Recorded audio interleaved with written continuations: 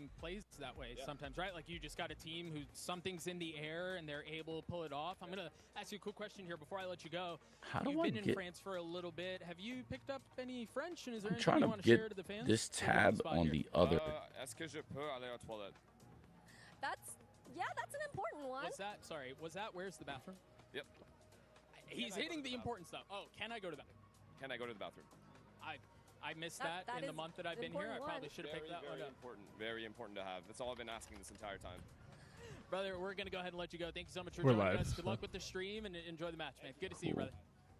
All right, we've got someone else joining us on the stage. It's a French group that has their music, featured here at Valorant Champions. It's Ojos. Welcome to the stage. How are you guys doing? Very fine, very good. Glad to be here. Yeah, it's a great opportunity. It's very nice. What do you guys make of the crowd, and what do you make of the energy so far? It's fire. It's huge. To be honest, we just arrived. But we see all the energy and the people are really, and we just on fire. Across the hall, and it's like huge. Yeah. The energy is crazy, right? With all the people here. Yeah. So you're one of the featured musical artists at Valorant Champions this year. How does it feel to be representing Paris' amazing music scene at such a venue and event like this? Yeah, it's amazing for us. It's a huge opportunity. We were really surprised and really we enjoyed all the comments from the fans and the people for the music. Yeah, it's very nice, very nice. We're getting out of here. Well, what's it like to see pros walk out to the songs that you guys created? Actually, to be honest, we don't really know the game, so it's a bit of a... Okay. Don't judge us. But we have many friends who are like super fans of the game, so they went like crazy when we told them that we were in the game. That's got to be pretty special. That's got to be really cool. Thank you guys so much for joining us. We're going to go ahead and let you guys go. Again, congratulations on having your song as part of something so iconic. Thank you guys. You guys are good to go ahead and go. Listen, that wraps it up for us here at the gold carpet. Lena, any highlights very quickly? I just think it is so cool to see so many different people from different industries at this event, because I think someone said like gaming used to be small, used to be niche, and now look at us now. Artists, creators everywhere. As an old head, it has been a while. And that wraps it up for us. Without further ado, you said it's on the Spike Talk, right? YouTube. Spike Talk, yeah.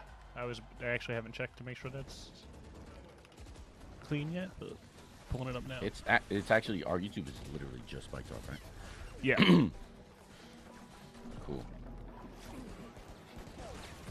I mean, you have one. There's just nobody on it. Like we don't have it really promoted yet.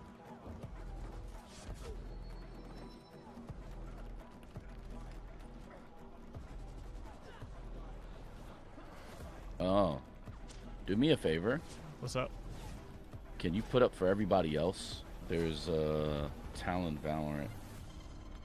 There's a new video that Taj made. Let's just watch that real quick. Because I was going to watch it, but I was like, fuck it. Also, I don't see anything on there except for my face. Oh, yeah, my bad. Sorry. I forgot to give you a feed because you weren't really using it yesterday. Give me a second. Why do I tweet so fast? Oh, man. Nice art, bro. What's up to Rocks? What's the deal, boy? Oh, I want FNATIC to win just because I think it's time for Boasty to win, bro. Bears, if you can't mute that and then add the video, which, sorry, but yeah. My bad. No, you're good. This is the new character, by the way, who reminds us of Rainbow Six character.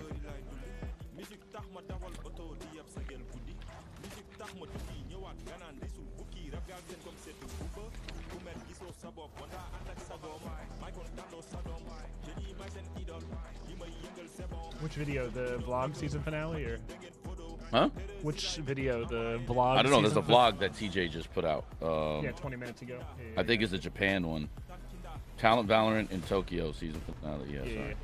I didn't know the title. I just saw that he did it.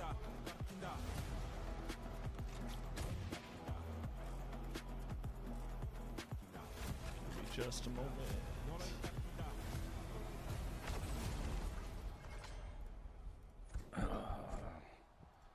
This guy's name is Beto, actually, but it's spelled Vito. It's tough. I think that's so stupid. Yeah, I can do that.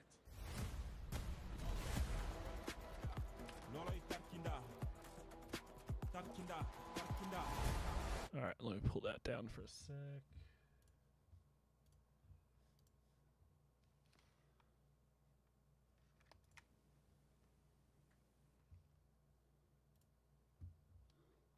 And then is this? Hold on, let me double check. Is sound coming through?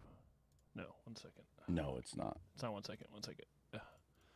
Sorry, I don't have part of this set up like I normally do for Spike Talk. Changing it. So. It's all good. I'm tripping. All right.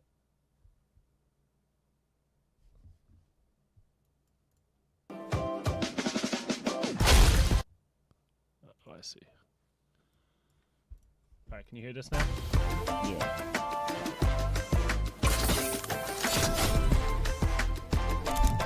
No, I can't hear anything. No. You can't hear this in, No, can't hear anything. All right, hold on. Well, with this agent, you can have more opportunities to play inside the Spike site. Yeah, which means he's going to be played pretty much predominantly by most top teams, right? So this is the problem. I think his trophy system is really interesting. I think Rainbow's 6 players are going to have a really nice time because I already know how to integrate them. Like I already know what I would do with an ability like that, and I already know how I would play it to stop it. Oh my God, I just heard my own voice. Can you? Yes, I heard it too. And then he was just like, "Yeah, go by map. What am I?" Go back. Yeah, can you hear it though? Yeah. All right, cool.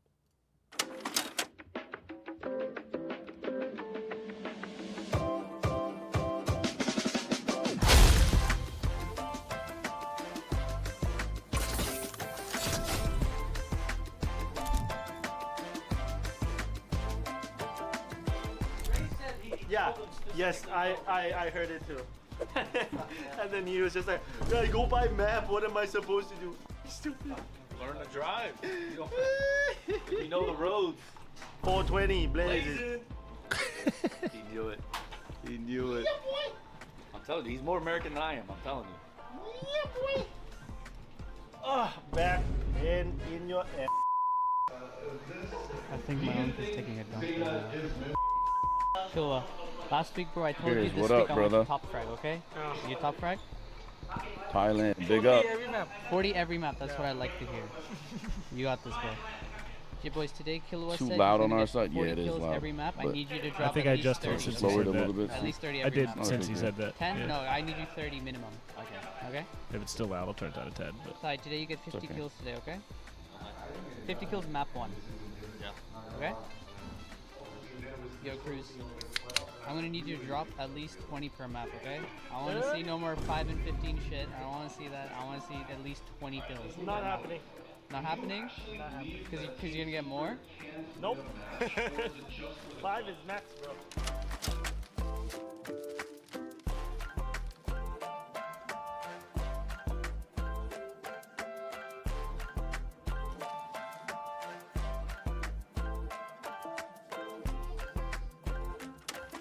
Look at that. Yeah. You know why? Look outside. Look who's outside. Shit, kill him. Is that why you're wearing it? Because they're out there? Not even close, right? Not even close? Not even close. Not even close. Not even close. Not worried at all. I'm just glad it went in our favor. Overtime went in our Ah, favor this dude. time. Should have never been OT though. That's the problem. Keeping it close for content, yeah. Now we're not actually like throwing, right? Just making it close for Make content. it enjoyable. Yeah. We are in the entertainment business, so we must entertain. First ace? Why do they look like they hate the content guy? No, everybody likes CJ. 2? Okay. Damn, okay. I forgot what the was. Lose that one. Talent content team's goated too. Thailand, we did a lot of loading. True. Look at our loading, bro. Come on. Let's go. Let's go. And look at it. Fancam, hello. How do you think about today's victory? I think we're making it to Japan. Hello. Oh. What? What it is, bro? Can you feedback about the Koro? No clue, bro. Hello. Hello. Hello. Hello. What? You're so handsome for me. No, bro. Goodbye, bro. Goodbye. You guys are so shy. Hello. What's up? How's Korea? What up, Pretty P3? good. Enjoying it so far. Listen, at least he wears T1 stuff. At least you wear talent stuff. What? I'm actually. What are you even talking about? Bro, your Twitter is literally T1 fan Twitter, bro. T1 fan Twitter? Yeah. Whoops. Close. That's not on even your, close. not mine. All I do is post about art, and that's it. And Esport. How That's did you true. land some great shots on first game with Raze? I don't know, bro. Lucky, bro. Lucky, bro. Is Cruz Odin Shadow also lucky? Yeah. Lucky? Okay. You said Lenny looks different? That's so fucking troll. Hey guys, Jen here with a bag full of questions from the fans. Today we have one and only Primi with us. Hey Primi, thanks for joining us. This one's for you. Primi, do you have any plans to play other Sentinel agents besides Deadlock? Maybe. Y'all don't want to see a cipher. Jid, if we don't win today, I'm making you do 5 Nope. TikToks, okay? That shit is buns. Killa, if we don't win today, I'm gonna make you do 5 TikToks, okay? If we don't win, I make you do 5 TikToks. Remember, if you lose, you have to do TikToks. Oh. I want to dance.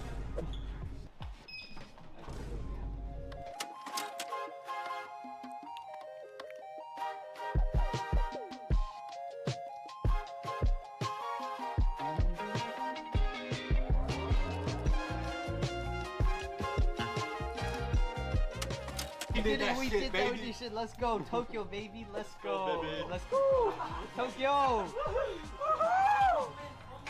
One more win. Thailand Lotus, remember that.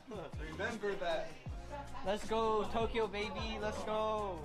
Alright, there's my MVP. Alright, do you have any words? What do you feel about MVP? Good. Good? I don't understand why Jovi keeps saying Thailand Lotus. We didn't, like, hello? So when you go back today, how many TikToks are you gonna make? I think he's just excited that we were just beating people's asses. No but, TikToks, like, but the fans want TikToks, yeah. bro. Hello, Jid. Hello. You won against DRX today. How was it? Good. Good? Yeah, first time winning them. Justin. What want to eat on Japan? What do you want to eat on Japan? Sushi. Sushi? Like Okay. the last time. Oh. I ate sushi. Sushi. Hi, congratulations. You won against DRX today. Good. How did you get so many first kills today? Lucky, bro. Lucky, bro. Okay. Who was the most luckiest member on the team today? Goodbye, bro. Paparazzi, bro.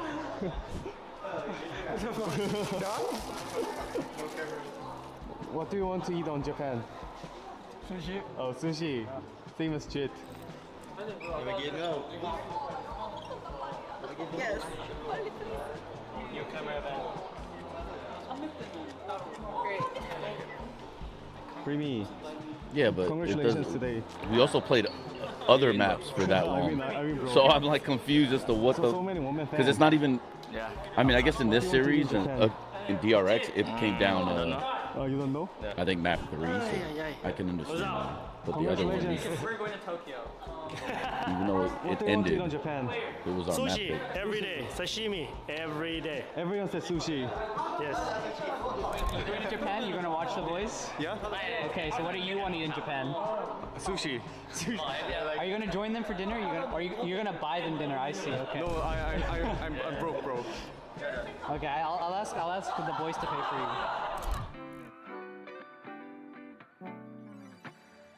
This is the star of the vlog here. He loves filming content. So. Yeah. Pick up. What is the Thai word of the day? What? What is the Thai word of the day? Thai word. Yeah. I don't know. You got this. I don't know. No. Random, just random word. Random word. ไม่รู้ What does it mean? Don't know. Don't know. Yeah. Alright, Jitboy, what's the Jitboy, what's the Thai word of the day?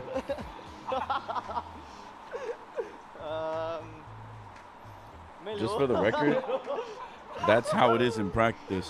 How do you say I don't like doing content? กูไม่ชอบคอนเทนต์ I have no idea how to say that. กูเกลียดคอนเทนต์ I hate content Okay. Bye.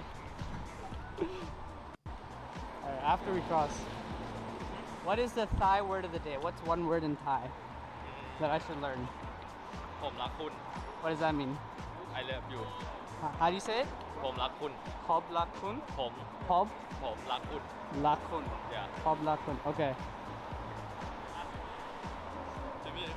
Rimi!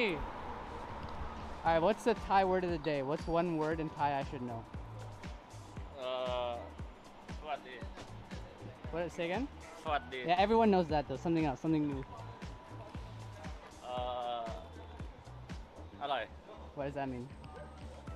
good good head How do you say it? อร่อย Aloy? Okay. You guys know the Haidi Lao dance? The Haidi Lao dance? Dance? Yeah, do you know the Haidi Lao dance? No. You should watch it. I'll show it to you and then you learn it, okay? No, don't wanna watch it. คิดว่าเจ็ดวัน These three right here. They're all content, guys. Jit, can you do this? Killua, can you do this? I can confirm, Jit has no moves, bro. If they paid you enough, would you do this? 1P. It's all good. He can glaze whoever. But yeah, we choke. Content, bro. I wonder if they're going to show the choke in here. Probably not, right? It's probably going to be all vibes. วันนี้ก็บล็อกครับผมทำบล็อกแล้วไปลงช่องคิดว่า They usually save that for like the mic check videos. I don't know if they've done one recently. I remember this night too. คันนี้ดีครับ สั่งก่อนแล้วครับจิตบอยสั่งให้นะครับสั่งก่อนครับ มีหมูเฮ้ยอะไรเนี่ย เอาดิ โปรตีนวะ ลูกชิ้นกุ้ง10 สั่งมา2แล้ว เฮ้ยเอา10เอา อะไร 10 กุ้งนั่นน่ะนะ เออ ไอ้กุ้งนั่นกูสั่งมา2 ว้า กินหมูหรือเนื้อ เอานี่ หมูหรือเนื้อเนื้อ ป่ะ บีฟ หมูมันช้าเนื้ออะไรต้องขอพูดหน่อยครับทีคนละคำพูดอะไรก็ได้ครับคนละคำพูดอะไรก็ได้ พูดอะไรพูดแล้ว ไอ้คิวตามมึงอ่ะพูดอะไรก็ได้คนละคำ คนละคำ เนี่ยสั่งเนี่ย พูดอะไรก็ได้ครับคนละคำ โอ้เนี่ยเดี๋ยวสั่งอันแพงสุดเลยกูสั่งอันแพงสุดเลยว่ะ แล้วลูกชิ้นกุ้งเพิ่มอีกดี ค่อย เฮ้ย1ใช่ไหม อะไรกูสั่งให้2นั่นเนี่ยเนี่ยนะ มาแล้วครับบ๊ายบายครับ อันเนี้ยนะ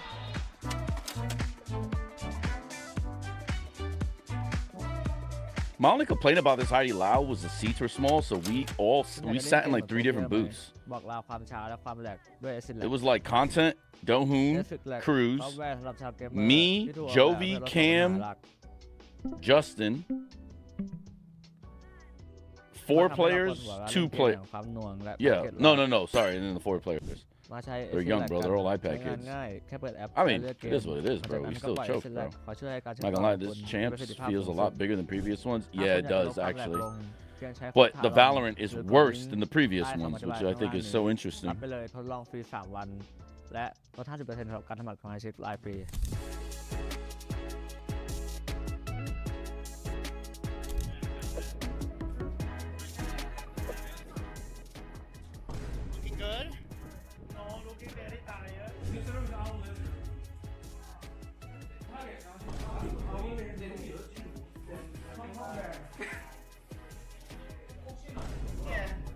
Tell Premier needs to switch barbers. Brother, I don't know what it is with Asia. There's only like 3 haircuts out here for y'all. Y'all boys.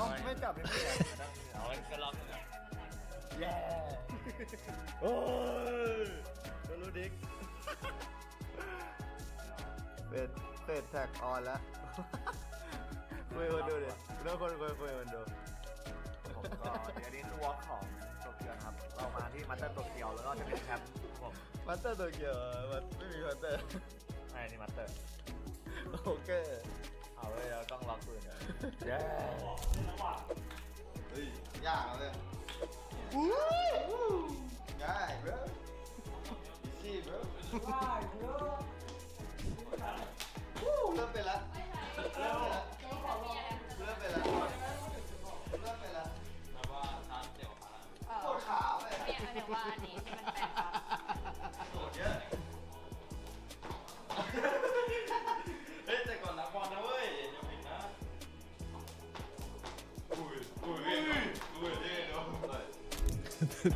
The athletic bar is on the floor. Almost. Some cruises here first, as always. And Frost. Yeah. Early wakers of Talon. Who will be next? Who is going to be the latest? In second place, we have The boss, Dune and THY. Yep. Good morning. The fuck said head of performance? Are you trolling? That's the In GM, place, technically. We I think it said head of in performance. Of course. Is that really the title? And they all came. What are we doing out here? all- These titles, so, they're bro. not- so all three of them are the latest. Look at these guys. That shit is just crazy, Tammy. That shit is tough, bro.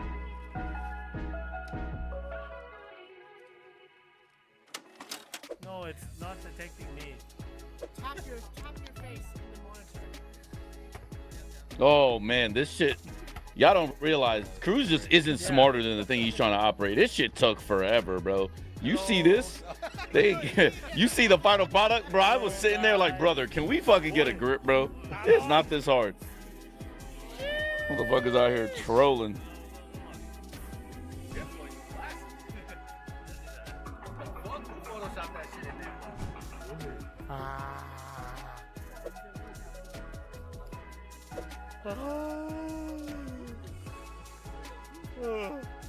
What time is it?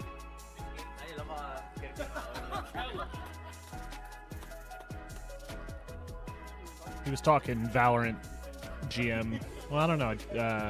Dahoon covers more than just Valorant, but Headhawk's above that. Together. Yeah, Cruz, show me your nostrils, brother.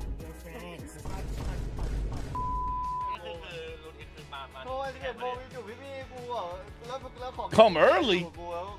These motherfuckers always late. Yeah, I was gonna say, this motherfucker said they come early every morning. Early my ass. You can't spell early with a dictionary, young man.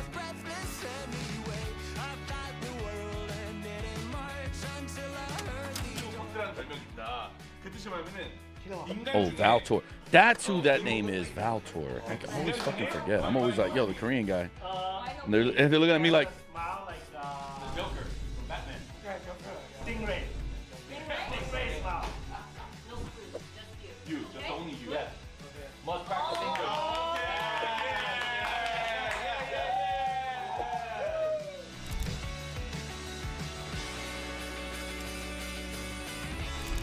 Hang. Kill. E-team. Kilua.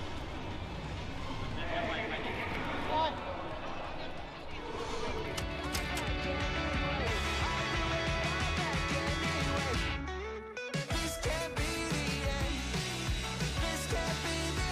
This track's kind of a vibe.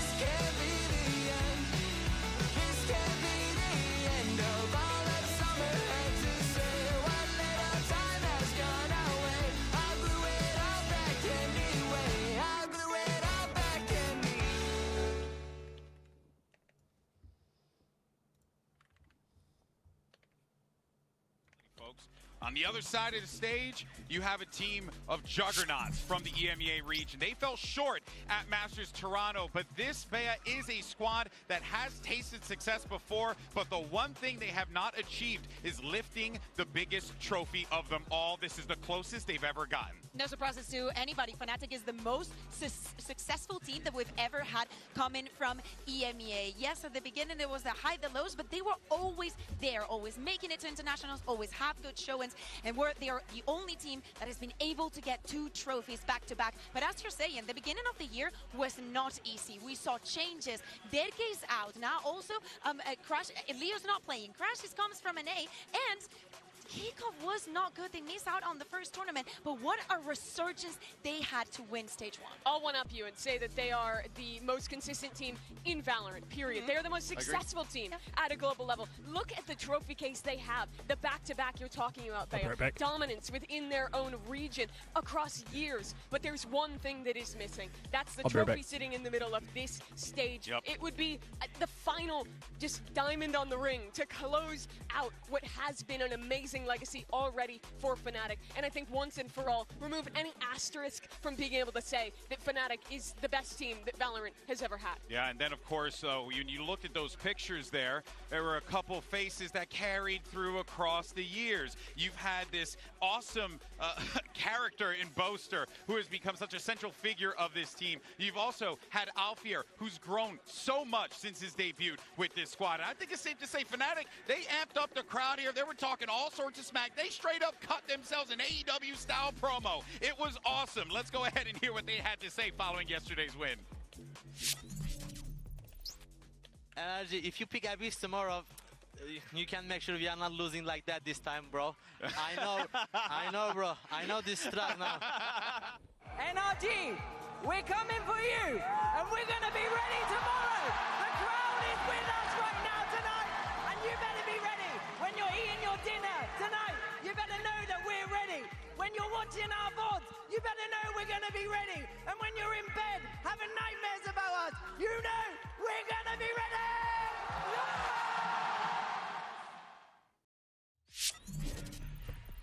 We were all that dude behind Boaster in that moment in time. I felt it in my chest. I at first I was like, oh, does he hate Boaster? No. Achilles. Like, which way is this guy swing? He's matching the freak, and it's very difficult. We are so absolutely lucky to have someone like Boaster in our scene that can work a crowd like that. Alex, you know that's no easy job. Oh, yeah, let me tell you, it's a toughie. Yeah, the loud players left. Hey, Steve, if you're there, can you lower their volume? That stage by himself, right? He's got great teammates behind him, but more importantly, a trio loud. Seth, that has they all left because of money. So long here and with Chronicle, with Alfier, with it's kind of just fucked because guys have achieved so much on Steve. this lineup. Yeah, I mean, you mentioned Chronicle having his 15th grand final appearance with these others. You can see it right there, 12. It's insane how much they've been able to achieve lower their volume? since this squad did come together. But you already mentioned it, the growth from Alfier when he came out in 2022, playing in front of a home crowd there in Istanbul, falling short. Tears on his face after being eliminated. To see where he's gotten to now, how he's matured alongside the tutelage and guidance of these two players here, it's been insane. And he's named himself the final boss. He can very much earn that moniker here today. Chronicle and Alpha demand respect in the server. They're the two players that you see that either one of them can completely take over a game at any moment, can make any clutch look winnable. And with the history they have, with the experience they have in these kind of matches, I think the pressure of playing against players with that level of experience, with that level of skill, only rises farther against a team like NRG, who's never been in a final like this. I couldn't agree more on that one, right? The stakes are as high as they've ever been here, but NRG does have a massive advantage heading into this best of 5, Bea, because they will have a double map ban. So they can remove 2 maps that they don't have to worry about and dictate how this series goes. Yeah, we remember that for FNATIC losing that ban in the Toronto definitely was one of the keys to their failure. Boaster even said so himself. Exactly. So coming into today, we expect, as you were saying, Achilles, to not see many surprises. I think that for FNATIC, it's pretty obvious what NRG must be in their heads about. There's a couple of maps that we haven't seen. Kind of expect the Haven, but of course, it's going to change the tides. Also, we need to remember something that FNATIC did yesterday that I think is very interesting, and is the fact that they decided to pick the Sunset because they knew it was going to happen. And they'd rather use that as a kind of a warm-up to make sure that for the length of the best of 5, they were going to be ready. It worked. It worked. That's right. It worked. Hey, we'll see what happens here, but let's go ahead and see where we are headed and listen in on the maps, picks, and bans. All right. First of all, huge congratulations to both teams. It's been a very long journey to get here. But huge congratulations again. So let's go ahead and get it started. So NRG, your advantage is you do get both bands, and then you will choose A or B. So we'll start with both bands, and then you'll tell me your side selection. So what will those bands be? Ban Haven, Ban Bind. So they ban Haven, and they ban Bind. And then would you like A or B? A. A. So we'll start with map 1. Corrode. Corrode, side on Corrode. Attack. Map 2. We'll pick Lotus. Lotus, side on Lotus. Attack. Attack. Map 3, you have Abyss, Ascent, and Sunset. Abyss. Abyss, side on Abyss. Attack as well. Attack. Map 4, Ascent and Sunset. Ascent. Ascent. Yo, I'm side back. on What's up? Ascent. Defense. Can you lower them? Map 5 by default Oh, it's just is too loud. Sunset, My bad. so FNATIC, side on Sunset. Defense. Defense. All right, both bands from NRG are Haven and Bind. Map 1 is Corrode, FNATIC Attack. Map 2, Lotus, NRG Attack. Map 3, Abyss, FNATIC Attack. Map 4, Ascent, NRG Defense. Do you want to stop Map hearing them 5, in video? I Sunset, can mute FNATIC them for Defense. you entirely. All right, So. good luck, guys. No, just keep it for the fans for now. No, it'll just be on because either of- way, so you stop hearing it from me. I can just kill it for you if you Yeah, have a you different can. stream up. No, I mean, it's fine. You can just lower it. It's not that big a deal, but they're just a little loud. You could also adjust it in video. You can mouse over it and adjust the volume with the feed Oh, I'm I am sending so you. sorry, my bad, brother. No, you're I good. completely forgot It was about also that. too loud for them versus your voice too. Two different things. Yeah. Bro, check Discord though, bro. What are you gonna do after champs? What am I gonna do after champs? I have no idea, guys. Okay. In the moment of honesty, let's have that conversation. In North America, there's just too many problems. So I really want to come back to NA. So I even had a conversation with like Shopify, but like it's come really with a brutal realization that in North America, there's just this weird thing happening where I think a lot of people have jobs, and job security is the most important thing for them. And I think someone like me is just not a good fit in North America because look at my experience. 8 CSGO majors in a row, including legend status, Rocket League World Championship. I've been in the FGC for a really long time. You know, Mena RD is pretty much like my little brother. He's the GOAT of fighting games, right? Crossfire, I have like a whole thing, right? Dota, like, you know, blah, blah, blah, blah. I have a lot of experience. So when people are interviewing me, it's really difficult because often when given with the prospect of signing me or some other guy that might be cheaper, it's safer for them, for their jobs, to go with a safer pick. It's not even about, I think, in esports, it's I don't even think it's really about performance, really. I think everything in esports, in the last decade, more than ever, everything is about job preservation and job security, right? Because if you really think about it, Flipside was really good at what? Everything we did. So someone like me I can work in Rocket League today. I can work in the FGC. Like I can run your Rocket League division, your FGC division, your Dota division, your Counter-Strike division, and your Valorant division at the same time. That is really unusual. So in the hiring process, it's like, you know, yeah, I mean, it's kind of intimidating. And then it's like, okay, if you're just going to pay me to run Valorant, okay, cool. Sure, if we can agree on that, let's do it. But here's the big problem. Groundhog Day, what up? The issue becomes, if I'm just going to run your Valorant division, then I'm going to want control of the Valorant division, right? Like, I feel like I have deserved the opportunity to run any org because on 100 Thieves, I tried my best. They fumbled the bag with some of the best players in the region at the time, and they ended up having to buy Cryo for like $250,000 when I would have had him on a 6K salary and I didn't have a buyout, right? Like, I was just playing Hades while I was waiting for Grand Finals to start. Hades is so good. Hades 2, I've been dying to play, but I'm going to wait till I get to my house. I just installed the first one. It's pretty solid. It is so fucking good. Hades is an amazing game. I mean, I understand why the first one won Game of the Year. It's fucking amazing. Sorry, 1 second. Join my watch party for the finals, bro. Come on, let's do this.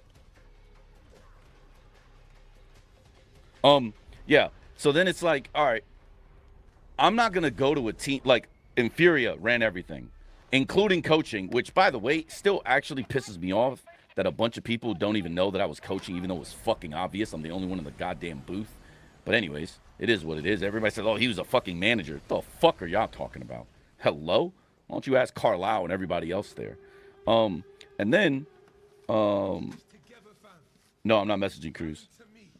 And then I go to Talon, same thing. Same thing. Talon 9th in the league. I bring in Americans.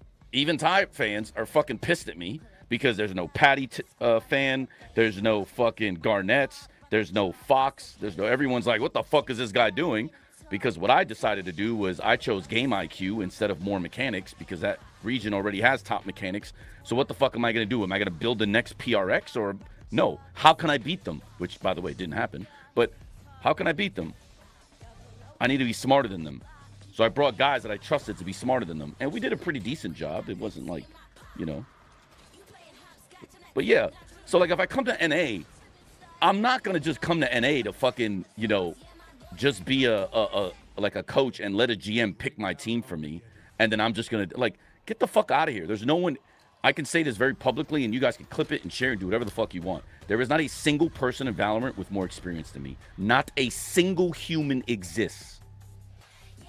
You can say, oh, well, Happy, the former coach in Navi, he won a major in CS. Right.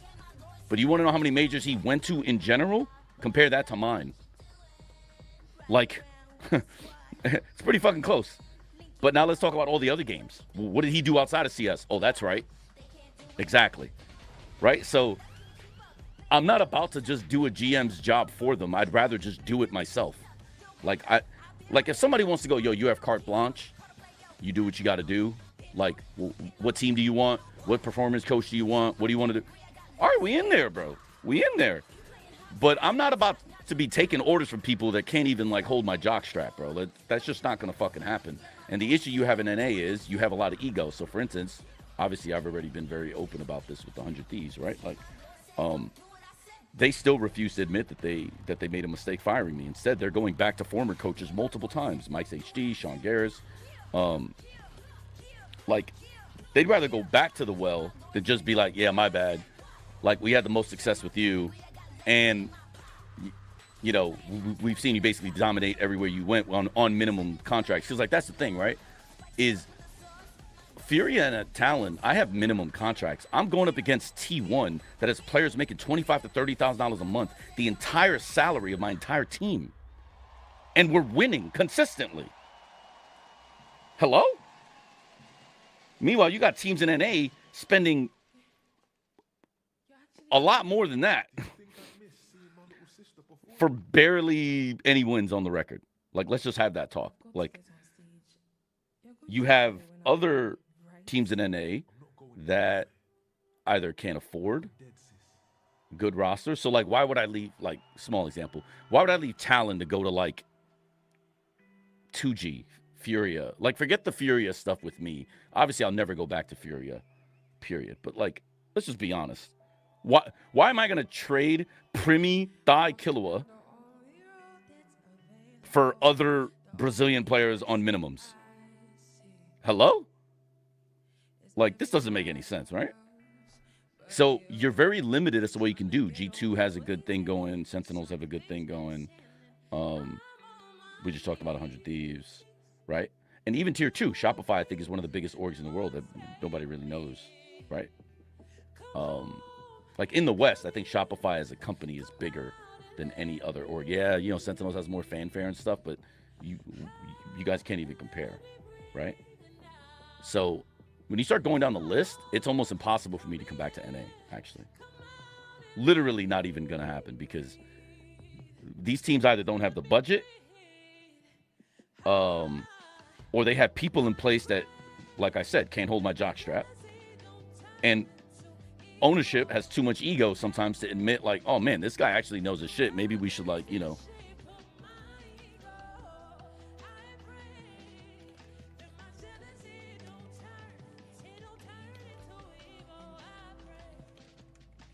Sorry, I'll share a disc group.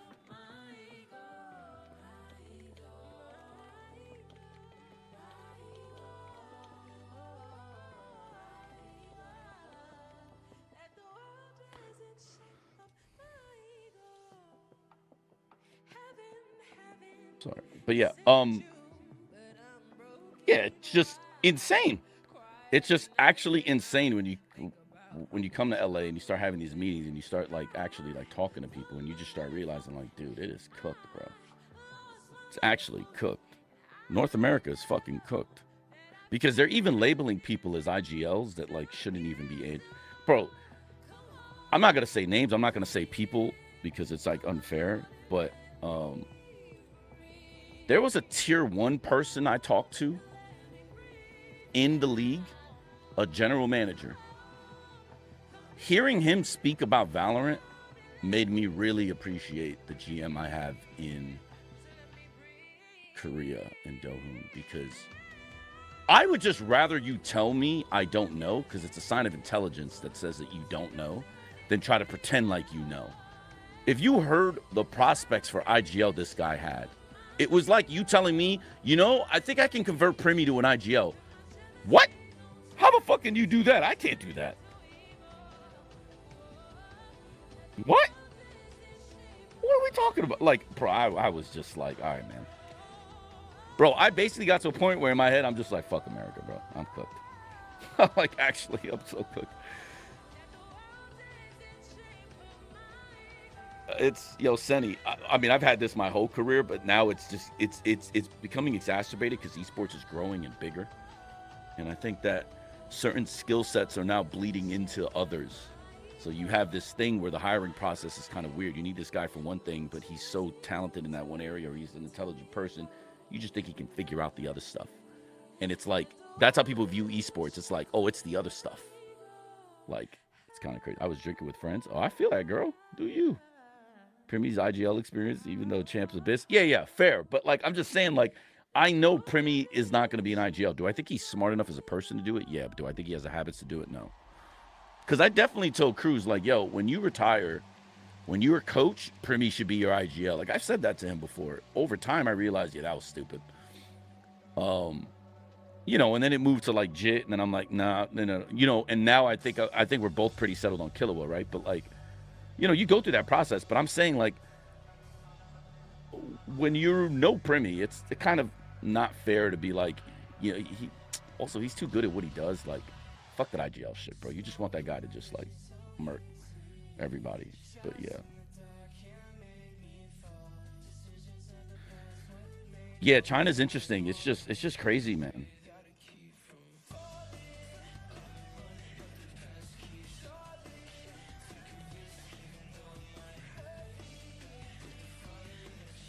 Yeah, I mean, EMEA's been interesting, but everybody knows I'm not a fan of Berlin, so I think that's a big problem. And it will take a roster. I mean, fuck, even Vitality. Vitality didn't even really, like, I'm talking last year. With the big roster they had, Vitality, I think they made the mistake, obviously, and I think they realized that post, but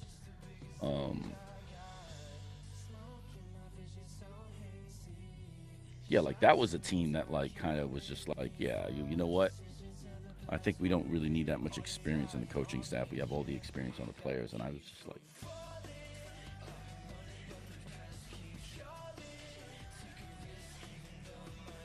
respect. Do you have a friend on the team? No? Good luck. What do you mean? EMEA is, do you have a friend on the team? Yeah, bro. Well, that's America, actually. I'm not even going to lie to you. That's literally 100 Thieves every time since the beginning of the inception. Also, Furia. That's how Furia is. Like, because the people at the top don't know the game well enough. So what they do is they basically go to their player and go, yo, what do you want? And the player decides. So that Linus Tech thing is actually mad disrespectful, bro. Bro, that's how it's been since the inception. Don't forget. Look, there's no point in me saying the org, but like, I had people tell me Zekin was trash. I had people tell me that Cryo and Xander initially weren't good. And like, they were just like, yeah, bro, they're just trash. And I'm just sitting there like, okay, man. Because they were just listening to, honestly, players were the ones that were like, yeah, these guys are fucking terrible. And I'm just like, what are y'all talking about, bro? Like, but because the players have names, it is what it is. So I can hate them too. I got you, bro. I'll let you know.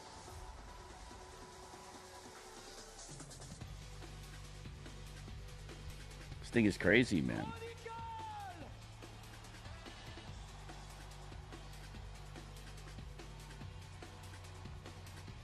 Chronicle the GOAT, bro.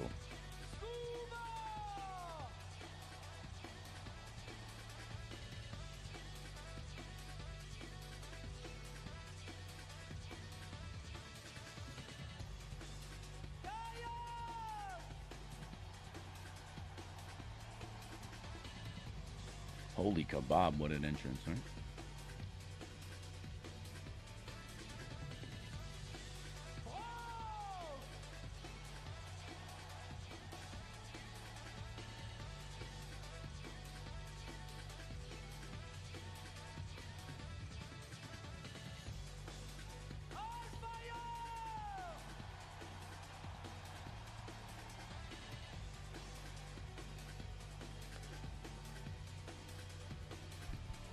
We have so much data. Yeah, we have data, but you also have people. So, like, I'll give you an example of why the data thing doesn't matter.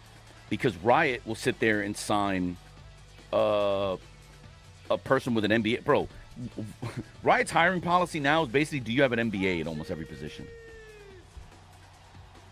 What the fuck is an MBA going to do here? Like, it's not about having data. It's, do you have people that are smart enough or have the skill set to use data meaningfully? No, bro. No, bro. Bro, listen, I don't mind saying this. Cloud9 has Valens as a data expert.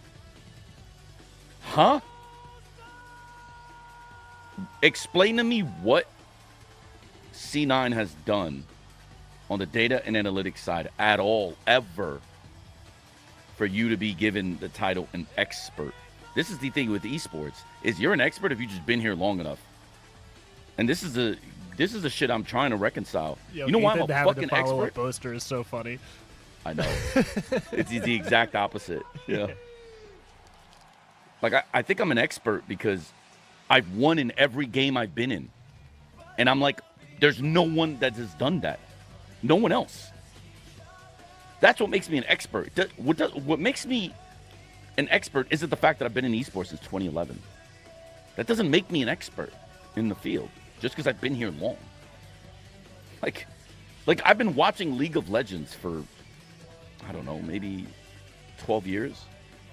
Because I didn't watch it right away when I was in esports. I am certainly not an expert in League of Legends. Yo, we just watched that vlog video. At best. Every time you guys see Hector in a video and it just seems like he's zoned down on his phone, he's just watching more games or something else in another esport. Like, it's just all he's consuming. Right. So it's like, I just don't understand the way esports has kind of like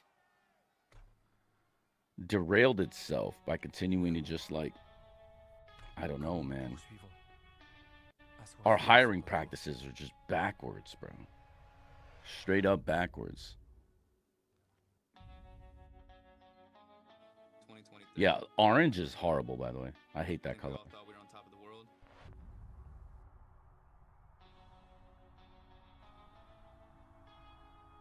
Unfortunately, everyone had to split and go our separate ways.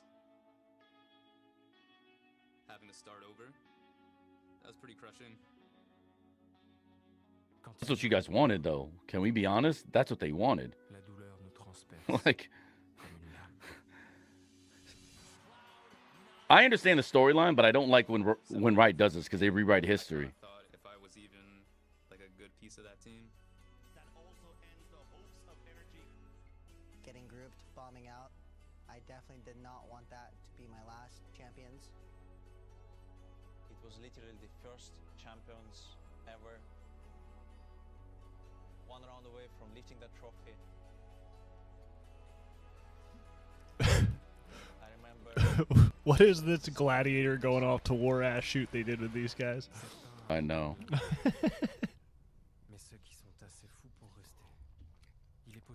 Ethan, touch the grass real quick. I know, right? By the way, I love that scene when he's at the end hitting the grass and he's like, "I'm home." I love that movie, by the way, Gladiator. I was working. I was like still doing journalism. You were a cameraman. I'm not ragging on Ethan. I'm ragging on whoever produced that segment. But First Worlds Finals. Was it yours? Yeah, I mean, I've never been to Worlds Finals before. Yeah. We had the nosebleed seat On the plastic fold out. on the stairs. I think he was the We were of all the players we worked with at 100 Thieves. I think Ethan might be the coolest guy I talked to there. You were saving it for this stage, I think. Yep.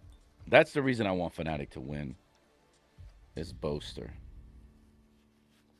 Just wouldn't be right. You can deal with these guys? Yeah. We're looking good. Yes. This team definitely gives me a lot of EG vibes. What makes you different? I feel like I'm more of a leader now for the guys. Last time I was kind of just there for the ride. Now I'm bringing them there. No. Oh, no. EG was not on low salary. Some of those players were making a lot of money. Actually, the coach, the players were making a lot of money. They wanted to go down. That's what happened. And, yeah. Been through so much this year. And it's just money. It's the Lao situation all over again. Honestly, I just want to see them smile. I've known Ethan since when I was just a kid. Honestly, I'm so grateful to have crossed paths with them.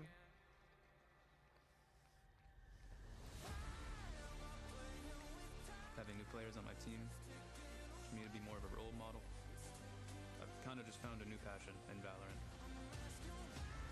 I want to do one final run with the boys. Because I don't know what's going to happen next year.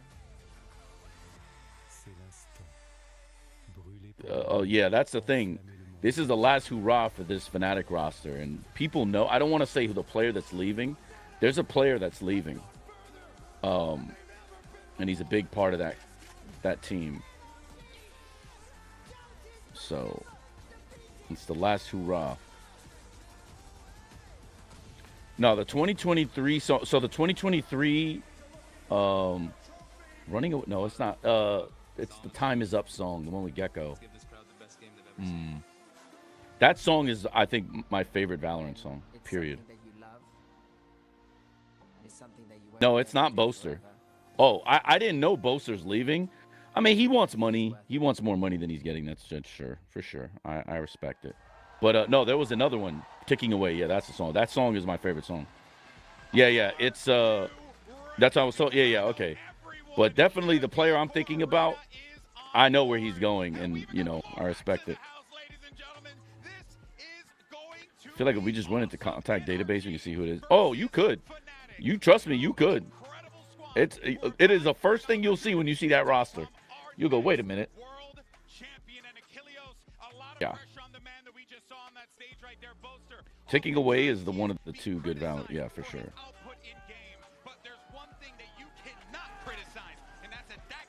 Knows how to lead a team to the top of the mountain. No, he absolutely does. He has been the best IGL that we have probably had here in the VCT for quite some time. Carried this team, guided them to 2 trophies back in 2023 when we got into the franchise system.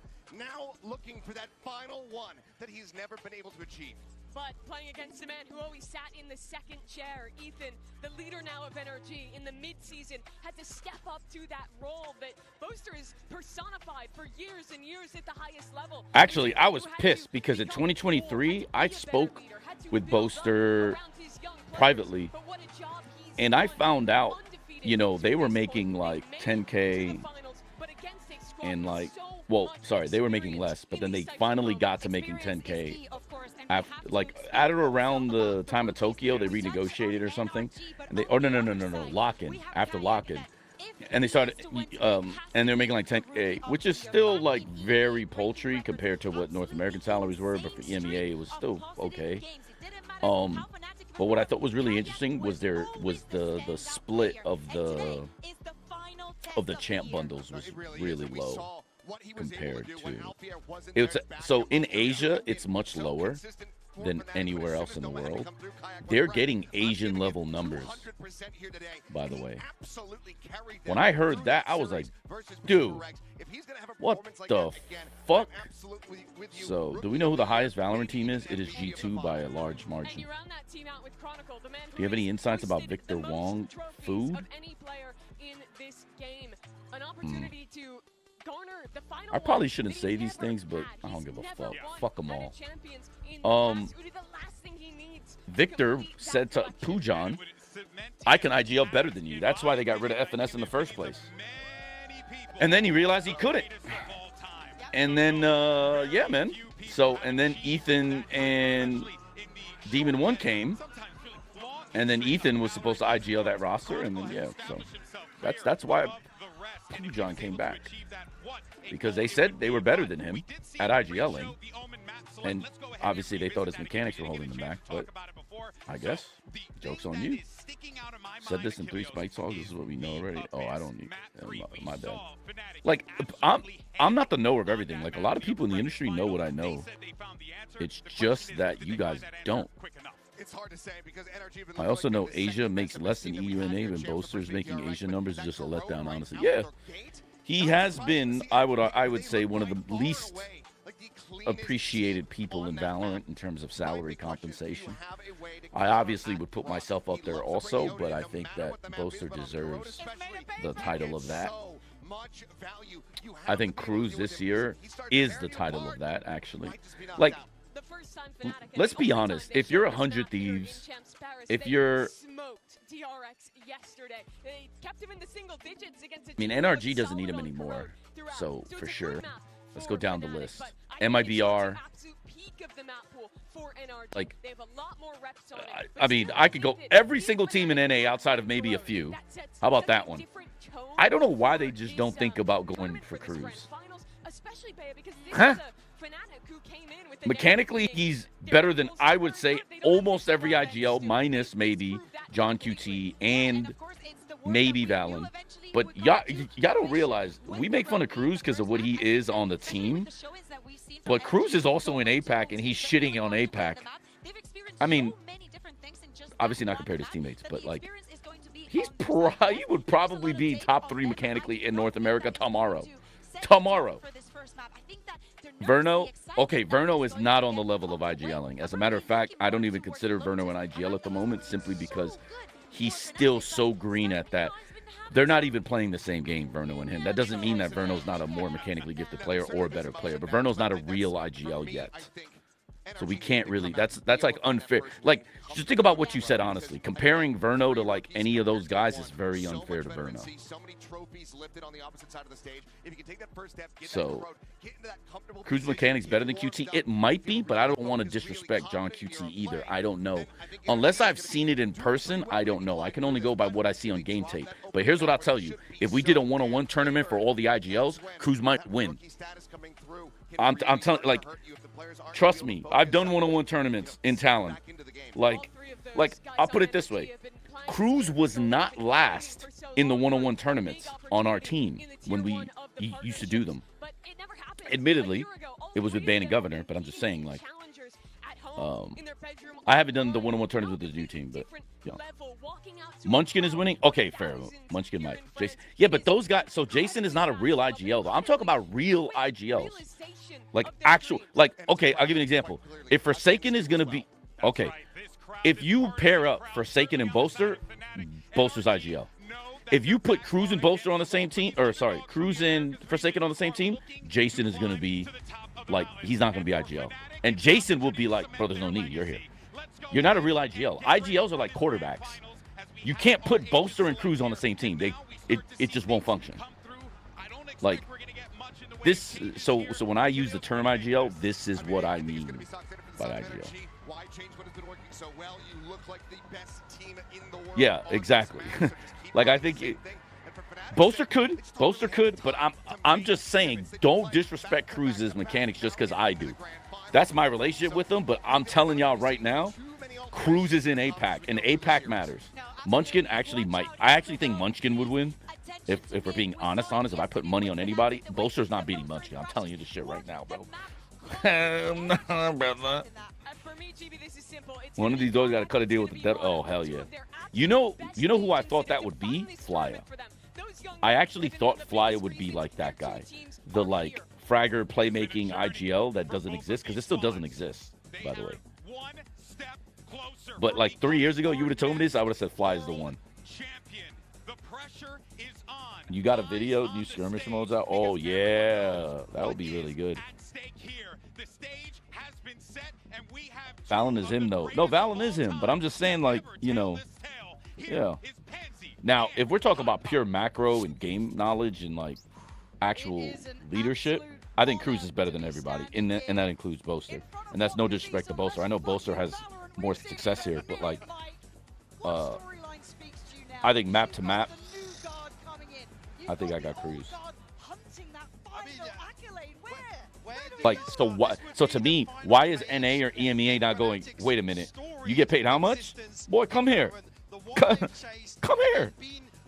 Like, it's unfathomable to me that people aren't even inquiring about this, knowing his English is perfect.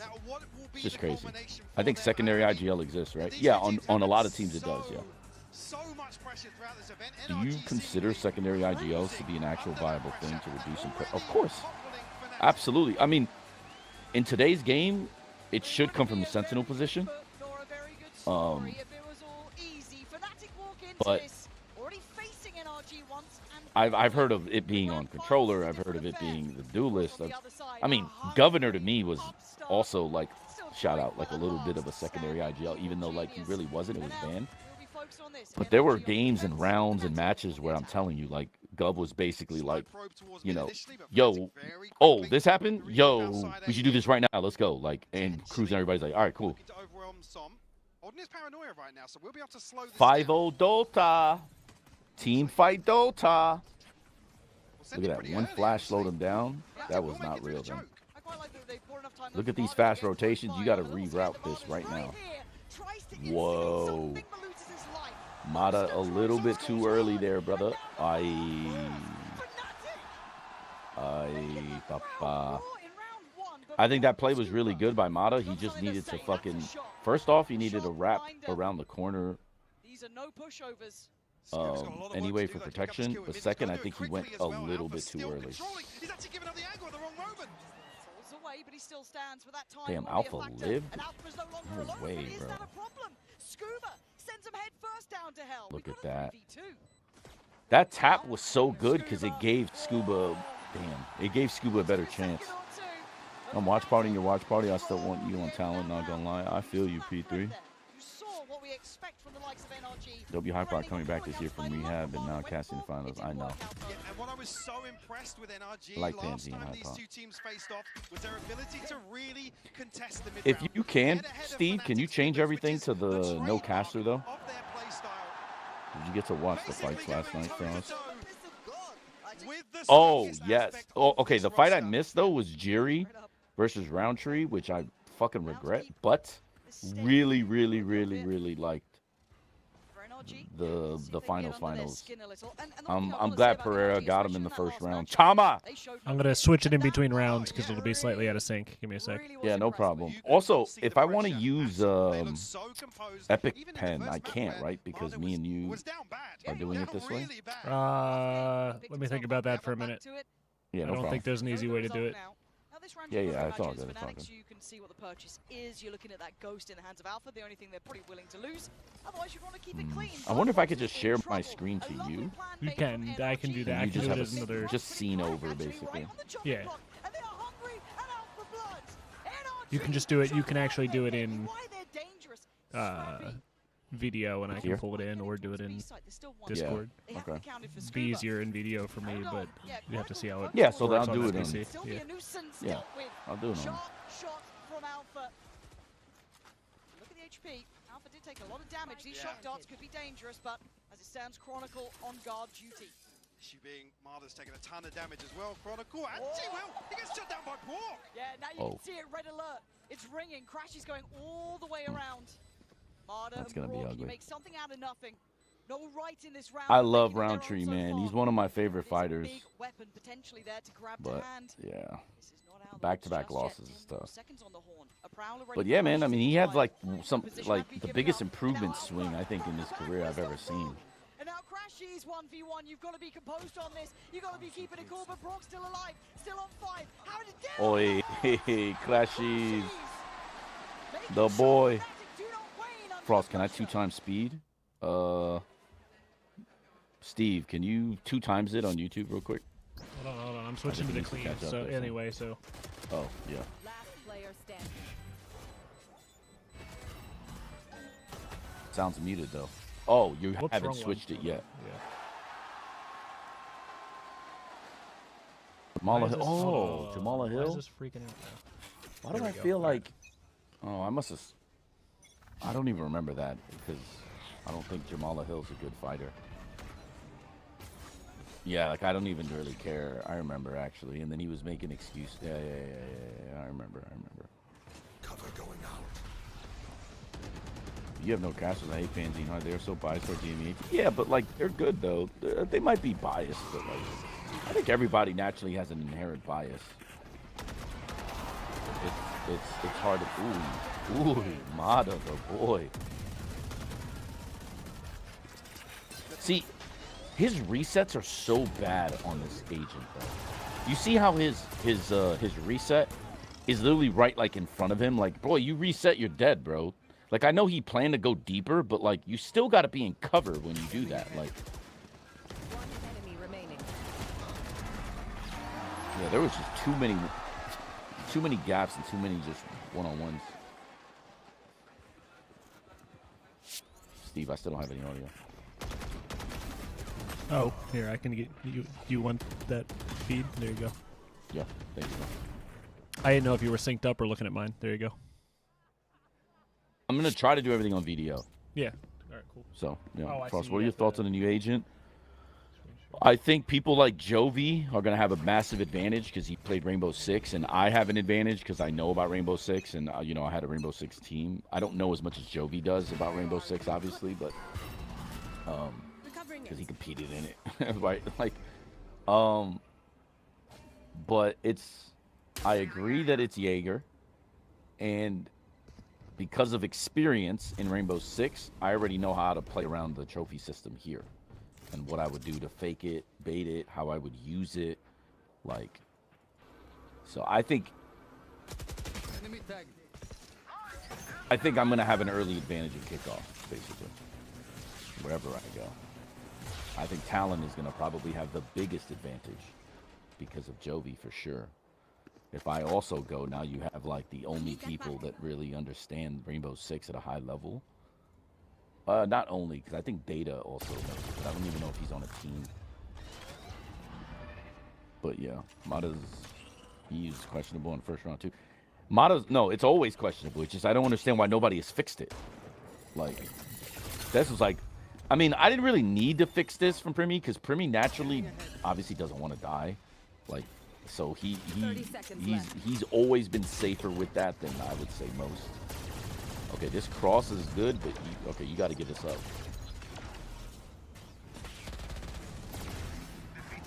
Oh my God, Brock.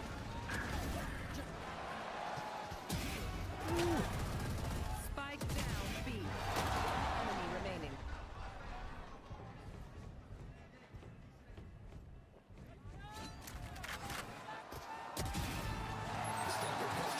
So Ethan mechanically is always going to be an advantage against other IGLs. Oh, by the way, I forgot to mention Ethan too. All right, Ethan's in that list. It's Ethan also. Ethan, Valen, like Ethan for sure is. Is Jovi official to stay on Talon? Well, I don't know, but I know how much Jovi loves Talon in Korea, so I find it hard. Like, he doesn't have the natural inclination to come back to America that I do, because I have like family and like other stuff going on. Not to say that he doesn't. I'm just saying, like, yeah, I have more pulling me towards America. He has less. So I think my guess would be he does. And in IGL 1v1, I have Ethan winning it even before Munchkin. Okay, in fairness, I would agree with you. For some reason, he didn't compute in my head right away. But then when I realized it, I'm like, oh, wait, oh my God, I fucking forgot Ethan. What the fuck? Yeah. Because remember, I don't look at Ethan as an IGL because I was there. Like, I know when he transitioned to IGL and how it looked. And, you know, obviously last year it failed. And I'll be also kind of honest. I don't think his IGLing is what's winning in NRG right now. Like, I don't think that is where the impact is coming from. So,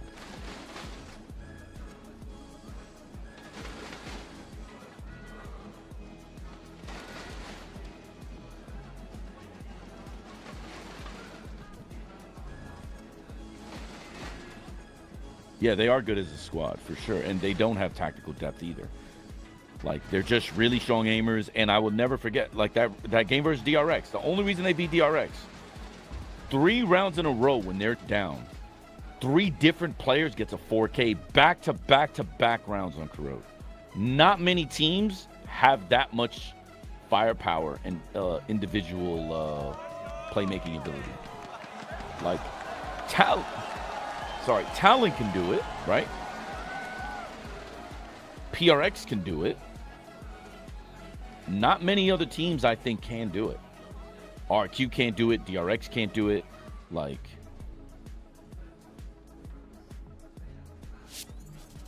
MIBR can't do it. Because you're talking 4. Back-to-back, like, who? Artzine? I know he had a couple good rounds, but come on, man. Stop the cap. Like, you can go down the list. FNATIC also might be able to do it. Yes, sorry. FNATIC can do it. So it's very rare to have a team that has that much firepower that you can do it. I think FNATIC has depth but lacks some team fundamentals. But yeah, they do lack cohesion for sure, which is surprising. Toxins going up. Ooh, Scuba got shit on there, kid. Damn. NRG had 30% pistol win rate before upper finals. That's another area where I think Talon would decimate everybody. Go look at our pistol stats in Season 2. We would have had a crazy advantage on pistol round against teams here. Because our guys are just fucking monsters, bro. Do you think APAC is the most firepower than any? Hell yeah. APAC is the most mechanically strong region in all of Valorant. There's no one better. Not even China. China might be close, but they're not. No. On average, no. Keg Dub, we show you. Okay. Bala, I know you're joking, but I'm going to tell everybody here. I've talked to so many people in China. Let's just say Wolves, BLG, DRG, JDG. I haven't talked to you guys, so I'm curious about your opinion. Everyone I speak to there says, yeah, your team is just different when it comes to aim, bro. We don't have guys that can, like, you know, in that area, we're not we're not better than you there. Every single Chinese team says this to me. Like, bro, your guys are just different, bro. Like, what the fuck, bro? Yeah, I know. Trust me, I know. So that's why I feel confident in saying that, like, I think APAC is better because I don't even think we're the best one at that. PRX is. So you have Talon and PRX and T1? Nah, man. Good luck, brother. Hilarious, because we were probably the worst pistol team in the world during Stage 1. I know. I went from 80% pistol rate before we played Gen G in kickoff with my old team to 29%, I think. I mean, not gonna lie, Primi is goated, but Thai shows some. Oh, he is incredible, brother. And I knew it too. I knew it. Like, so, all credit goes to Cruz. Cruz is the one that wanted to convert him as a duelist to a smokes player, and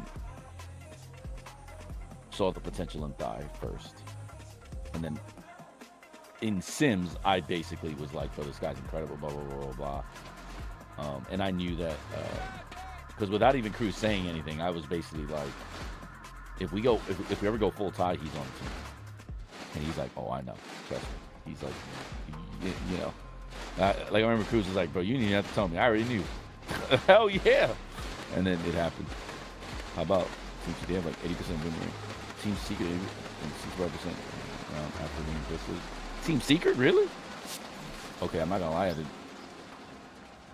You guys are special. There are times where I go, "Holy, how did they get that?" Like, you guys have some insane stuff. Scrimming, you guys, I know it's always as good in scrims. Yeah. That's the problem, though. Is I think, okay, before I say this, our team is not scrimmers. There are teams that are pure scrim merchants. Our team are not scrim merchants. Sorry, our team are not scrim merchants. We actually perform well on stage, especially given the fact that we're 3 rookies. But even if you discount that and say, like, no, you guys don't count as rookies, I'll even take that. We're actually a good team. We convert our practices to our games on stage. Like, legit, we do. I know. Thai on Harbor, he could be.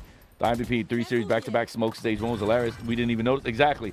And then motherfucker goes on Duelist and he does it too. But, like, so that's the thing is, I know we transfer our scrim potential to our game potential. But my team has a bad habit of assuming that the enemies that we're playing are also playing with the same fervor and energy that we are. And what I mean by that is we start doing stuff that we do in scrims as an experiment in games, and it doesn't work. But because it works so much in scrims, they still can't tell what's real and what's not. Like, you should be able, in my opinion, and I only know this because Nitro, Hiko, Steel, they all had this innate ability to know, like, all right, this team's not playing for real. Like this scrim isn't real. Like, our team doesn't, bro. They think everything is, like, true. So they start doing shit that they do in scrims, and then it doesn't work, and they're just like, yeah, well, that doesn't work. And it's like, no, it's because you tried something that you thought was strong in an area against teams that aren't actually scrimming you for real, but you're not able to tell. And that's an area they have to improve. I got that KD motion putting in quiet 25s. Yeah, Talent 24 worst scrimmers. That's 100%. He was the one that gave the idea that Thai should be back on Duelist as he was. I think Primi put it in his head first, and then Cruz and Jovi convinced him to do it, and then, yeah. Because I wanted Thai on Duelist anyway after, or like in the middle of stage 1, because Primi just kept complaining about Duelist. And I was like, bro, so why not just have Thai play Raze? And everybody's like, no. And then, I don't know, season 2, off season, next thing I know, everybody's like, yo, you know what we should do? And I'm like, oh, okay. DJ Shu, what's up? Plus NRG, do the wall you crafted when the map came out. I know. It's a good wall. It's actually really strong. I liked it. But that's the problem, Senny. We don't use the shit, so now other people can claim it. Even though I'm like, I honestly think Raze, Viper, Fade is the best trio on this map. But no one wants to use it because they think Raze sucks on the map. And I actually don't. I think macro-wise, Raze is incredible. I think the problem is everybody is expecting the grenade and the ult to be like the only thing. And it's just like, no, there's just so much more to the map. Like, especially mid-control, just the macro it gives you is pretty strong. Go Duelist, bro. Let me bait you, brother. Exactly. How's everyone from Primi Circle cracked? Because the only thing that Primi values in Valorant is fear. If Primi owns you and he's not scared of you, he doesn't respect you as a player. But if Primi's fighting you in ranked and one-on-ones or whatever, and you're shitting on him, that's what he respects. That's when he respects you.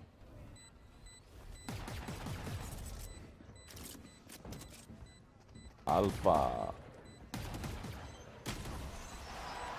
Mata's just not scared of this guy. Let's go. I think Primi with Shave didn't put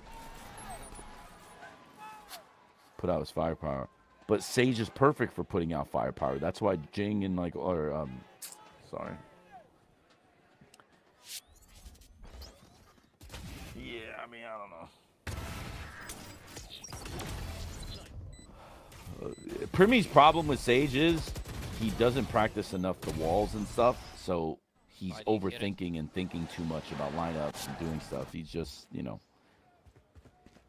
he needs to work harder in that area of the game because it fucks with his processing power. Here.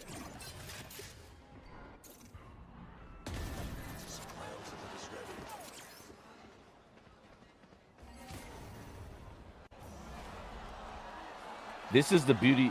Look at this, guys. Look at this.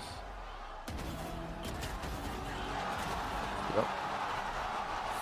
So, you know why this play happens? FNATIC are down 5-2. So now, off at default, they're having to take risks. Why? We're down 5-2. There has to be a gap somewhere. Maybe this smoke is fake, right? So, what I don't know, because I didn't do the ante, I'm curious, when NRG throws that fake or that smoke, are people there to claim it? In most cases, I would think no. So here, I think they're switching it up. Based on how this went, I think they're switching it up. Clack is holding the smoke for push while Alpha solo walks into the smoke. Right. He didn't seem comfortable on Primi. Seems like he has to be overconfident on Nature to make it work. Yeah. I think Talon would thrive with the Mosquito comp. I wanted to play the Mosquito comp. I think Waylay's overpowered, but they didn't think it was good in Season 1. Look, I thought it was good in Season 1. But it is what it is. I didn't watch VCT since 2023. I came back and watched VCT 25 kickoffs. May I ask, why did Boy leave? Boy was going to compete in NA. He was trialing for EG and shit, and it just didn't work out for him. But yeah, so FNATIC is down. They start claiming the smokes. And then what happens? They go, okay, they're going to back up now. They're in a 5v4. That's why the secondary push comes. And then now you kill them twice in the back because Scuba punctures it and just shits on it. Also, that was a bad jump spot. He jumped out so wide.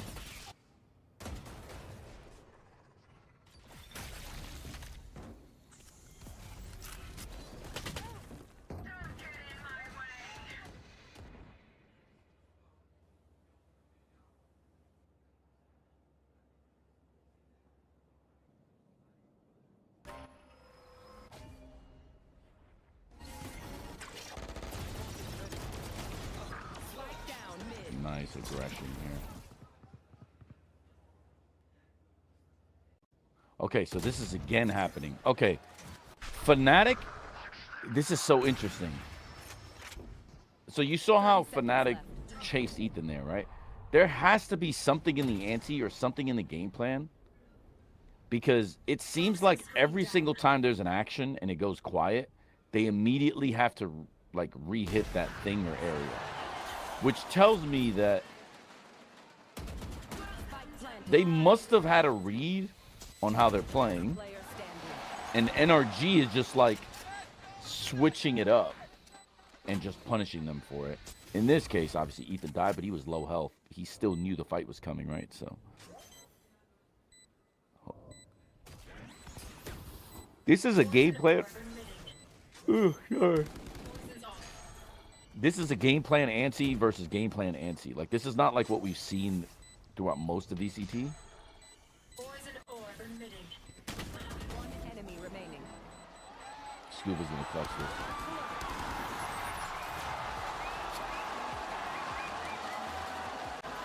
I don't know why they didn't double swing there. That was so bad. That was actually so bad.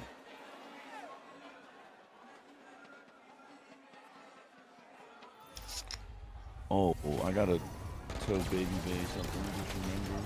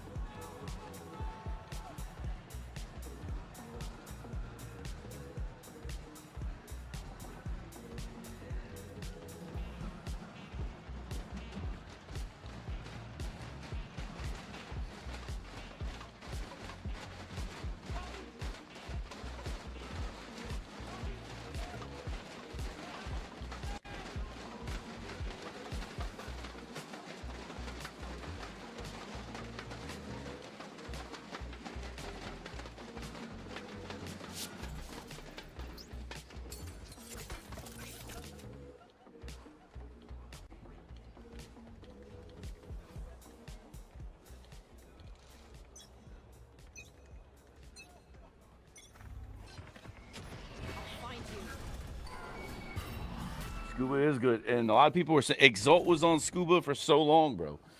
By the way, Knights had banned Scuba, Jogamo. Like, Knights had so many top guys, bro, in North America. I'll handle this. F1 started soon. Exalt was on Scuba. I mean, like, he knew Scuba was this good.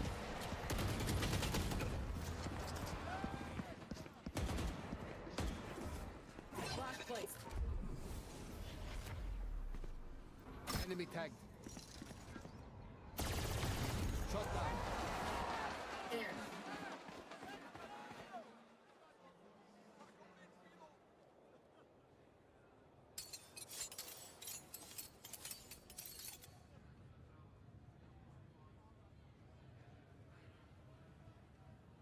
Taking that back.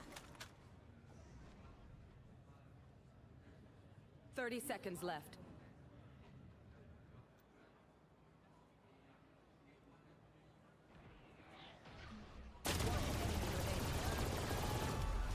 Revealing area. Shadows traveling. 10 seconds left. Just take the plant money next time. You're not winning that round. Wait, is that what's happening in F1 right now?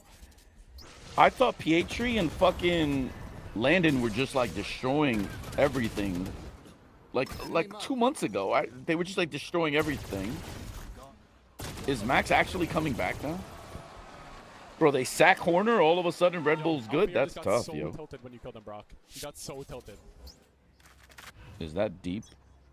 Is that deep A main smoke from NRG good? It feels like attack and simultaneously swinging from different angles. They can. I don't necessarily think it's that good, but it's okay. So you see the wall change now? I don't think they're identifying the wall change, because when the A wall is going through link to middle, Brock is upper mid, and when the wall is going from B to middle, Brock is a defender on B. They should have expected the ult line here. Like, I call it TikTok ult. They should have expected the TikTok ult because of the wall. They're not expecting that.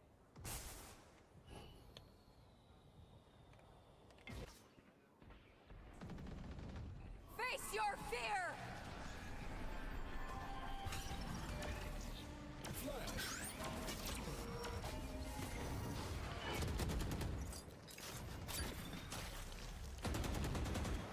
Seconds left.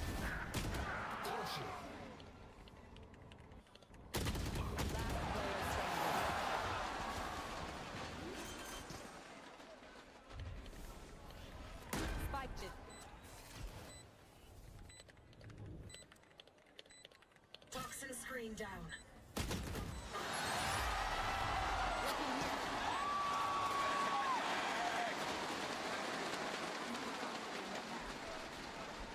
Is that a?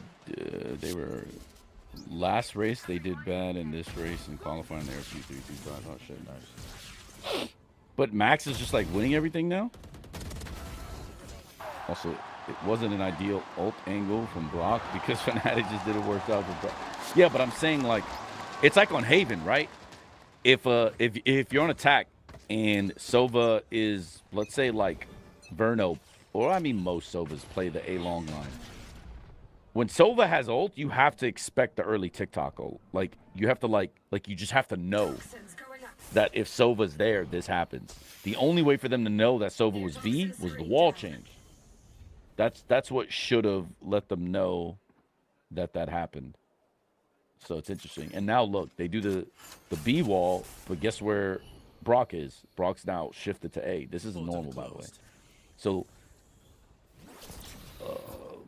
NRG are like mixing it up and giving them different looks and like just kind of like just really playing better than them. No, Mata. It's not worth it, Mata. I think that was a wasted ult, but it's okay. Like sometimes you just got to do that. Like if you know a hit's coming, you just got to stop their turn. Okay. This is a really good fake by them, actually, though.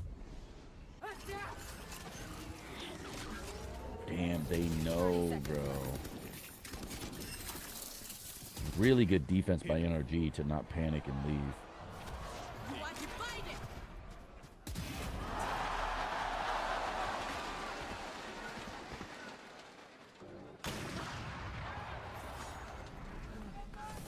Now they're gonna flood in. Yep, GG. Spike down B.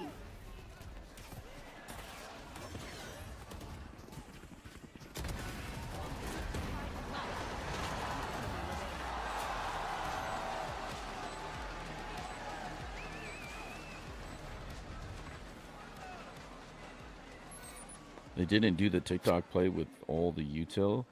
They can repeat the play with all the util except the wall, and FNATIC will probably fall for it. Yeah. But it's just a little thing that like FNATIC aren't even prepared for the enemy ults.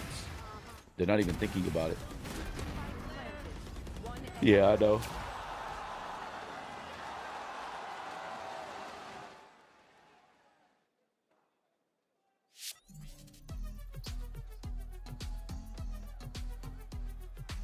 This is the advantage you get from coming in winners, bro. You get to fucking... The map veto is fucking cooked, bro. You better have a really strong map pool, which FNATIC is kind of like... The beautiful Angelina just joined me here in Paris. For those who don't know, she's Chronicle's wife. And Angelina, the first question I wanted to ask you is, since the beginning of Kron's career on Valorant, you've been together. So you've witnessed his success with Gambit. Now, so long story short, why does every team he gets on does so well? I do think that he is one of the best teammates you can have ever. Like, people don't know how much he sacrificed. I think, yes, for the people, you know, behind the scenes and stuff, they might know, but not for everyone. Donc oui, pourquoi est-ce que chacune des équipes dans lesquelles Chronicle a du succès? Je pense que c'est un des meilleurs teammates. Vous n'imaginez pas le nombre de choses qu'il fait à sacrifier pour ses coéquipiers. Évidemment, they're just stumped. They just don't know what to do. On a more personal level, I wanted to ask you, how does it make you proud every day, and what do you really want him to know, especially in tough times like this? I mean, not gonna lie, he's the best man I have ever met in my life. So I don't know. I'll see if I stream the Never doubt himself. Ascension stuff. Yeah. He is the very best. But I have no idea. But I definitely do have to start streaming something. Fuck, can you do some cookie streams? Those are very sweet words from you, Angelina, and he's very lucky to have Why do they always start cold? And we're gonna try to handle the stress was together. Like that too. How many teams has Chrome been on? 2. Well, probably more than 2 because before Gambit, but it was Gambit and then it was FNATIC. Well, Gambit, MC3 or 3MC, or M3C, whatever the fuck, which is still Gambit, but they had to like stop supporting Gambit, and then they went to Fnatic, and then he went to Fnatic.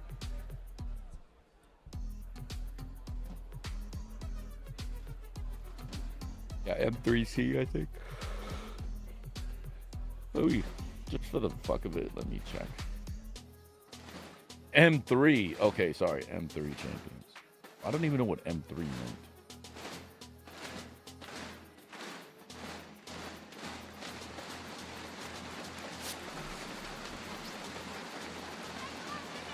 You are a bad coach. You know, a lot of people say that too.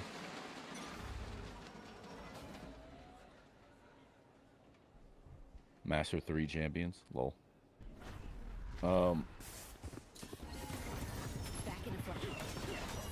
Yeah, it makes sense, I guess. They won Masters too.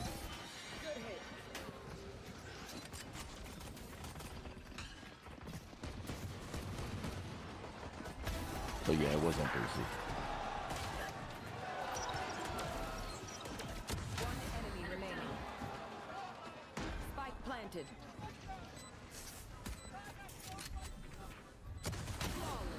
I don't mind. It's all good.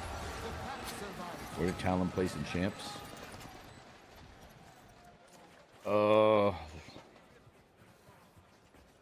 You can't even say last place because that's not even like jokes, right? But last place, I guess. Probably a fancy way of saying me.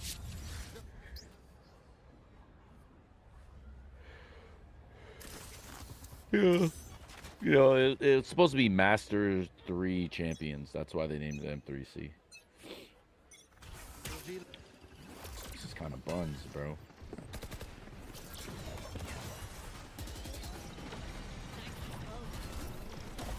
Oi! I saw Kayak was there for the bait setup. Yeah.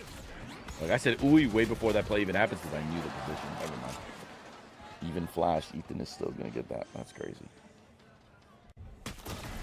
Did DRX qualify the champions? The champs? They did. Yeah. Because Talon choked. It's the only reason, actually. Any guy that can wall spam Brock the GOAT will buy it.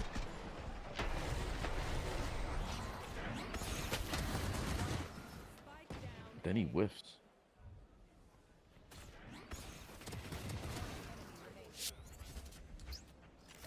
Did you see the tracking by fucking Ethan though? Headshot level on the guy jumping and still chest level on the guy lower just immediately. Damn, this is sick, bro. Oh! Beautiful job, bro. They fucking peaked with the util.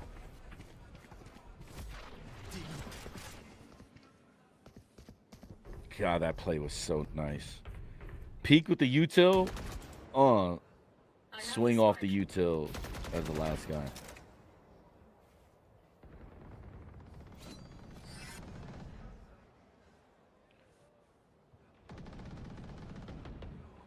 It's weird to me that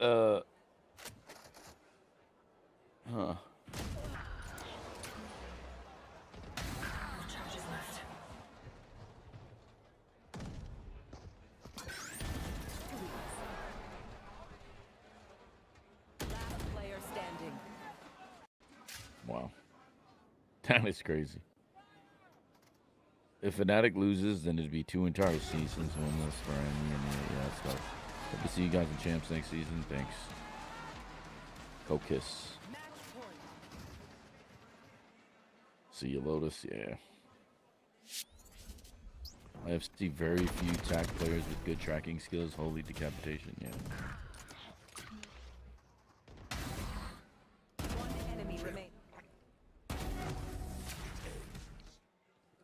I might be able to watch GP if any NRG play like this. The Grand Prix. Yo, funny. Austin!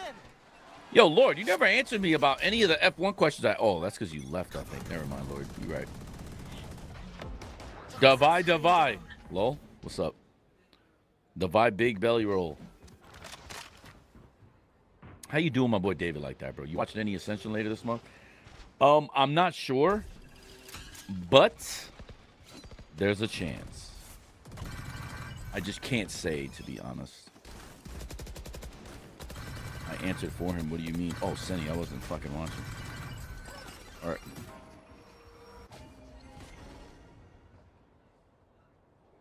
Oh, yeah, sure. But then I asked about Verstappen. Like, is he even close to contending? And I asked Lord that, I guess. But, yeah, why does Termi clear the shit out of you? Does Termi clear the shit out of me? Have you watched any of the DRX games, Devi? Do you? You should go look at their timeouts real quick. Actually, you should go back and look at all their timeouts. You'll see something very interesting, actually, when you do. What are your thoughts on TH might be getting Kiko to replace Minibu? I heard he was going somewhere else, but that would be interesting. If Max does well today, he would be a contender, yes. Oh, shit. If he wins, I think all but one, and McLaren don't win one time, he can win it. Oh, my God, he has to win every race? Yeah, that's too hard, though, no? Even for him? 10 seconds left. Spike planted.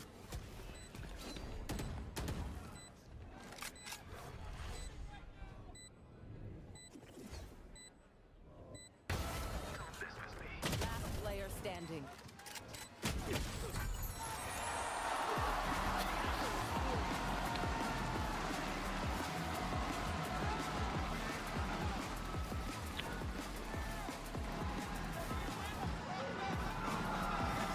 Are you still on talent, or did they realize they should get a better coach? I think you made a good point. I think they realize they need a better coach, especially the players. You should ask. I'm wasting Kirby's talent. I know, actually. He thinks so, too, actually. And Killua. And Thigh. That's actually what they think, so.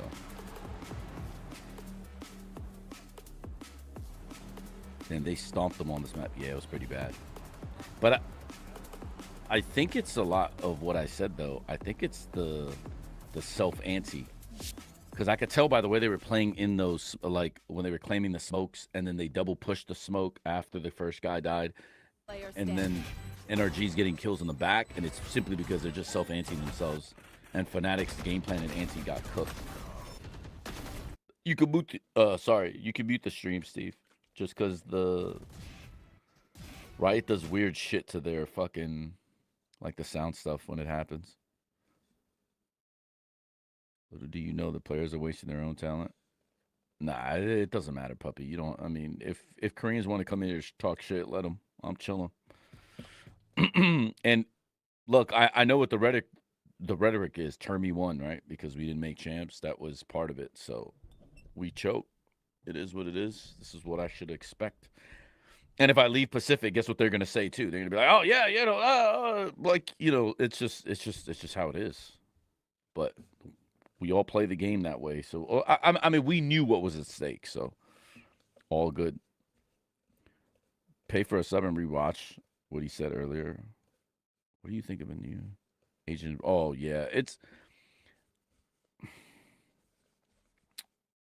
I'm surprised it's a Sentinel, but it's okay.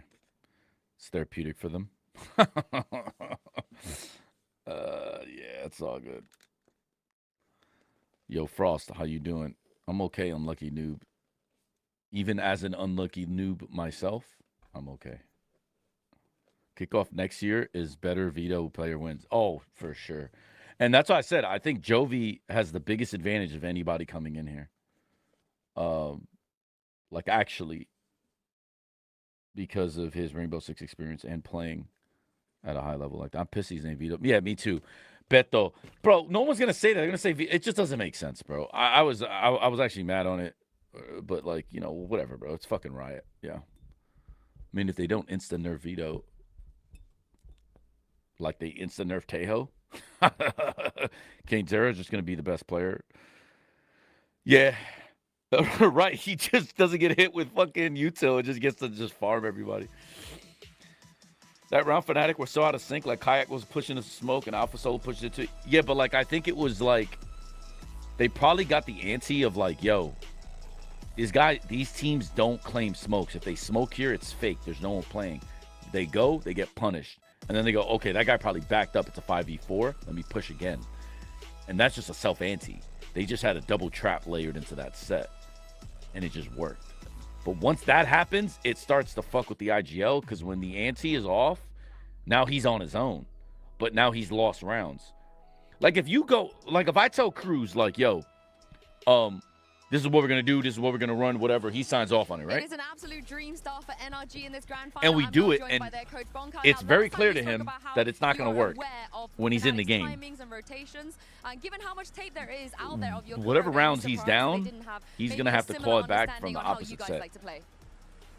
Steve, are you here? They had a better understanding of how we play attack. They gave us defense for some reason, so they couldn't abuse No. Just mute the, it because of this.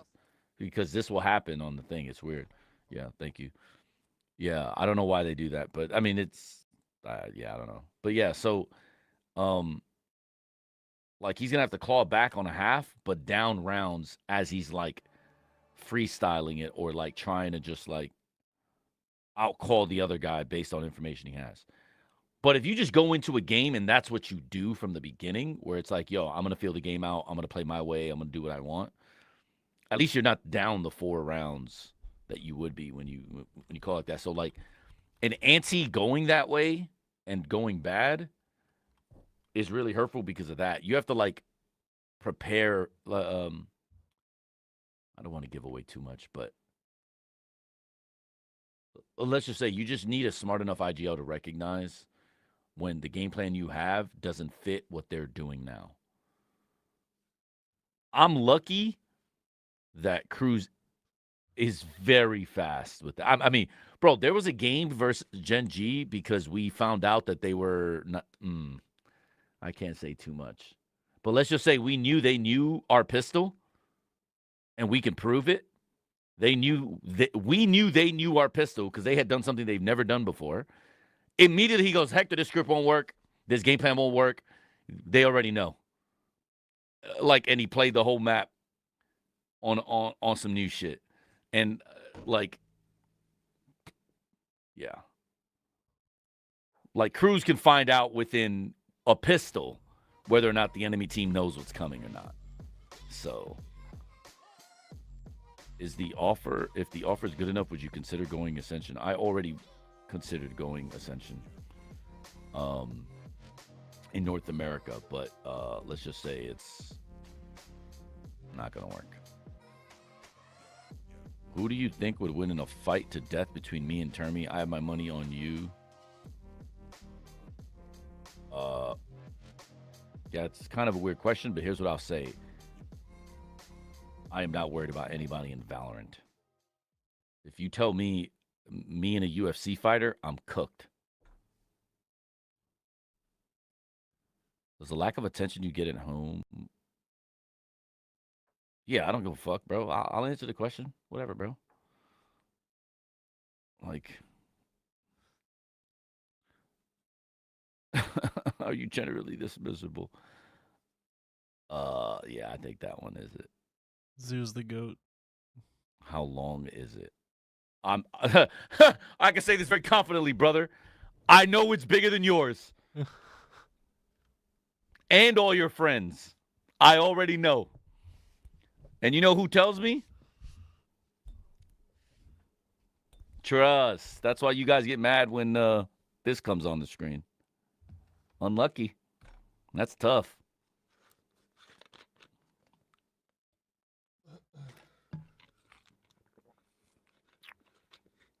Yeah. Now go run along, clip that, put it on the Korean forum so you guys can talk more. It's okay. I'll take it. We in there.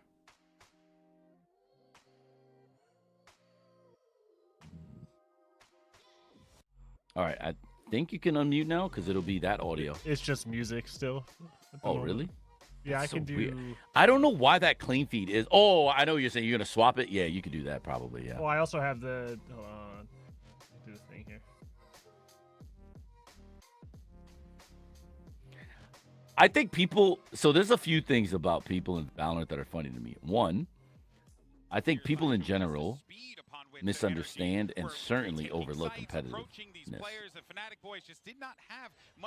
Probably because the game skews young and stuff, but that's not something they really understand. Also, you're not gonna out shit talk an American. Like, I don't get what y'all like.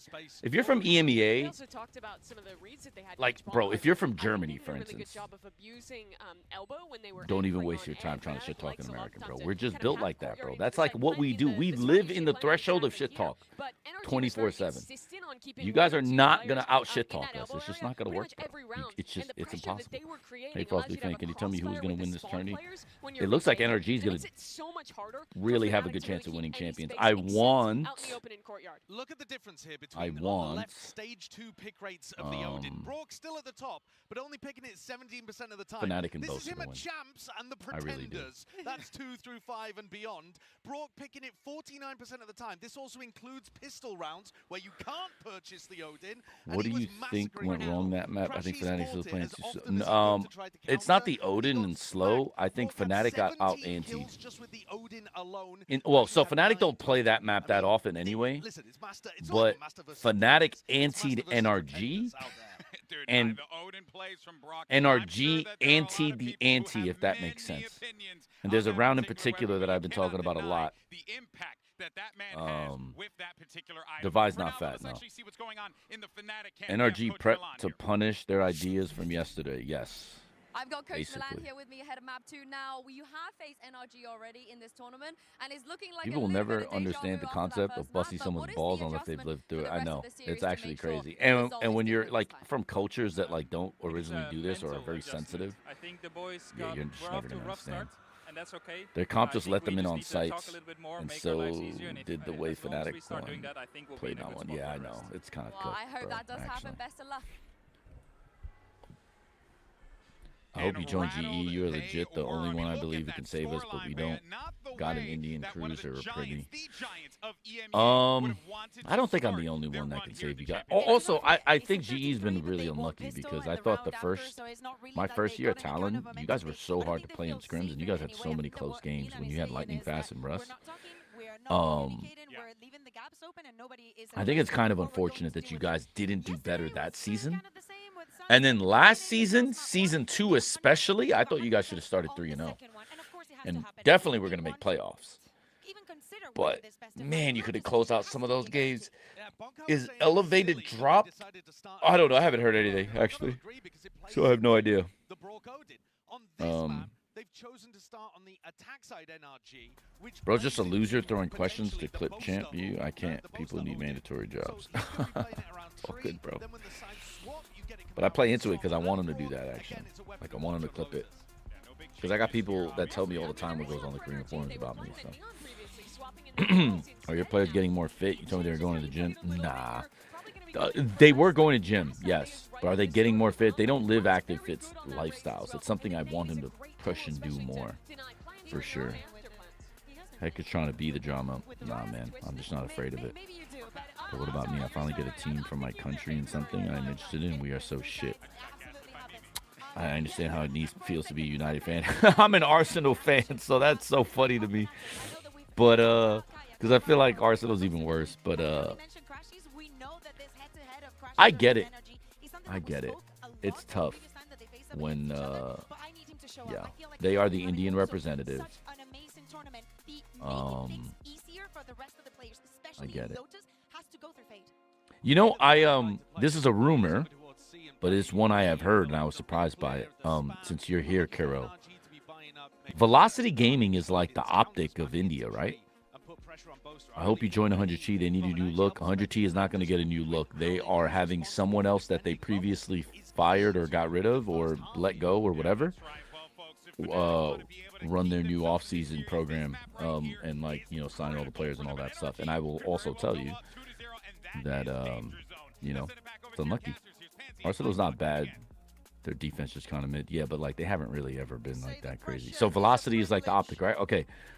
I have heard, actually, from someone I trust and should be in the know, that Velocity is making a really big run towards the new partnership program stuff when it comes up after next year. I will say though that I think having another Indian team alongside GE would be really good. I'll be disappointed if they swap GE for Velocity, for instance, because I think GE's done a really good job while they've been in the league. Like I said, I thought your first, or sorry, not the first season. Well, I mean, your first season had Meunier and fucking Texture, right? But the second season, I thought they were kind of just there. And then the third, this last one, man, that season 2 team should have started 3-0. I have more trust in Velocity than GE at the moment. I mean, I understand why you feel that way, but like, man, it's fucking hard in this league, bro. And GE, for some reason, not the first year, but the last 2 years, they've been like, man, if a couple games, like, just imagine a world where GE beats Talon last year, and then GE beats, I think it was Gen G they were beating. Like, I think it was an Ascent, right? Yeah. And they lost, if I remember correctly. I don't remember now, but like not the band GE. I'm talking about when I had Governor and band 2024. Like, if you just win those games, I think you guys can make champs. Like, it's just like so fucking crazy how like that shit went. Steve, can you unmute? Cross, which region is most likely you'll coach next season? Oh, most likely. Oh. All right. If people are gonna shit talk, do it from your main, not an account you created 2 minutes ago. I'm banning that one. Let's all go poo digger. Will I get pegged by Termy? Bro, he couldn't even do it if he tried. What do you mean? On either one of those. So deadlock coaching when? Ryan. I love that game, bro. I love that game. Maybe soon. Yeah. I love that game. What's up, Ryan? It's nice to see you, brother.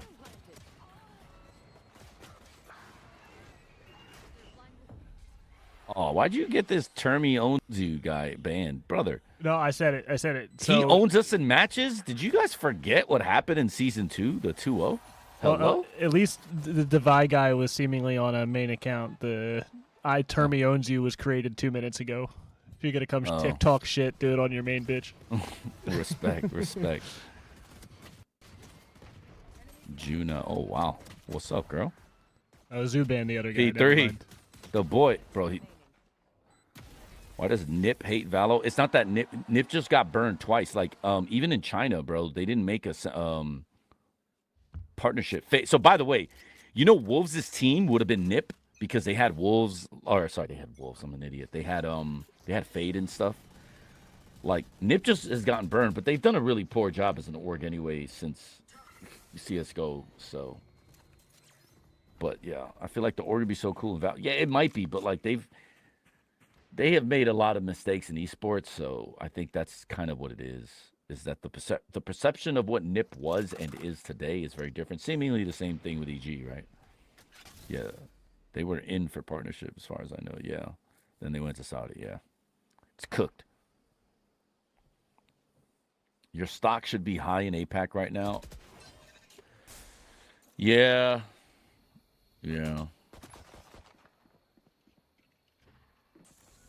Yes, Any. I've heard. I hope that's where you're going, by the way. Because I think they're still good people, good, but could be big for them if Val Mobile ends up with it. You know what's funny? There's a Val Mobile team that hit me up, and for the shits, I'm actually gonna VOD review with their IGL just because I'm so curious. Let me get the name of the guy, the team. Wait. I just thought this was so funny. I was like, one, how did you get my email? But then I realized on my Twitter on the thingamajiggy. What the fuck is this guy's name? Hold on, sorry, because this shit is mad funny.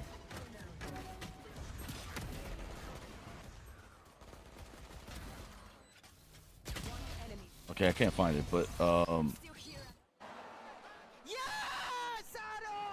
the guy's name is Abi Nawani.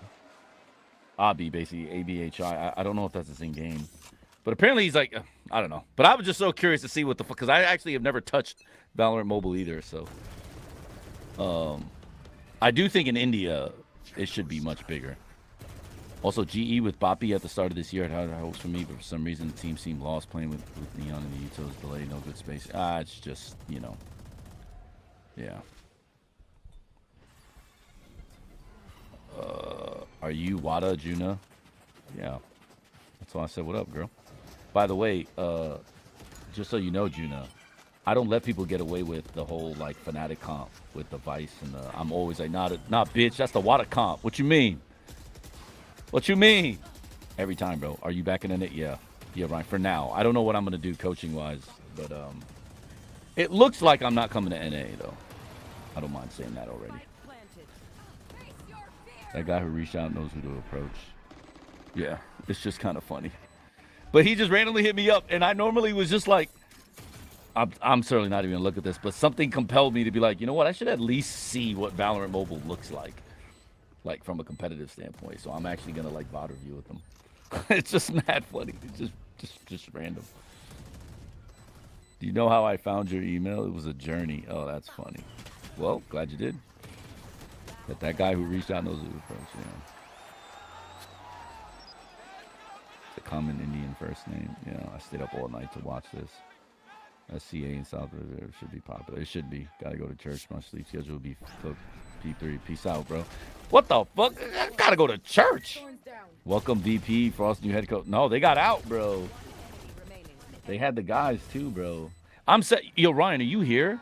I'm so sad that Michaela ended up just dropping the game and went to school and stuff. That is so sad.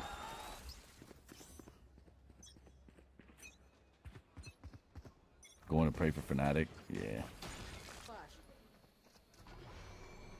HSR. Is HSR the very popular game that they play in Indo? HSR. What's HSR? It's okay. There's a new young superstar from me. His name is Hoot. Yeah. So my schedule going to be dead. No, I know, bro. You got to go. Honkai Star Rail. Is that little cartoonish MMO with, like, the girls? Because I'm pretty sure that's what Seasonal plays. What's up?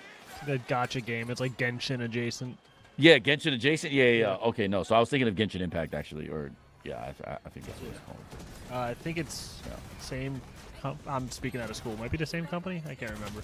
Don't play that shit.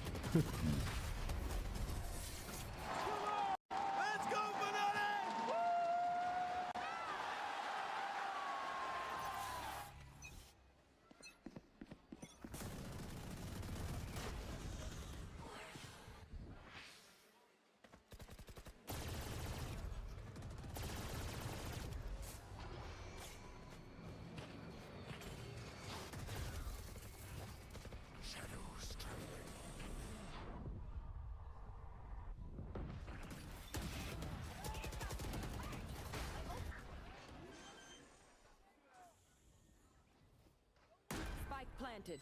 It's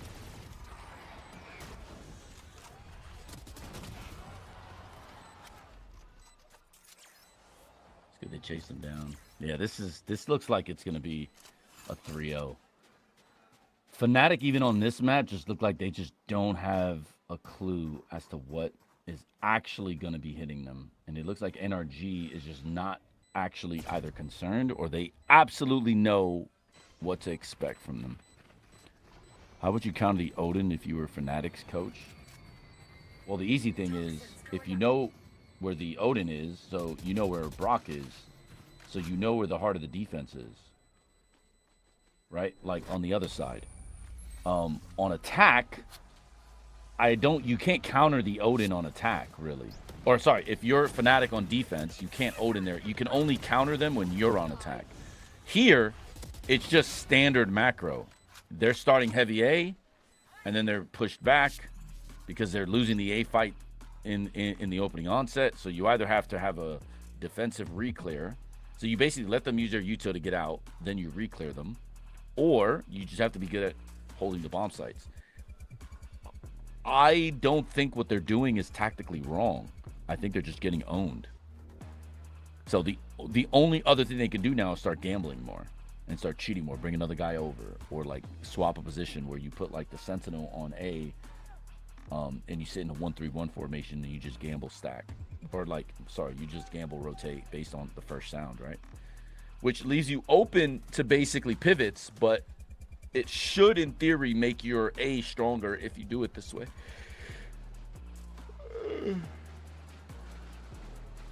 TS Frost, bring us back to champs. No, I'm good.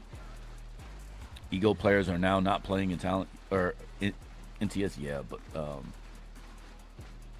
I would make significantly less money going to Team Secret. Tell Tense to tweet how bad Odin is. I think Udotan is going to get picked up by DRX, and they can move Flashback into Cypher.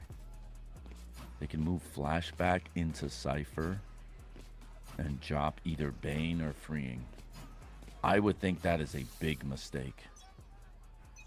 Actually, it's not even Udo. They just made top 3, and they're all young. Why would you risk it? I know Termi had the ego earlier this year of benching Flashback because he basically told them they suck, and you know, he cooked season 1, and then I know that he you know, Bane and him don't see eye to eye, and that's why, you know, Bane was out of the roster. But I'm sure after this placement and this run, there's no way he's that crazy to not see that this is the best version of DRX. And if he does, then, you know, whatever, man. This guy's cooked. But there's no way he's that stupid. Like, he's not. So Udo doesn't have a place there, basically. It's not that Udo sucks. It's that, why would you do that? After Boaster's speech that this is disappointing as fuck. Yeah.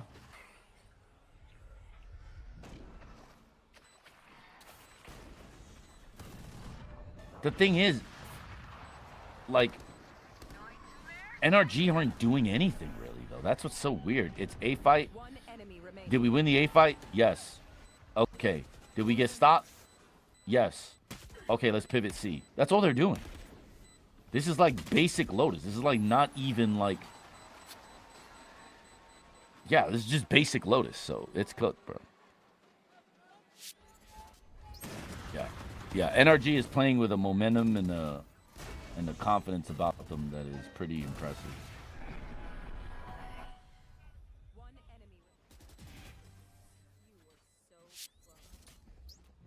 Ethan is locked in. I've seen this in his face before.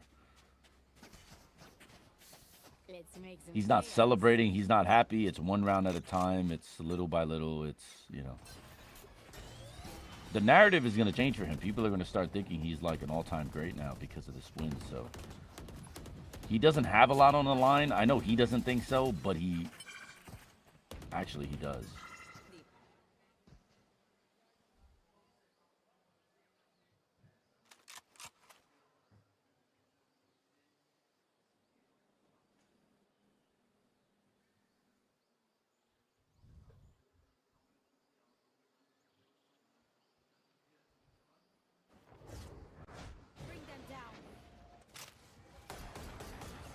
See how they hit? Look at FNATIC's defense. Yeah, see, they're getting outplayed. They're getting outplayed. They're getting outplayed so fucking hard. And I wish I could review this, but I don't have this fucking thing, and I can't rewind it. But if you go back and rewind this fucking round, what do? They start C, they go A. The moment that Ethan dogs and the dog gets contact, Psalm is holding. He's staying there. What does FNATIC do? They start to rotate to B through water. What do they realize? Wait a minute, we should probably push out C. So then they go back, they push out C. Psalm is just waiting there. Look. First off. Why is the orb even up when you're going to push out? You're on defense. Wow, you can just drop it and go together. So where's the coordination there? But NRG is just, this is basic, like, this isn't even like hard load. This is not like a great game plan on Lotus. This was literally basic macro and fundamentals on Lotus. FNATIC are biting on everything, and they're getting punished for it. No, I know on YouTube I can rewind, but Steve is the one in control of it instead of me, and we don't have a good way to do this. Because I shared my screen earlier, I can do it in a second. And yeah. I think you stopped sharing it because it's not showing on... No, I did stop sharing it because look what happens. Then I can't watch it. Look. Oh. Yeah. Oh yeah, I see what you mean. So that's why I said like, yeah, I it's can't. funky. You have to pull up. You would have to pull up YouTube. Gotcha. Yeah. So, I mean, I can, but it's a lot of work. Yeah, I know. This is cooked, bro. It's fine. But yeah. What round is that? If you could write this down for me, Steve, it's like 1-5. I'll probably do it later on my own or something. I don't know, but 1-5 Lotus. Pretty sure that's the round, bro. It's just, bro. This is, bro. I'm telling you right now, Cruz would cook these fucking teams, bro. Because this NRG shit is not stopping us, bro. As a matter of fact, if this is how they're gonna play, they're gonna get destroyed. Because we know the gaps to the ADC style. We know exactly, like, if you're just gonna pivot like this based on success, we actually know how to play against this. This is what a lot of teams do in Pacific. It's like all they know. And we are monsters on this map. Any hints about where I'm going next year? Well, it looks like I'm not coming to NA. That's a hint. Is the mid-site Viper defense Viper orb for retaking Bend? Yes, actually. 100T reunion. No, I keep saying this. They have too much ego to admit that they shouldn't have fired me in the first place, and they have been a disaster ever since I left. They won't admit it to themselves. They can't. Their egos are too big. That's why when I come back to NA, believe me, when I decide to come back to NA, because you know I have the roster or the power to build what I want, how I want. If you think this shit with Termy was like a spectacle, get your fucking popcorn ready. Because the shit that's gonna be the me versus 100 Thieves thing, trust me, you guys are not ready for it. That shit is gonna be explosive. Like, if I could have Lev this year, I would just come back to NA easy and just dominate with that roster. But they already signed a coach that hadn't been coaching for 2 years. So, unlucky. Crew, you know what's funny? I tried to talk to Carlos about Crew before coming to Talon. And they said no. And they've been shit ever since. So you can thank Carlos for that. Unlucky. Is there any style in this Champions that would have counter talent? Yeah, and another. Yeah. So I said that there's a few teams. So I know BBL didn't make it, but BBL is a team that we would have struggled with. I think Giant X is a team we would have struggled with. I'm trying to think of a top team you think we would have struggled with. I don't think we would have struggled versus Liquid. I don't think we would have struggled versus FNATIC. I don't think we would have struggled versus Heretics. I don't think we would have struggled versus... who else are, like, top teams that were here? I don't think we would have struggled versus G2 because we scrim each other a lot when we can. But I think that, like, it wouldn't have been free. Like, it would have been a close, hard match, basically. So I guess that's a team that, in theory, we would have struggled with, but, like, not really struggle. It's more like, in my head, it plays out almost like a coin flip. Like, it depends on, like, who shows up and, like, yeah. Are there any others like that?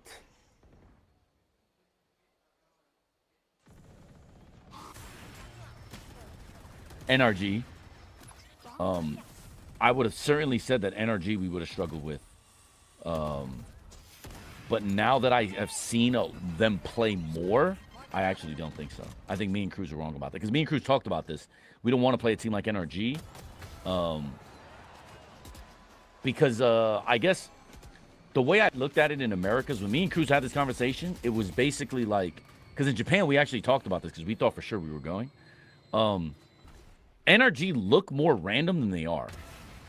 And the more you see them, the more you start to understand the patterns. Right? I think now, in hindsight, we would have been able to ante them and we would have been able to have, like, plans. And they wouldn't have known what was coming for us. Because me and Cruz had agreed that we were finally going to start changing comps when we go to champs.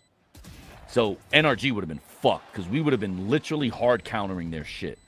Like their comps. But going into the tournament, me and Cruz were like, yeah, NRG would be a tough matchup for us. It's best if we don't play them, at least not early. But now I think that was probably a mistake. So that was a team that we changed our perspective on. So I'm trying to think about teams I may change my perspective on now that I've watched every game.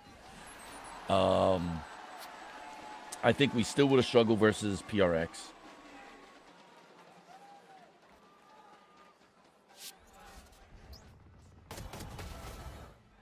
Yeah, bro, I think that's it, bro. I think none of the Chinese team would have bothered us. Maybe XLG and Bala because Varga's, you know, not random, but like such a wild card. But I don't know. I don't actually think we would. I think we would have been fine, bro. Yeah, Lev. Yeah, Sato and Spike, bro. You give me those guys, it's basically Talon. I'll just turn that shit into the new Talon. But that mid-side ore feels so bad. It's like peeking through a smoke to a double angle, like the one. Yeah, I mean, I think it's just the pressure of like, oh my god. I don't understand why Loud dropped DG's in. Yeah, I mean, you know, I don't know. I have my own opinions about when rosters lock for VCT next season. I think it's early January. I think you guys would cook Fnatic. Oh my god, bro! Me and Cruz, if we made the second seed and we saw RQ's draw, like we were already out, bro. I said it. I was like, oh my god, we would have got Fnatic as the first match. It would have been over. I want the run back because remember on Furia we almost beat Fnatic, and I had 5 players that the next year weren't even professionals, and I almost beat Fnatic at fucking lock-in and would have sent them their asses home. We had like a double OT loss. Like close games versus them, and I had Furia. I was a month into Furia. Like, bro, I would have had this team playing Fnatic. Cookies, bro. Give me that shit, bro. That would have been cookies. Do you think the Talon team would be in good hands? Yeah. They'll have Jovi. They'll have what they want. In your opinion, what would you suggest to a team who can't counter the enemy because they have either unknown players or VODs? That's when you have to be really sharp about what you do and how you do it. Like, if you don't know anything about your opponent, you basically have to play more fundamental. So it's often best in that situation to start the game slow and speed up when you find the weaknesses. Whereas sometimes in VCT, because you know the weaknesses or because you have an anti and a plan, sometimes you start fast and then, you know. But, like, it's often best to, like, have a solid pistol, have a slow anti-eco and try to figure out the patterns of where they are, see if it lines up with pistol. Keep in mind the pistol round, because most teams would do that on first gun round and the first 2-for-1 round. So you basically have to map out where they were, so you, when in those rounds, that should be the prediction, because a lot of teams recycle that play. And then bonus, have a strong bonus, so like a fast execute or like something you're really good with. Keep the ranges in mind, obviously. Like, don't go C long with stingers. Like, unless you know they top C smoke, then they're gonna block their own vision. Then you go and you burst out. But you don't want on a first gun round against a fucking a bonus to have a guy with a fucking Vandal or a Guardian or an Op or something looking down C long when you have stingers. That's just, it's troll as fuck. So DRX got slammed on Corrode now. Fnatic. Huh? Now for oh, NRG. Whoa, no. DRX did not get slammed on Corrode. They actually looked really good. First off, I think they should have beat NRG. What happened with NRG was they came back because 3 rounds in a row. I keep talking about this. 3 rounds in a row. You know what they did? They fucking had a 4K, 4K, 4K by 3 different players. Go look at it on there. I think it was defense, but it was second half for sure. 3 rounds in a row, 3 different people get a 4K. That is like, that is sick. That's how you know you have a group of guys when shit like that's possible. Fnatic don't seem ready. Yeah. Because I think Fnatic is anteing or trying to play versus a hard ante. And I think NRG have just countered their own ante. Like, they've just anteed the ante. And I think what also happened is now Boaster is probably going off script because he feels like, dude, I'm just fucking unprepared, bro. Like, this is just fucking cooked, man. So, let's not forget, everybody thought FNATIC was trash most of the year, including Season 2. People were like, man, this team is buns. And they made it to the grand finals. So, this is still an accomplishment in and of itself, even if it doesn't go the way that, you know, people want it to. But this does, like I said, this looks like it's going to be a 3-0. And Baby Bay called it, too. He's a Hector. They're going to 3-0 this team. Said, yep. I can see it. And he was right. Baby Bay called it before this series. He's a Hector. They're going to 3-0. They're going to beat the shit out of this team. He told me in private. FNATIC did show a lot. But this goes back to, like, layers and, you know, are we beating the Americas as trash allegations? No. Americas is trash. This is just a good run by NRG. And NRG is probably, like, for real. Like NRG, G2, Sentinels are probably top 3 in NA. Which, their roster was always painted as that anyway. But, yeah.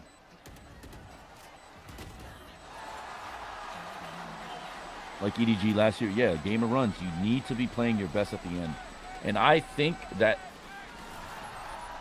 I know Ethan is probably going to hate this because somebody's probably going to tell him, and I really don't care. NRG had the easiest run to a finals I think I've ever seen. The bracket could not have worked in their favor more for a team like this. It's actually incredible how favorable the run was. But you still got to beat everybody you got to beat. Like, it's, you know, it is what it is. Do you think Abyss is worth watching because I've stayed up? No. I think you should go to sleep. I think this shit is over. It's wraps. And just remember, you can always just rewatch it on YouTube if, you know, the craziest things happen. Luck is part of the game. Of course, bro. It's often said it is better to be lucky than good. I think there's truth to that. How much truth? I don't know, but their group was hard.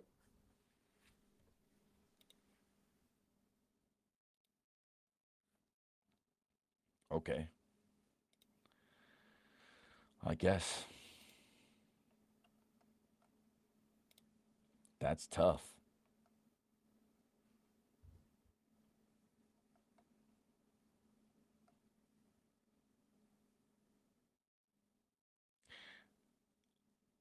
Like, I don't even know what I should say. Like, EDG was buns all year in China. Hello? DRX shouldn't even been there. As a matter of fact, don't forget. Anyways, they shouldn't have even been there. And Liquid, we thought were a top team and got fucking eviscerated. That was a hard group? Hello? Ryan, come on, brother. DRX would have had one of the best runs if they won. Yes. If DRX won, they would have done what Gen G couldn't. Remember Gen G got the group of death and like all the shit? DRX got dumpstered twice because they had to play Liquid twice to qualify, which everyone before thought were very good. And then in playoffs, they had the hardest group imaginable and made it out. Or, sorry, hardest side of the bracket imaginable and made it out. DRX had the exact opposite storyline than NRG. If they would have won, it would have been the greatest run ever in history. It would have far superseded what EDG did. FNATIC, yeah. I actually had high expectations ever since Safe gassed up Bonkar. I think the hardest team they versed was the DRX. Yeah. NRG is actually so prepared. Everyone, yeah. But the thing is, though, no, yeah, they are prepared for sure for their opponents, yeah. But like I said, like what they did on attack side on Lotus is pretty basic. They didn't do really much on Corrode either. They're staying true to their game. They're just adding deception to it, like the double smoke trap on that A thing behind the smoke. When they changed the walls They did the B TikTok ult, but like good teams know that, oh shit, the wall's not A anymore. It's coming from B. So what does that mean? Like, you know, FNATIC just aren't there. Liquid needs to drop the whole team except for Nats. No, Liquid had a good roster, bro. Apparently there's like interpersonal shit going on. But I'm going to be honest, bro. I mean, I'm not going to say too much, but I just disagree with some of the shit I heard and are happening. Like Senny. You would probably know this. I don't know if Bala's still here, but Bala would know this too.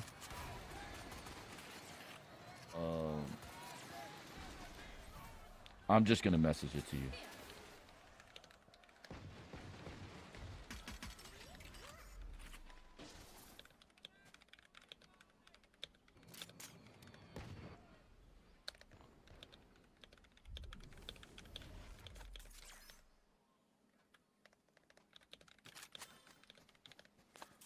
Yeah, sorry. 30 seconds left. Why everyone beefing with each other? It's tension, man. The job we do is very stressful. You know, it's very tense all the time. So, yeah. I think I'm done watching this shit show. Jaeger, yeah, this is a fucking beatdown.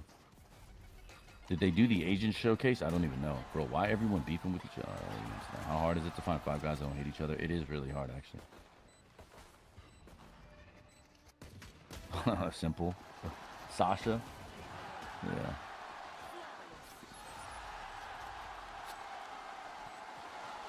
Like, what I heard, I think it is so brain dead if they don't do it that way. Like, get the fuck out of here, bro. I would be like, see ya. Yeah.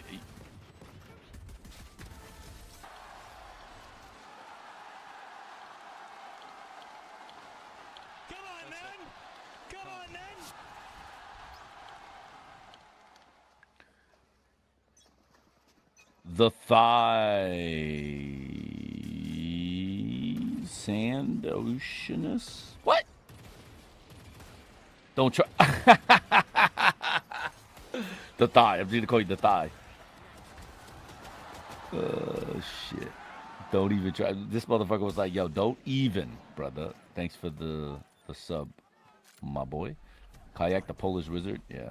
Thoughts on new agent? I think he's very good. It reminds me of Rainbow Six. Regis was correct. You to go, bro. Thanks, fam. Bro said save yourself. I know, right? He literally was just like, yeah, bro, don't. Whoa, whoa, whoa, whoa. Who?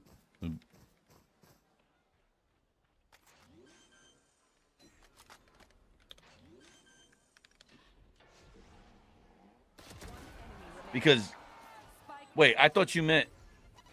Okay, I thought you meant... That's why I said 2 years of shit shows back to back for him. Yeah. Fuck him, bro. I want that guy gone. I'm telling him next week, bro, when we talk.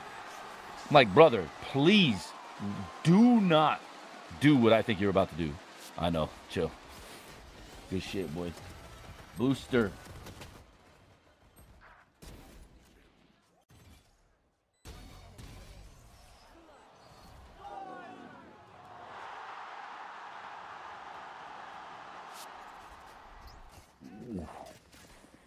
That double, I mean, that's just practice. That's good. That's great crosshair placement. So this is a difference between crosshair placement and aim. So it's not actually good aim, Tammy. I'm not trying to like jump on you because like you just said it, but that's not aim. That's crosshair placement. There's a huge difference, actually. I know it doesn't look like it is. Trust me, that is a huge difference. Yeah. No, so... Okay, so the first guy by the box, he goes wide off angle. Like, he goes wider than normal because he thinks he's going to wide swing. Guessed correctly. Great crosshair placement. As soon as it crossed, hit him. He goes to the short corner and just shoots a burst immediately because it's predictive. If this guy's going to swing here, the next swinging angle should be here. He could have been wrong because it could have been the other side, but, like, he's just guessing. So he goes bop, bop. That's not aim because he doesn't know it. He doesn't see him.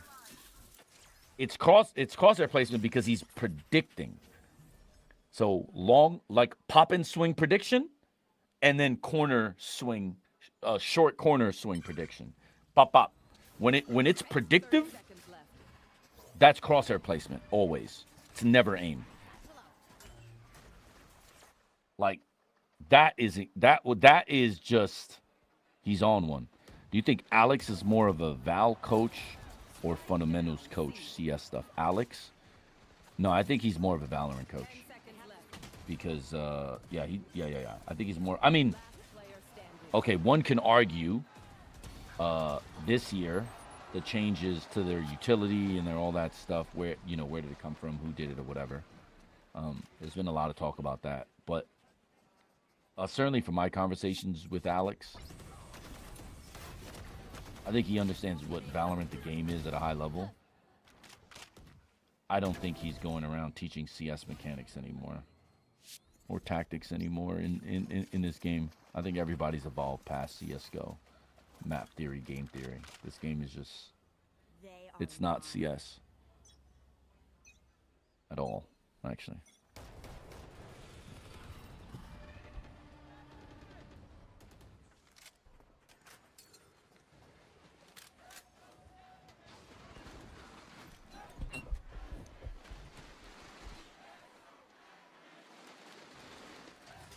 We could have had PRX versus NRG only if they didn't choke. 9-1. Yep.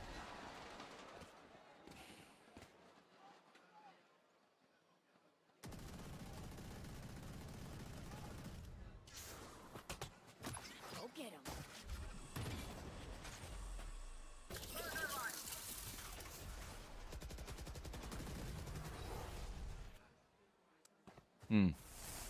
They got to take the timing on the other side. Yeah, they're cooked.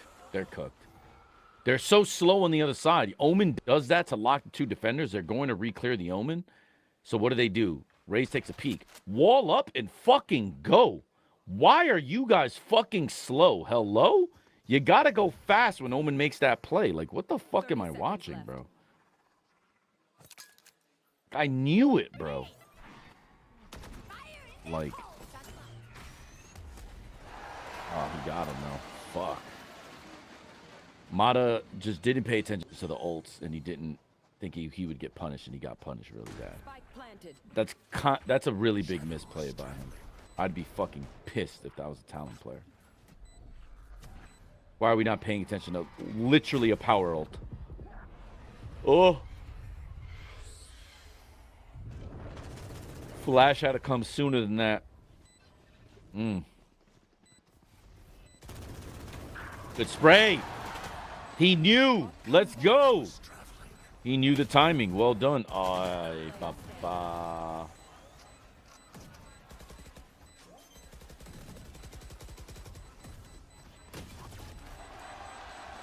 Yeah, it's raps, bro.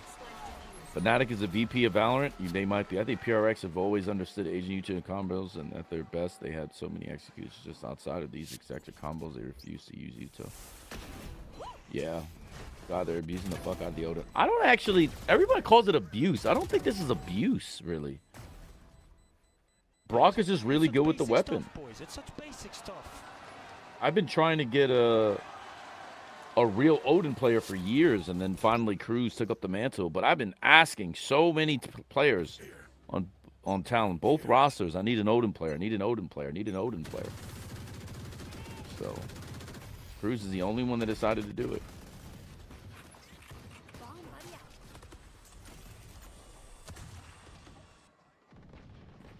Yeah, the Odin is a knowledge gap weapon for sure.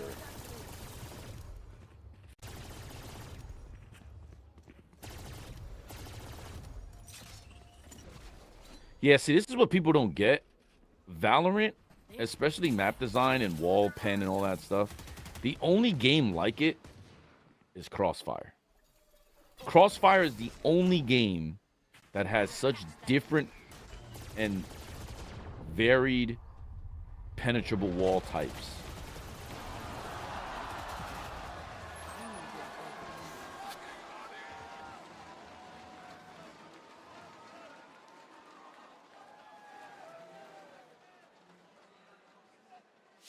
Kahlua needs to get his ass on the Odin if he's going to keep playing Silva. I'm not going to lie. They don't want to, bro. They don't want to use the Phantom either, man.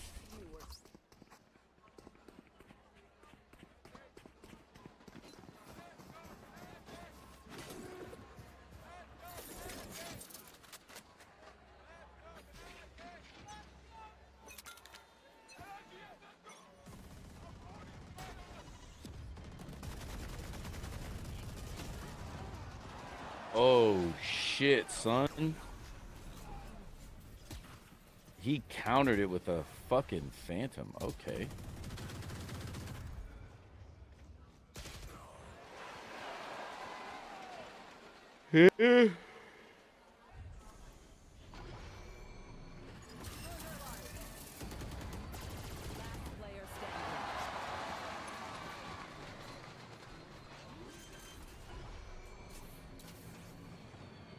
You know, sometimes you yap like that to, you know, to get yourself in the mode. That doesn't necessarily mean that, like, you know, it should be meme-worthy, though. Yo, Seti, by the way, you said, oh, sorry. Do you agree that guys, Vandal abuse, siege, what? Do you agree what I just wrote? Just siege? What do you mean? I was going to ask you, the team you told me about, is that the team you started today's message with? Is that the one that is interested in you? Marco dropped the hardest line and almost lost. Yeah.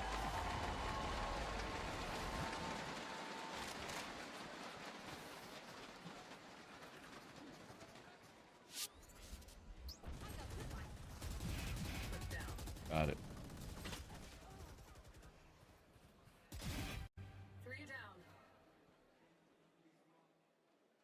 You know, Fly is a good comp to replace him with for sure.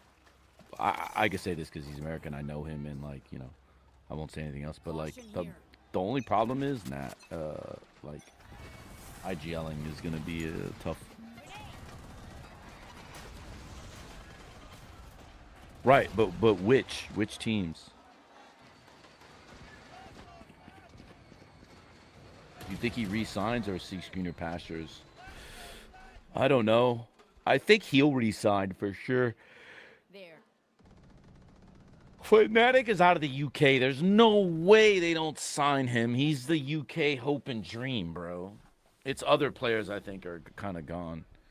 He retires, but there's an IGL drop. You think he retires? Oh, he could, actually. I could definitely see him doing it for sure. He is the type to go out early on his terms rather than on everyone else's. Toxins going up. Thorns activated. Thorns activated.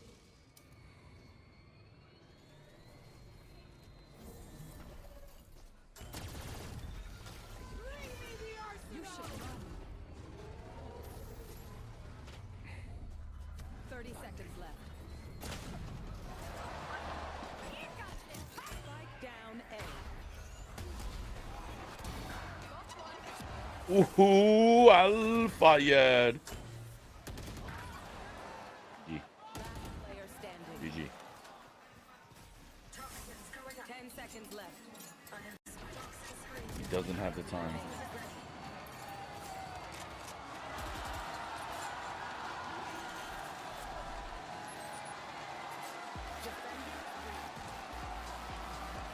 This is where the problem begins, though, Sam. Don't flex yet. You got one more. Job's not done, bro. Relax.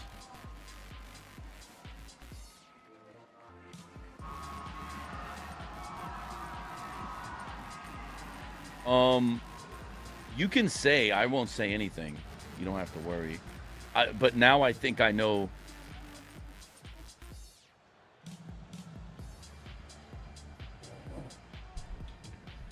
But yeah, or.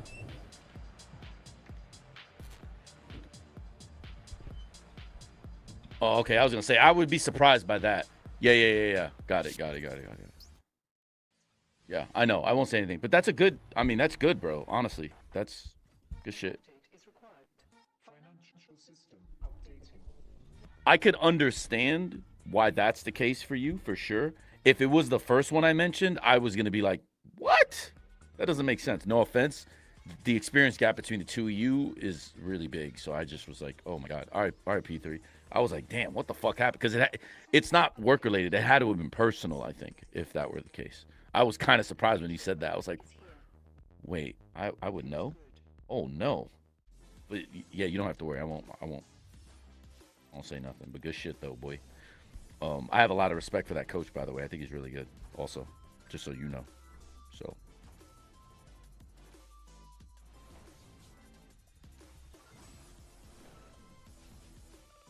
Right. Yeah. I would have been surprised if that were the case. I was like, damn, that is crazy. But then I thought, oh, wait, there has to be two more. And I just mentioned one of them, and yeah, that was it. Just changing this kickoff from NRG is crazy. Hey, man, this is what it is. Is winning Super guaranteed to win a trophy? It feels like it, right? Fuck, bro. Well, I didn't think FNATIC were winning. I wanted to both. You guys heard me say I want Boaster to win because, yeah, it's hard to play, bro. Ethan and I know. Yeah, I wouldn't know. No. Go there. If you have the chance, you go there. You do everything you can to go there, even if it kind of requires you to take less. Trust me. All right, Frost, big fan. Do you still hate Koreans? I've never hated Koreans.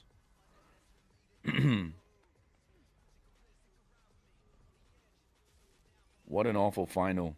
Good stuff for NRG for abusing that broken stuff, but what an awful viewing experience for NRG. There's no cloud to counter this, and it's tilting them.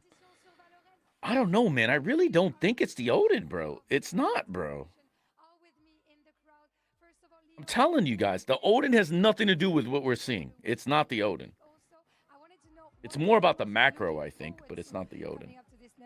The Odin is helping. I'm not saying it's not like a little bit concerning, but 5 years of Valorant, we don't take any of this for granted. But as you all know, we've been dreaming about the future of the VCT. We have just announced a number of changes for 2026, and there's more coming in 2027. We hope you continue playing this game, watching the sport. We do this all for you.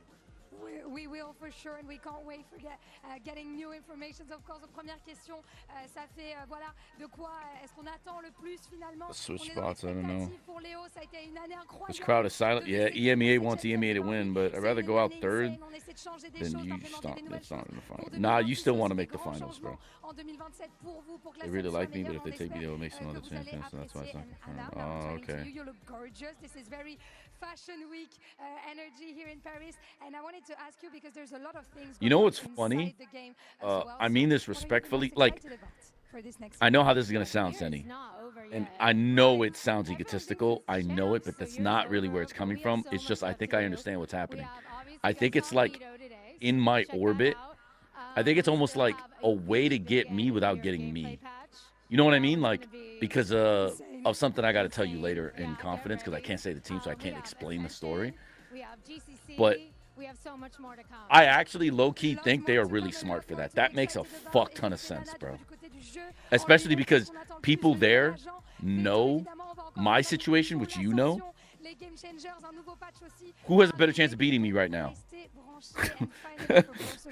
You know what I mean? Like, it's actually kind of brilliant. When I think about it in that perspective, I'm like, I just want to thank everybody. Paris is one of my favorite. you know that meme? That's exactly what I'm thinking about. Yo, that's just crazy, bro. This city is so beautiful, and you've been so warm and welcoming to the VCT. Like, that's actually low-key a 5-head fucking move. That is a Jedi mind trick they just played. That is mad respect, bro. Fucking respect. This is the most boring grand final. This has been the worst finals I've ever watched. Actually, in terms of Valorant. The gameplay, it's been terrible. They had some good series, like the G2 PRX, but that shit was just a game of throws also, though. Just woke up. Well, what I missed, NRG is railing FNATIC. What do you think the problem for game plan? Anti was, it seemed good, but it was getting countered, so they didn't counter the counter. It's a game of matchups, and Bonkar won it. And then the macro hasn't been that great. Like the reads haven't been that great. thank you, Anna, for bringing this beautiful. Maybe game if Boaster to life, stops. and No. we're gonna see if NRG Boaster's are dancing getting is not. Kings of this map 3 and Kings of Champions, or if FNATIC can bring a comeback. Let's see that.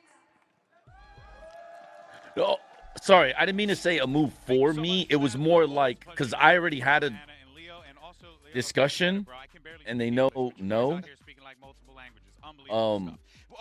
Like not for me, if that makes sense. It's more like where you been, you're good enough, and like, oh shit, if this guy does end up going there because they know, then you know what I mean. But yeah. I actually wanted FNATIC to win today. I usually hate watch FNATIC. Yeah. Got it. Respect. But no. Excellent move though.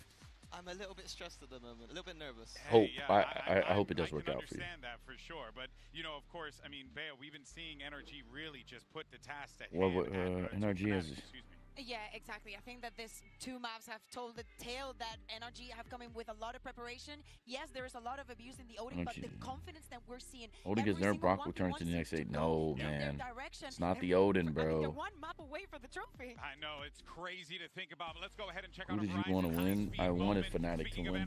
I still want FNATIC to win. It has nothing to do with him, but he is putting up some numbers. It's incredible to see what he has accomplished in his career, but in this match, you don't love me that way. What do you think if they have me? You'll come over there. You don't. Money talks, brother. It's not about you, bro. Love you, bro. Nah, money talks, brother. Oh shit. Tay. Oh my goodness. Wow, she made an appearance after. I don't know how many games you've missed. What up? There's always going to be a percentage of the player base that's contrarian. If you take their belief and make it seem that you're just cooking.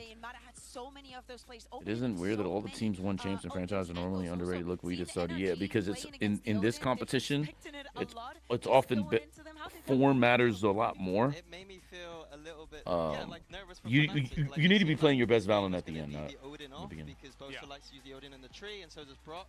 And I think NRG had the better plan going forward against that Odin, and they set the tone very early, just disrespecting it completely. And on the flip side, Boaster's. Please tell me the reverse sweep is possible. FNATIC make their way out to the stage, as well as NRG. Tay, it is possible. It is extremely unlikely, but it is possible. The next maps can work. That region ain't ready for me in the kitchen, brother. You know why? I can't like mine. Yeah, for sure. Trust me, I already know. You don't even have to worry. Yeah.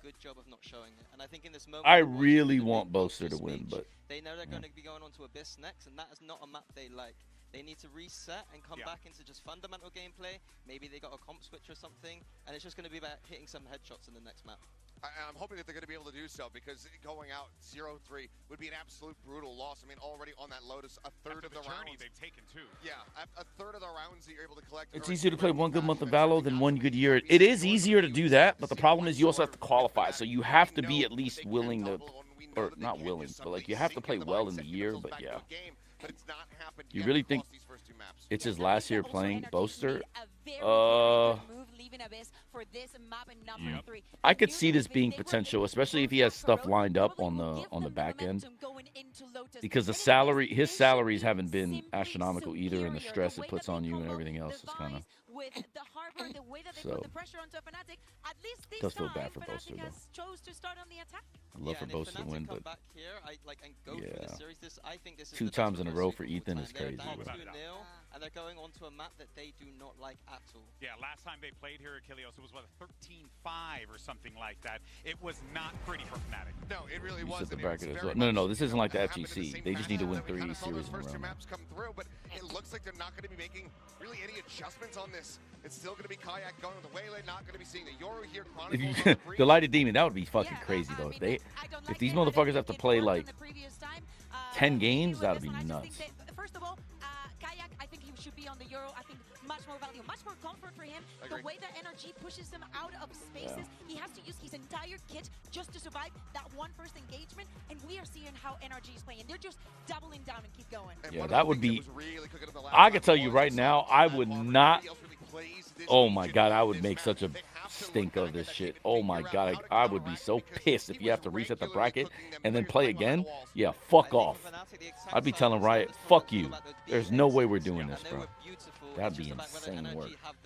Well, you could do that though, actually. Delighted, I know how it can work if you just do best of 3s though, instead of best of 5s. If you go best of 3 and then reset best of 3, I think that's certainly okay. They could do that. But best of 5 would be just cooked, bro. Straight up cooked. Being all seconds sucks though. No one will talk about Heretics 2024 being one of the best teams ever, even though they were top 2 at 2 events. Gen G and EDG will always outshine them. Yeah, that's true. It's just life. I can't watch. I'll cry. Listen, I feel you, Tay. I get it, bro.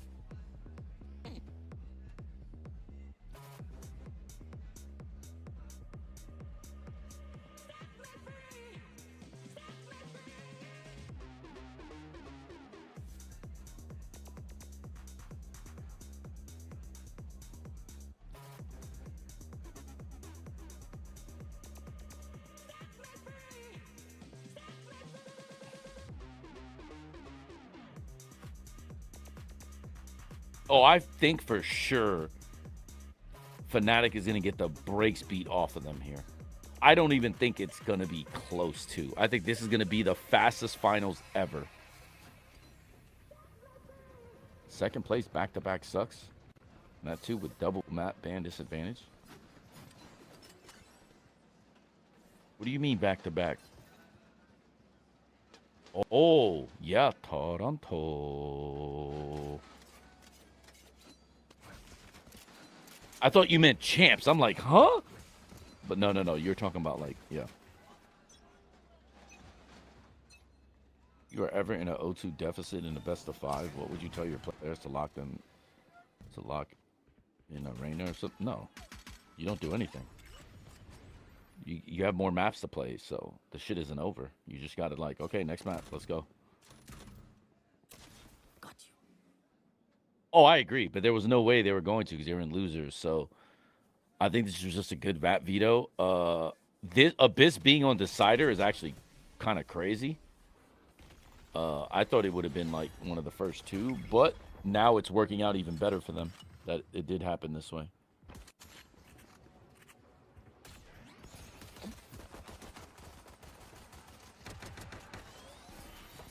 Oh, Chronicle is just whiffing, bro.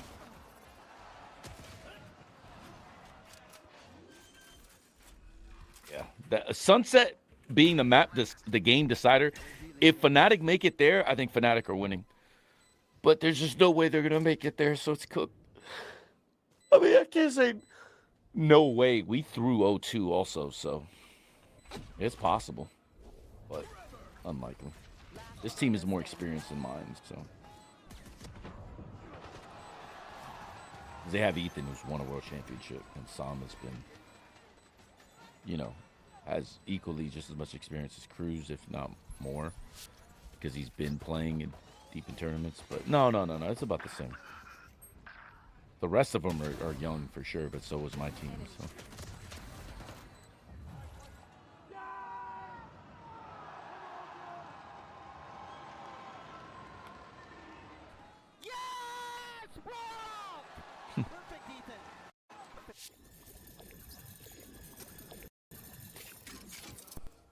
It's so sad that FNATIC lost that actually with Chronicles basically whipping around back and getting the kills early. Like, dude, he killed Psalm so early. Like, there's no way, bro.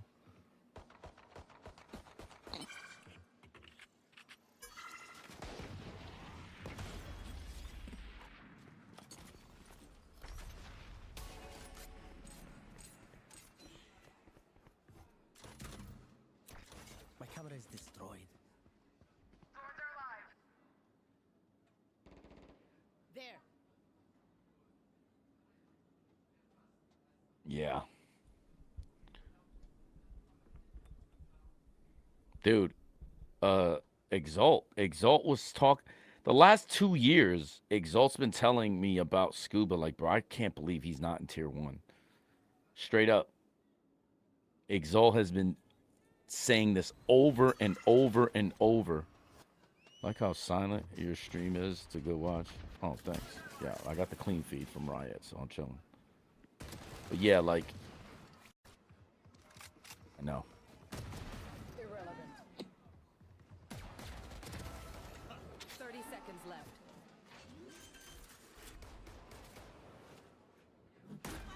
Need that back. And tell what's no. I'm dead serious. Exalt has been kept talking about this guy forever. And I have also been like, dude, Scuba's too good. I don't know why. Like, 100 Thieves should have had Scuba, like, ages ago. They're just, you know, dweebs. But, like, Exalt has been like, bro, this guy's so good. I don't think people understand. Like, Exalt was on Scuba for so long, man.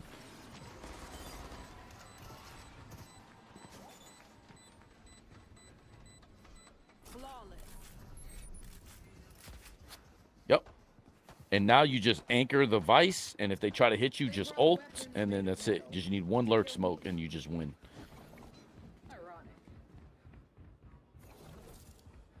What is the fix for Fnatic attack?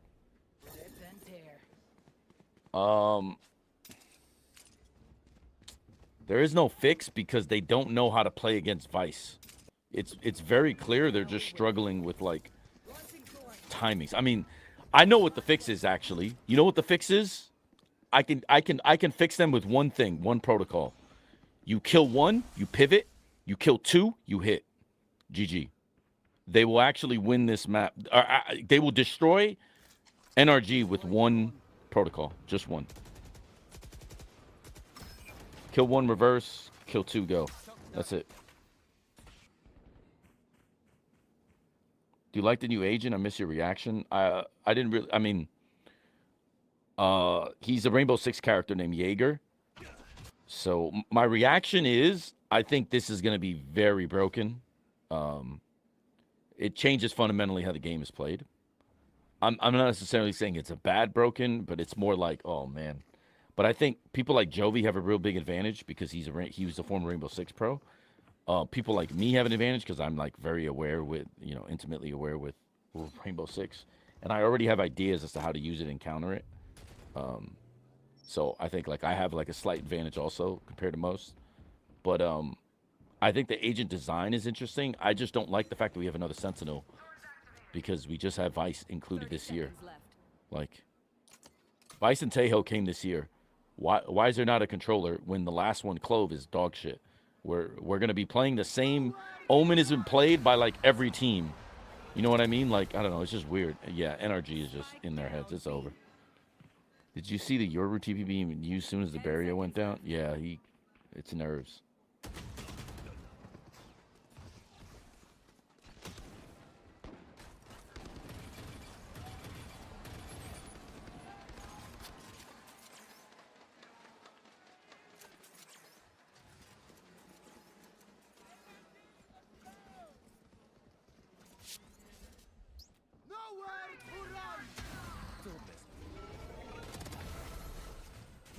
Yo, Austin!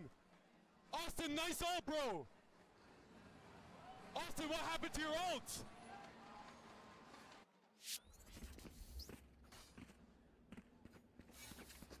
If you do Harbor Rework, a new controller will be 3 shifts to the meta, including vetoes. Yeah, Riot is cooked, man. There's just nothing we can do, bro. These guys are going to stay cooked because they think having esports people on hand is like a curse. They need more MBAs, bro. They need more MBAs.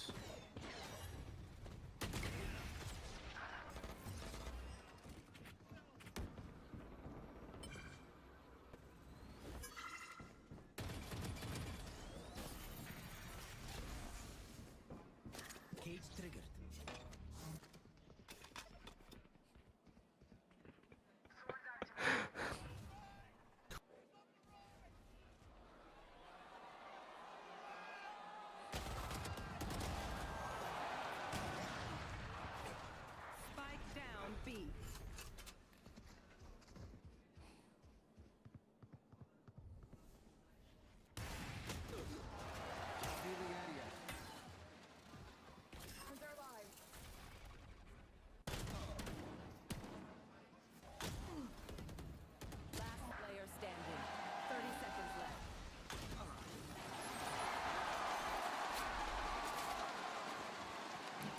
Let's go. My boy Doug is the best, bro. That shit is so funny. He did it. Oh shit.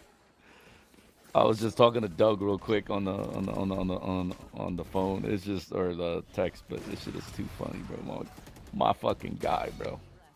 Number one. Don't want to hear anything about Chronicle being the GOAT. Ospas want to go out like this. Nah. Chill. We shouldn't judge people by their worst results. Like, Chronicle is, it's a team game, man. Ospas is incredible for sure, but Ospas also has had fucking stinkers.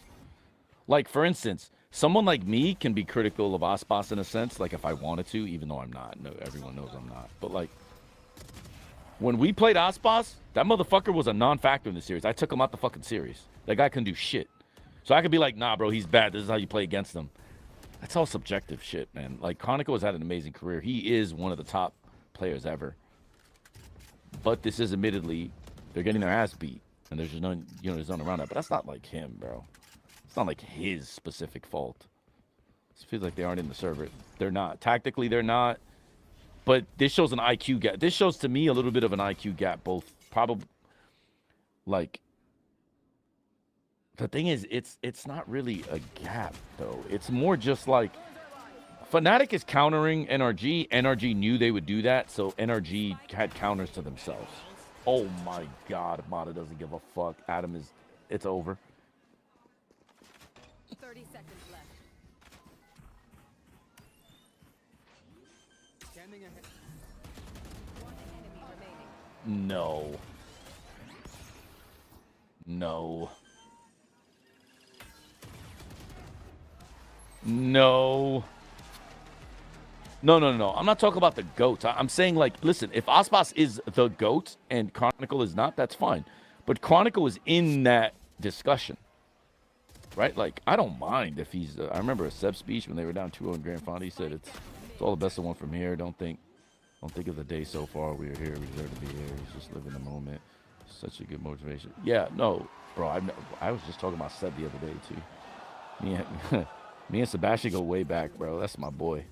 I still can't believe he's a two-time champs winner, international winner. That's crazy. Why would I sign someone that's won several times in esports? This business associate from a dying startup I met on Hinge as an NBA zoo. It is fucking cool. Bro, if you, I got to tell you personally what happened, but if you found out one of the meetings I had for North American Valorant, wait till I tell you that. There's something about my life, my luck, or just esports in general that just fucking drives me crazy. It's kind of insane, actually. It's fucking crazy, man.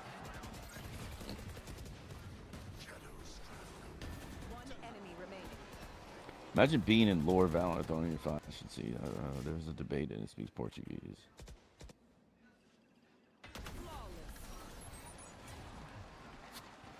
Who are you supporting personally? I want Boaster to win. As much as I love Ethan, like, he's a former teammate of mine, but he has one. Like, I think it's better for Valorant if Boaster wins, but obviously Ethan winning it isn't gonna hurt me at all. It's like, good shit, bro. 2 times, like, you know, like, but yeah, I kind of, you know, business associate, CEO of O2 Barbecue. Yeah, man.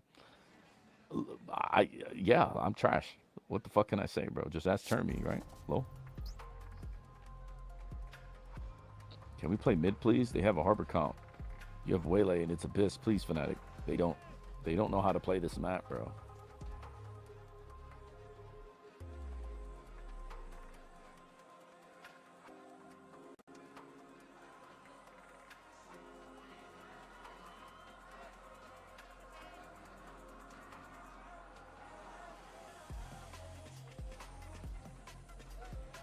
People shit talk because they can, but you can't really shit talk his career and what he's done, bro. Boaster is on one, man. Like, they made second. Everyone said they were shit, bro. We have a spike. I think the last spike talk that me and Baby Bay did, I'm literally telling everybody, yo, FNATIC is not as bad as you guys think. Like, what is this? Like, they took a little bit of a break. This is what you saw for the downspell, all that stuff. Like, everyone just thinks they suck because they don't win everything. That is just not true, bro. Shit, Tay. Even if they don't play this map, they anti-NRG. Yeah, what the fuck? Jovi's watch partying right now, too. Oh, yeah? My guy. How's he doing? I don't know. Like, damn, I should have invited. Bro, I keep forgetting. The thing is, I always wake up before these streams, so, like, I can never, like, organize it. I mean, he's got 13 people over there, so. I know, man. Like, we should have fucking collaborated with them. You know how it is, bro. I fucking rush here, and then I speak to you, and there's I'm still cooked, bro. I'm so tired. Yeah, I'm ready for NRG to wrap it up so I can take a nap. I feel you, bro. You just want to pass the fuck out. I respect it, yo. I'm not even hating, brother. I get it. Mata's pushing he doesn't give a fuck, bro. And the thing is, that's confidence. That's pure confidence. And also macro problems because, look, pushing the corners, like. Austin, what about your ult, bro? Bro, why are you not re-clearing your backside knowing that he already did that to you, Austin? Come on, brother. What the fuck, brother? Like, what kind of shit is this, bro? And now they're trapped. They have to go. They have to win this fight, and NRG know they're coming. Oh, anything gets out. Oh, and he does the Mako. Yeah, this is what I'm saying. Like, this is like teams. Okay, I was about to say something so fucking messed up. I'm not saying shit. All I'm gonna say is, I expect more. It was just a That's typo all I'm test, saying. but you might want to double check that one next time. It made me approve that typo. What typo? What typo? You meant to type fucking, and it looks a lot more unfortunate. Who, me or someone else? No, someone in chat. Oh. What would you say was the worst chance to watch this one? This shit is ass.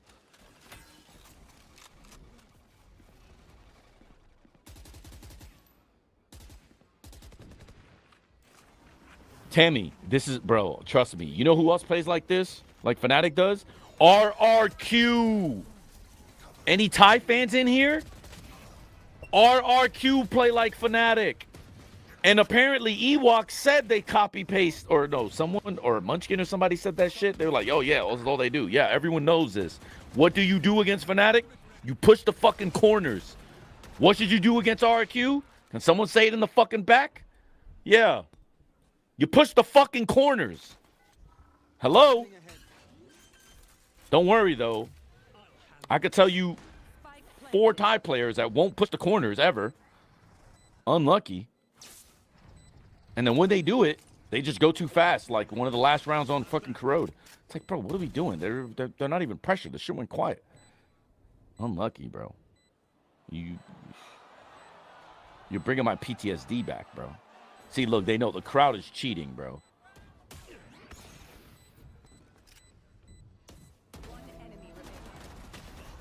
Doesn't matter. Even though the crowd told them where they were, they still can't win a gunfight, bro.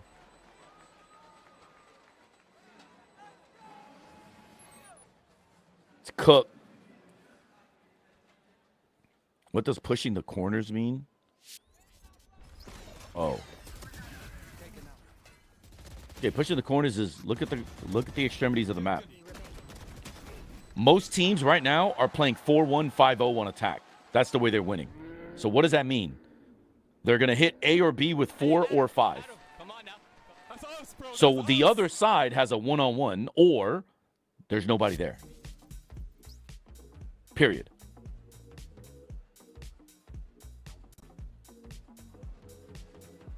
Like, and teams that copy FNATIC, and especially, so this is one of the reasons I wasn't worried about FNATIC, because I know how to beat them. Like, it's actually simple. But RQ just copy FNATIC shit. That's basically what they are. They are fucking FNATIC of, like, Pacific. And there's a glaring weakness in both those teams. But you have to have people that aren't fucking punks and not scared to push. Mata is not scared. He's not afraid. When you are confident in yourself enough that you can do that, you will exploit many gaps, because now they're going to have to do something that they're not used to doing, and that's basically either overplaying the backside push or going in a 3-1-1. And the 3-1-1 means that that your anchor has a much easier time with pressure because there's not going to be that many people or that much util being thrown at him. So how would you define Gen G's playstyle? Default heavy. They do the same shit they've been doing for 3 years on almost every map, and no mid rounding. It's all, yeah. So, yeah, it's actually kind of crazy. But maybe if Doma would tell them to play mid, then yes. Yeah, I mean, I don't know. Would you go for a player change in FNATIC? Me? No. Why would you change players when you made second of champs, man? Not everything requires a player change. Maybe your players just need to just get better in certain areas of the game now that you know what your weaknesses are. Make your weaknesses a strength.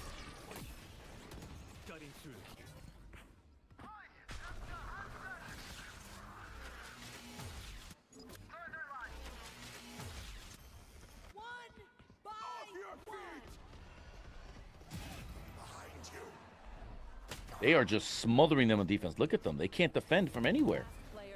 Look at them. Ethan got a flank kill.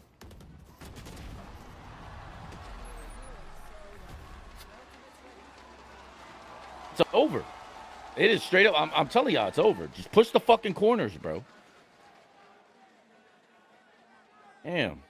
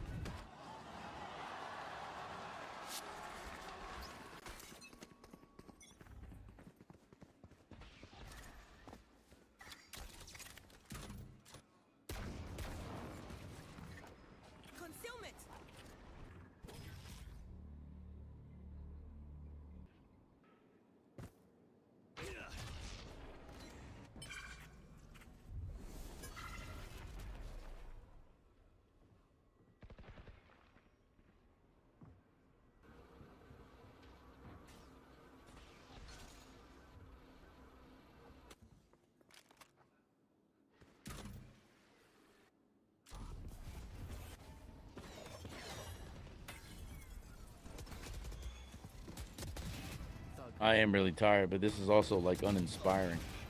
GG. Spike down A.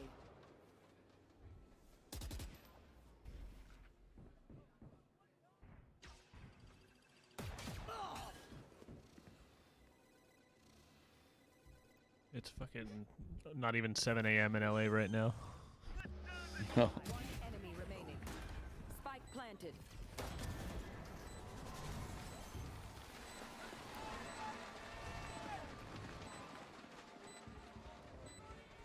Good try, idiots. Chronicles is not only really nervous, he thinks he's gonna lose. So he put his hand in his face and his hand is shaking like this. Spike planted.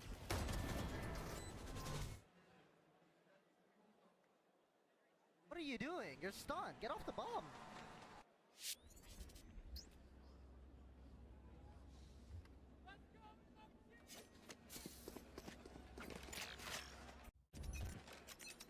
Yes, this should do. Is that true? That's not true. What do you mean they lost 3? Oh, well, they've made 3 finals. They've lost each finals. I was gonna say, I was like, they didn't even make the finals in Thailand. What do you mean? But you're not talking about this year. You're talking about overall, yeah. Yeah, it's a beatdown. This is an anti, like, I mean, listen. The only reason Mata is comfortable with running out behind them and not caring about the, lurk side pressure is simply because they know that this team plays like this. You just need to push the corners. You just need to be able to take the one-on-one. You're going to get a one-on-one. The map is too big. You need to challenge them. And if not, trust me, they're going to be grouped up together. You just need to take your timing. We'll hold on this side. GG.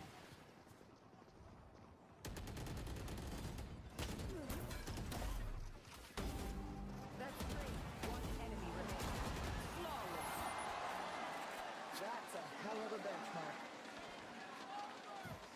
Like, one of the biggest problems with FNATIC right now and all map and in general, because we thought we were going to play them, these guys don't fucking pivot or fake. Now you guys see what I say by, you know, one protocol would have won this. You get only one kill on that site. You fucking pivot.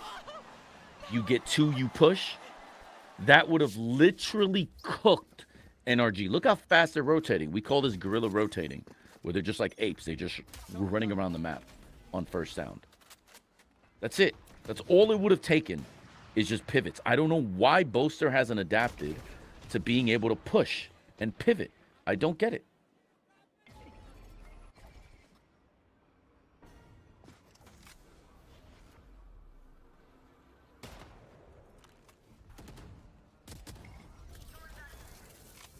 And that walk down play with Harbor was really nice and good, and they're just getting shit on. They just don't know what to do. Alpha's 1 in 10.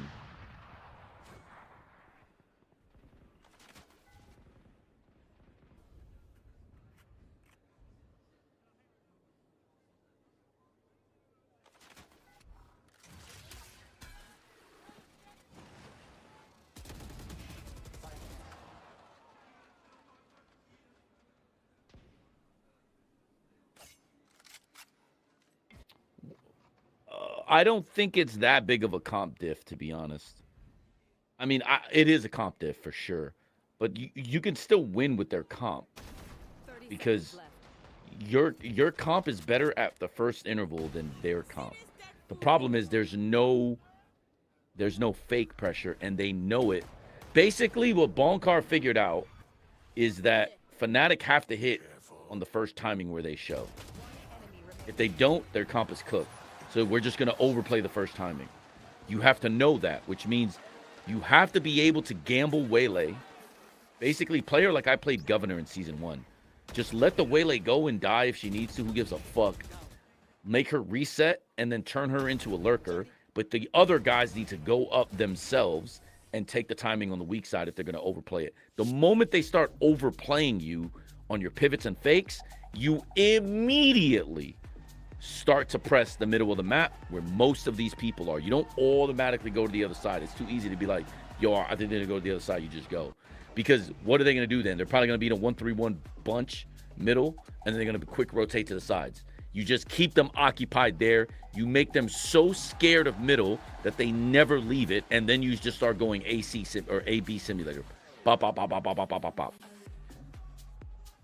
Because you have a first timing team against a guy that is probably going to solo anchor. That means he has to play retake, and then your post plants better be better than their retakes, which means the more you feel that they're going to just play retake, the less util you need to use on the first interval.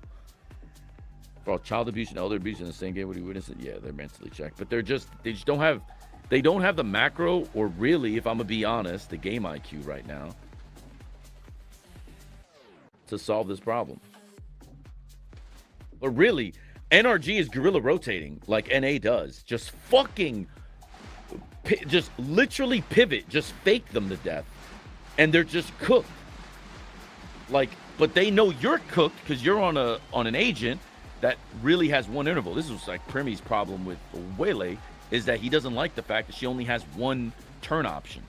But you have to play that option by forcing them to commit to the Waylay by rotating, and then be confident enough that you can kill this other guy on the other side. Because if you can't do that, then your comp literally requires you to DRX it and just execute simulator all the time.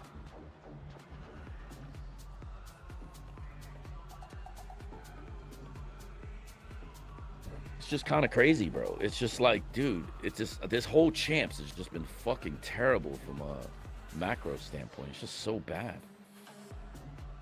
Literally, one protocol would have saved everything from them. And then it's, how does NRG adjust? Do they even notice what we're doing? Like, the moment they start trapping you, you need to figure out if it's real or not. Like, did they figure it out, or did somebody make a play? So you do it again, but you just make sure that that you're more careful this time, and then you wait to see if they're stacked on the other side. Then you know it's like, okay, so they know we're pivoting. Okay, they figured out the protocol, and then you break it, and then you have a plan to do something else. Like 124 was a whole as a whole with so much better peak gameplay. I agree. I completely agree, actually. Whoa, whoa, whoa, whoa, whoa, whoa, whoa, whoa. FNATIC losing this often. Well, guys. FNATIC have done so well this year. What are you guys talking about? They're just getting their ass beat. That shit happens. You guys are acting like this is like the worst team ever. What? Relax.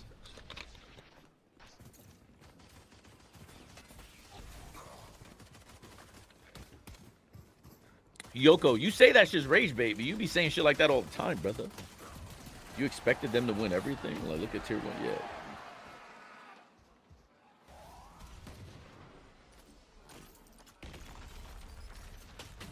Last player standing. Oy.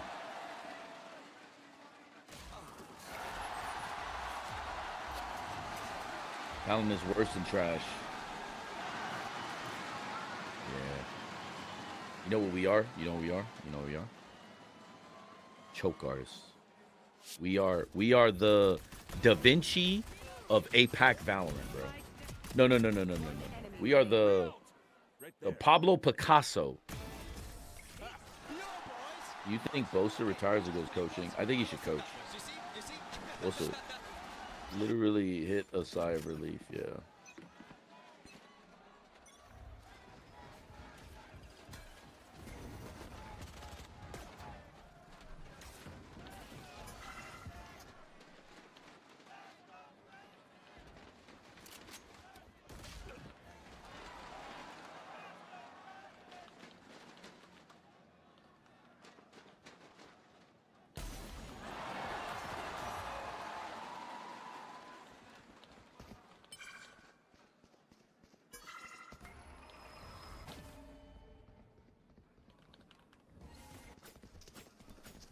Yeah. Bosa would make a great assistant coach for 2026, and then after some time going to head coaching would be insane. Yeah, maybe. Talon, Love, S&M, and but only the M part. Oh. Look at that mode to just say shit, yeah.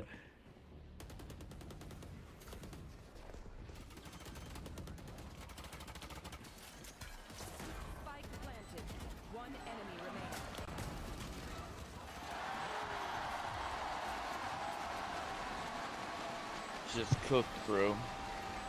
Let's mount the comeback. Let's go, FNATIC. And where does FNATIC is blowing up at this tournament as well? Yeah.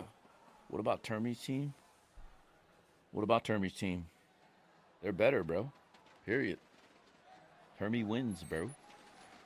Isn't that what the narrative is now? I don't mind. Gonna coach Talon next year. I could. I could not. Real talk. They should have won one tourney earlier in the year. Everyone was on the specialty. How mad would you be if Talon boys are in FNATIC's position right now? I wouldn't be mad. I saw it happen live. I was watching a train wreck. The difference is, tactically, Talon is never in FNATIC's position. We don't get outplayed like this ever. We just don't. We're in every series we play. We're in every game we play. And tactically, I'm certainly not going to get beat by the same flanks. Cruz is certainly not going to, like, yeah, this is not happening to us ever. This is no disrespect. It's just a fact. Just go look at the games. Like, Gen G is the closest team that dumpsters us, and that shit is literally just a mauling. It's just aim. It's not that we don't try different shit, you know, adjust and adapt to what's going on. It's just literally Karen sometimes and Munchkin just say, yeah, okay, guys, I'm just going to kill 2 here, 3 here. It's like, but it was the old Talon, too, not even this one. This one doesn't lose to Gen G like that either, actually. Like, nobody beats my Thai team now like this. And they won't, especially because of Cruz. Like, that's not a shot to boast or anything. It's just like, I just know where his weaknesses are. And like, this type of match isn't going to be one of them. Round 3, losing pistols. NRG, the only team doing orb management. That too, only on a bit. Bro, yes, the orb management is fucking crazy. Who the fuck was I flipping on during the thing? Like, why are you not grabbing an orb here? So you can orb control, and then you can fucking hit with your... Oh my god, who was it? It was on a bind. I was so fucking mad, too. I don't remember now. But do you think NRG this champ better than G2? No, bro. No. NRG just had the easiest road to the grand finals in the history of Valorant. Go look at all their games. They played straight bums. Yeah, okay, DRX made top 3. Come on, guys, let's talk. Like, DRX only got here because someone else lost. They didn't get here because they, like, earned it. And by the way, if they don't play Tejo and become Tejo merchants and win Season 1, or win kickoff, DRX doesn't even make champs. Like, no, bro. G2 went through the fire. They had a hard group. They had everything. Like, yeah, they lost to DRX and stuff, and DRX turned out to be top 3, but nah, bro. Who was in the group of death? Please don't fucking tell me NRG was, because that is insane if you think that's the group of death. Someone said this shit earlier, and I had to, like, very quickly correct. Crowd was so silent for the game so far, and all of a sudden we hear a crowd. Yeah, because they're, you know.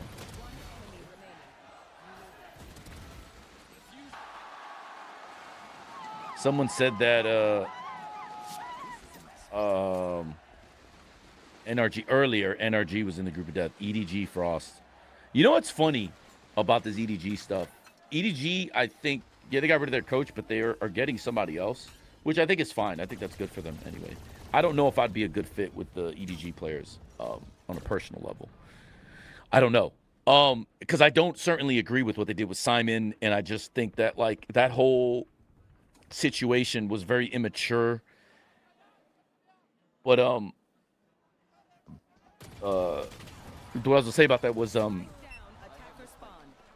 I, on a personal level, have heard some things about the management at EDG, and I will say that my opinion about where I'm going will be largely based on who is around me, what are their roles, and sort of like, you know, where the power dynamics are. Because I am tired of playing for bums. Like, I am not going through what I went through in some of my previous spots. And I also have a really good thing at Talon with the people there that don't meddle, that, like, you know, aren't egotistical, like, you know, that support rather than dictate. So, you know, if I go anywhere outside of Talon, it is not going to be at a place that's run like a fucking circus. I can promise you that. Not a fucking chance. Why would they keep groups of death? I don't know what that means. NRG group of death is rage bait. For sure. That shit is the easiest group imaginable. What the fuck are we talking about? You think Cruz is a good IGL? Of course. I think he's one of the best, actually. NRG got lucky, but they did capitalize really good on it. Of course, NRG did exactly what they are supposed to do. I'm not hating. I'm just being honest about the fact that they had a fucking easy-ass road. But you still have to complete the job ahead of you.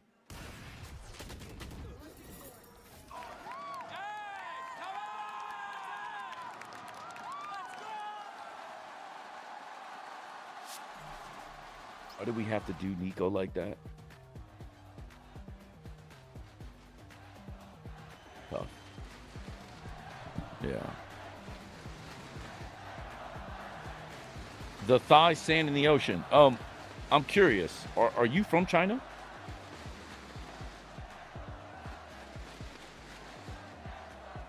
NRG right place at the right time. Okay, cool. But I'm in USA right now. All respect. We're in the USA.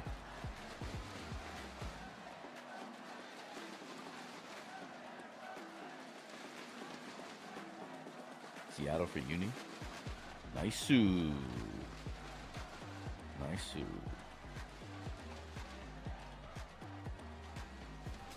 I can watch Shanghai if you make it. Respect.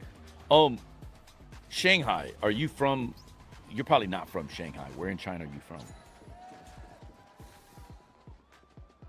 Would you and Jovi resign with Talon if they double the bag on you?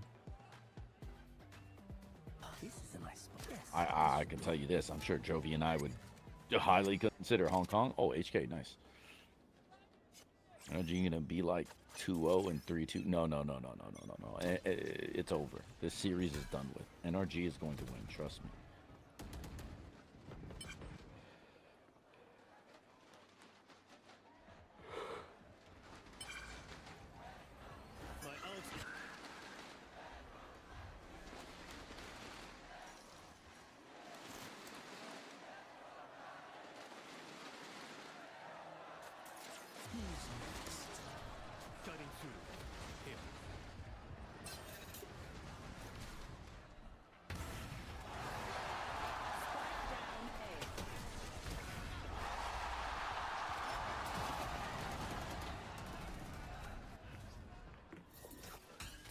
Way to good discipline by Ethan to hold the flash there.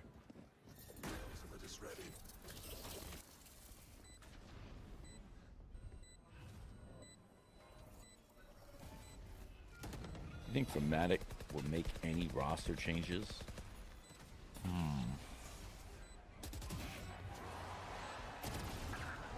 Yes, but not because of this. Thoughts on the new agent? Very good.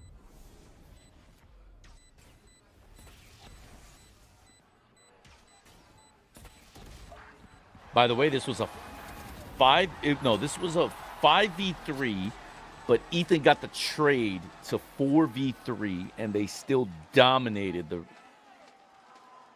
post plant there.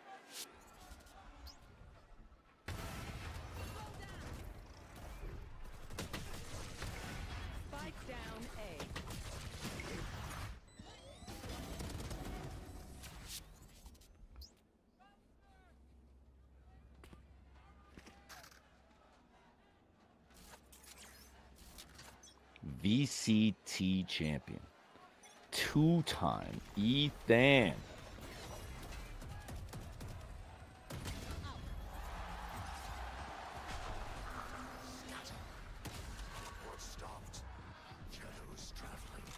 Oh, Ethan faked the pivot ult? What?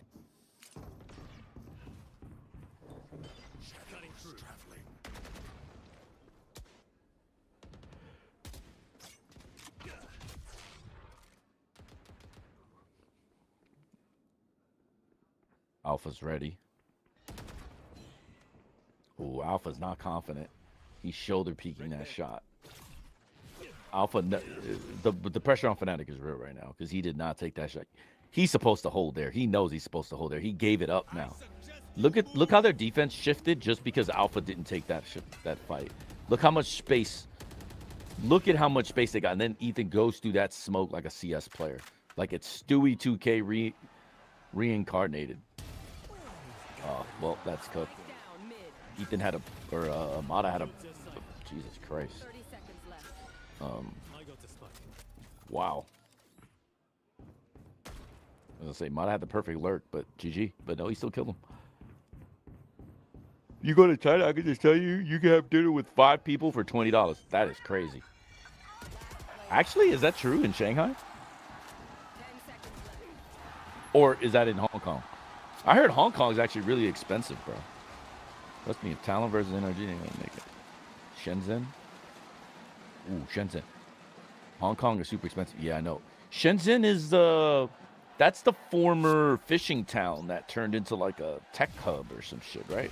Do I have that right? Shenzhen? Nice. I've heard about that place. It was really nice. I used to go to Beijing and Taikang. If you know where Taikang is. Like, I don't know where it is on the map. I just know I've been there because of Crossfire. I used to play Crossfire. Or, not used to play Crossfire. I used to coach Crossfire for a long time. And my team made CFPL, right? We were actually the first Chinese team, or non-Chinese team to play in CFPL. Flip side. That's crazy. 5 people for $20 is nuts, bro.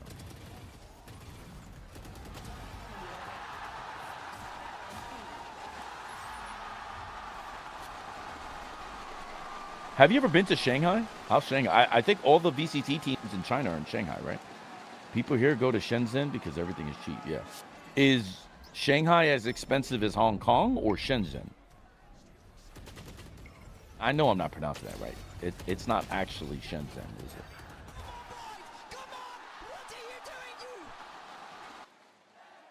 Maybe your boy can beat anyone here. It's so cheap. Oh, even Shanghai is cheap? Because I'm in USA, right? Oh, yeah, USA is stupid. LA is unbelievable. Bro. Let me tell you something. In Korea, I can get a really good meal for like 10K, no, for like 14K won now. Which is like $7 delivery, right? So let's say $21 delivery, good meal. I ordered honey kettle here at the place I'm staying at for 2 people. It was literally 2 pieces of chicken, fries, and like a biscuit. $60 for 4 pieces of chicken, 2 fries. $60, bro. Oh my God. LA is incredibly expensive now. It is fucked. I was like, damn, because remember, I was here 3 years ago, I think. Yeah, this January would be 3 years. I spent 2 Januaries in Korea. Yeah, so 3 years. Is when I started living in LA. Brother, this shit is cooked, bro. Pay $20 for Chipotle and equivalent to 7. Yeah, it's fucked up, bro. America's fucked. Yeah, you can't go back to NA anymore. Yeah, I don't want to because of that. Also, by the way, there's a tax treaty with Korea. This is another thing that Pacific has an advantage with. If you're an American in Korea, you don't have to pay taxes to either Korea or America. So every dollar I make in America, in Korea, is the first 120K I make in Korea is untaxed. This is also an advantage Pacific has.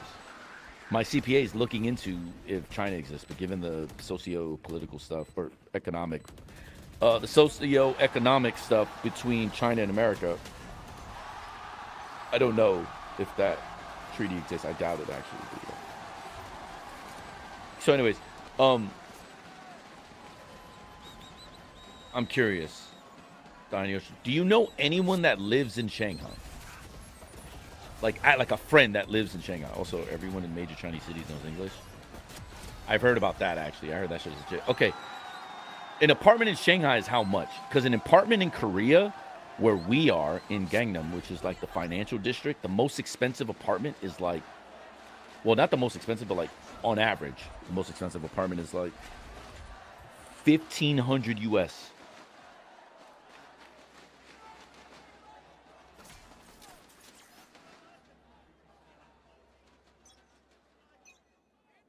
Yeah, actually, I'm trying to.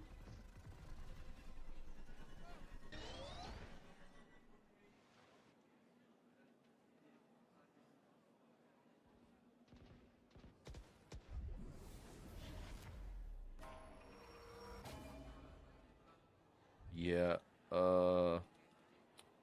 fuck, how do I do this?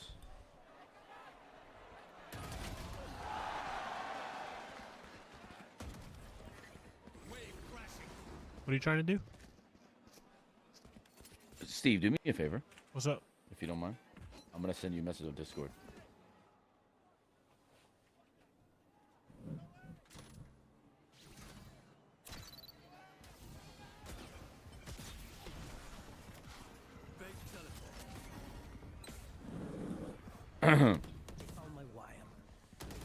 Like Shanghai rent is more expensive versus other cities, but your expenses are a lot lower. Yeah. But I'm just curious, like, what the rates are. Bro, these guys FNATIC are the real Madrid or Valorant with their comebacks. You know what's funny about this with FNATIC is that FNATIC aren't even like good on defense. The defense is not what their strength is. Oh my God, he should have got 2. Oh, he got owned. Alpha should have died at least. Not Hong Kong expensive, of course. Yo, Hong Kong is crazy. So people from Talon are in Hong Kong. They live there. Bro, my boy was telling me like he pays like $2,300 for like a shoebox. It's crazy how expensive Hong Kong is. I couldn't believe how expensive Hong Kong is. It's fucking insane. Bro, if NRG pulls a Sunset Talon and gets reverse swept, I'm so down. No. I don't wish that on anybody, bro. 300 is a steal? Damn, that's crazy. So he's complaining about that, bro. Damn, that's nuts. You pay 8-9K for a 3-bedroom apartment near a metro station. Yeah. I've heard of shit like that, but like he's in like a 1-bedroom. And by the way, in his building, there's no elevator, so he has to go up 7 flights of stairs every day.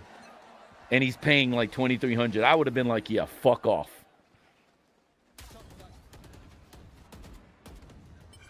Well, this comeback is now really real. They're gonna double orb control, right? Yep. They're going to double orb control. By the way, where do you think Ethan actually learned about double orb controlling? Anybody want to take a guess? Lol? Public housing? Yeah, it sucks. That shit's crazy. Not ready yet. Oh, Tammy, I told you. Listen, I told you about, like, yeah, it's just, this isn't high-level Valorant, bro. You know, there's a reason I say that shit the way that I say it. Like, I'm not trying to be a fucking dick.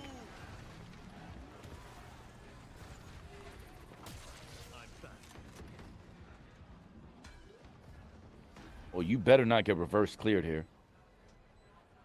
Wait, Brim isn't. They're gonna give Mata the 1-on-1? Oh my god, that was so risky. Why, bro? Damn.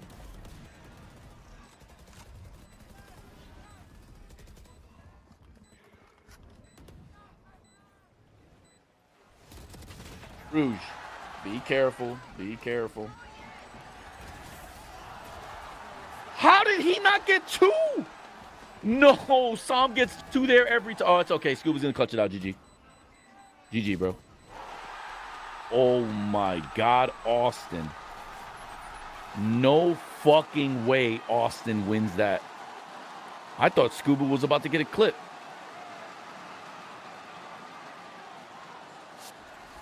Cool. Thanks, Steve. I appreciate that. But I think it's just easier to just, you know, this.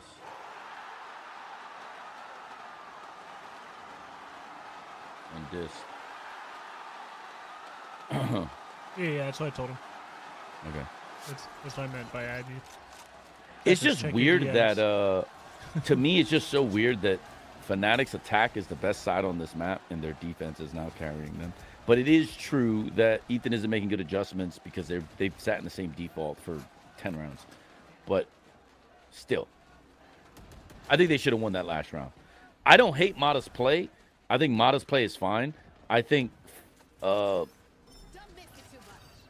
NRG fucked up by not pushing into the bomb site because you have to make them choose either to fight Mata or you.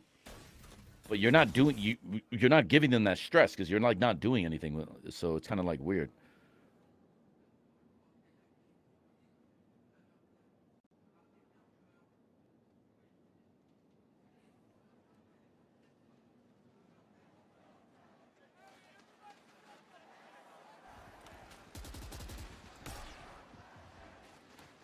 They know it's a fake. Ooh. He got luck. That is a nice fucking lurk smoke by Boaster. Immediate lurk smoke. Good shit. He pre-placed it. So this is a set defensive play by them. Oh, he's dead. No, he's dead. I knew it. Oh, Crashies. Oh, Crashies is about to get... Oh, I thought he was going to swing right. He would have gotten at least 2. That's tough. Damn. He almost fell off the map. Crashies.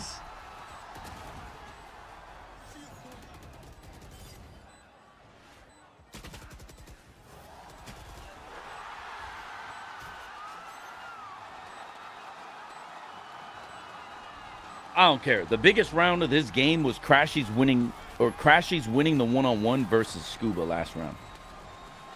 That is actually an insane position for him to be in with 34 HP too. My friend in Shanghai is paying 1K USD for a city center district 1-room bedroom, but he said suburbs can be like 500 lower. That's crazy. Damn. So it sounds like Shanghai is actually cheaper, in my opinion, than. It sounds like it's cheaper than Korea. And by the way, in Korea, they don't. Most people don't speak English, actually. So for foreigners, I actually think China's better than Pacific for sure. Not even close, based on everything I'm hearing. Cost of living, food, and language barrier. What did NRG do wrong in the end here? They didn't adjust well. So they didn't notice that FNATIC is like in the same default for a long period of time. They weren't faking as much as they should. They've been faking the last couple rounds, but you can live in China without English in Shanghai. I know because my Chinese is horrible. I can't order food. You can live in China without, or you can't live in China without English? Or I'm confused. Sorry. We're OT demons. We're not even worried. NRG said you got to make this interesting somehow. Xena, you were on cloud 9 5 minutes ago. You can live in China without Chinese? I'm sorry. I can't order food? I respect it, brother. Trust, bro. Wait a minute. Oh, so your family is from China. You're in uni, but you don't speak Mandarin well? That's cooked, no? So you went to international school. Right? You must have went to international school. Yeah, I respect it. Like Cruz. Cruz went to international school in Thailand. That's why his English is perfect.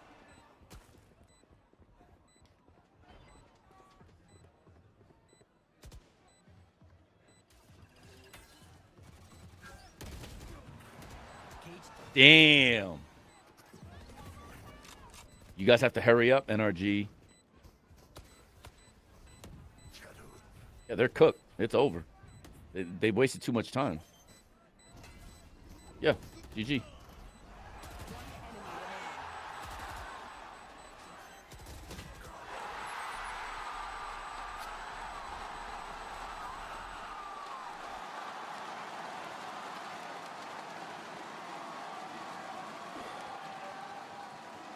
Oh my God, these guys are going crazy. Relax, guys. Holy shit. Jesus Christ. Oh, this must have been what RQ fans felt like. Except RQ actually delivered. They actually brought it all the way back. Is this giving you PTSD from the RQ game? No. It's kind of weird. I'm sort of like, I mean, I do get PTSD and I'd be getting pissed, but like, I don't think any team is ever going to go through what we went through during that RQ series. It's hard to describe. I don't think it's going to ever look the same or feel the same to me. It was an absolute dumpster of a choke job because if we did what we were supposed to do, if we did what we talked about doing, if we did what we prepped, we would never have lost. So, like, it's actually insane.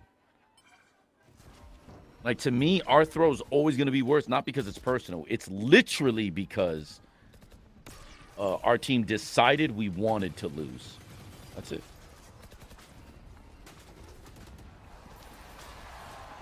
Oh, my God. Nice.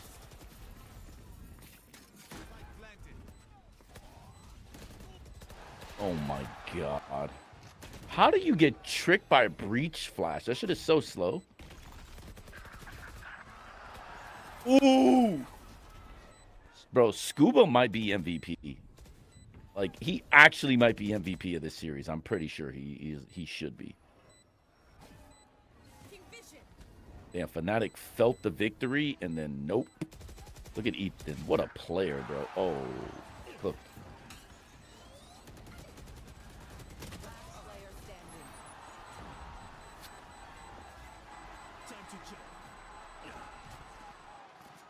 Choke job akin to G2 versus T1 Bangkok. No. Our choke job is worse.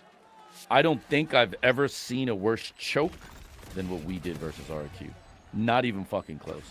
You can't even convince me otherwise because I knew what the game plans were. And I know what happened in the games and what I saw. No. Our shit is literally our own people said, you know what? I don't want to go to Paris, actually. I changed my mind. That's actually what happened. Like, no joke. I'm not even trying to be rude or mean. That's actually what happened. They were decided like, nah, I just don't want to go. Like, all right.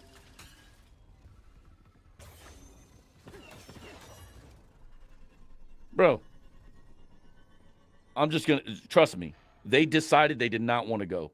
They would rather go home to Thailand and start the offseason early. That's like actually what happened. Then you're second place with RQ? No. I'm telling you, no. If you're talking about like impact and stuff, yeah, this is in the finals and at you know, yeah, sure. But if you're talking about just comparing the choke to choke, no.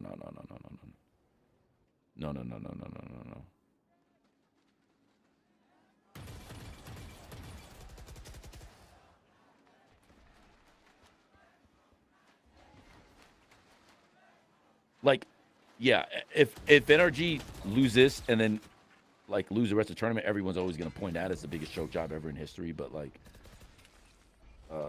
and because of cultural impact and stuff, they should obviously. But if you're just comparing the losses, no, this is way worse. Or RQ is an actual throw. These guys are not trying to throw. These guys are literally trying to win. They're doing everything they can to win.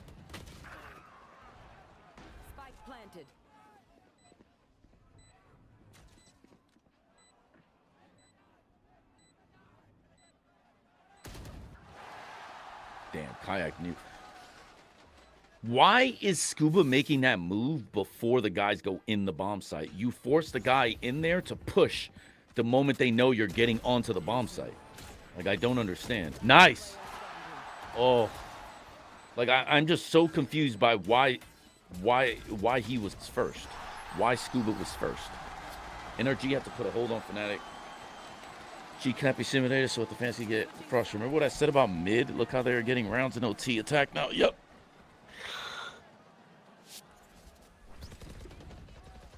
Kayak started 1-11. Alpha started 1-10.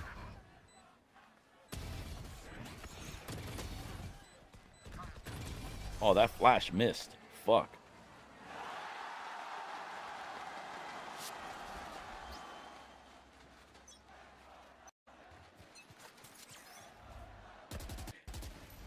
And another thing too, in terms of IGLing, the reason why it's hard to lose or for Talon, like if we're up 11-1, the reason why it's going to be hard to lose is also because of Cruz. Not the IGLing. I'm not going to say this because, you know, that's too much.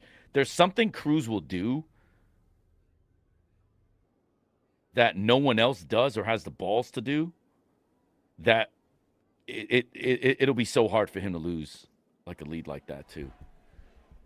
What happens? This is Challen choked 5 times. Yeah, I mean, I know what you guys mean because of terms of impact for sure. But the reason why I don't, yeah, the choke isn't the same is simply because both of these teams are honestly trying to win.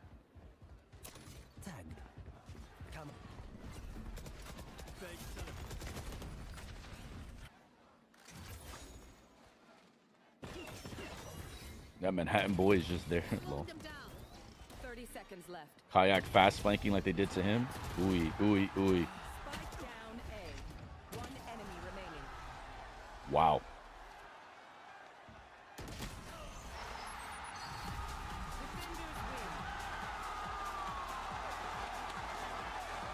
Wow.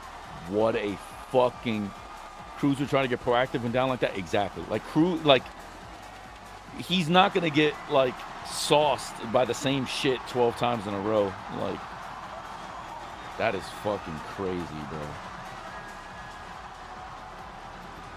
I can't believe that. While you're shaking, I'm just like this, bro. Steady. Bum.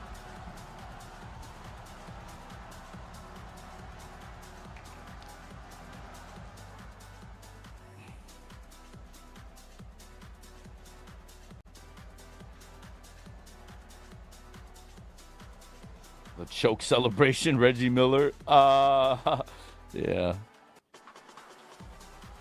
The problem for NRG is these next maps are actually decent maps for FNATIC.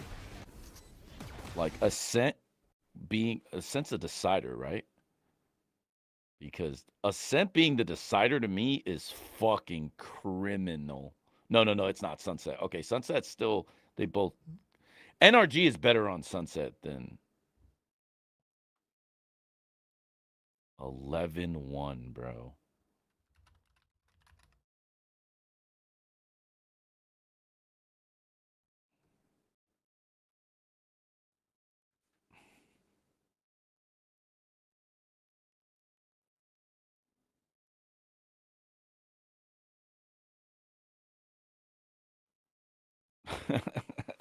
Tay is funny, bro.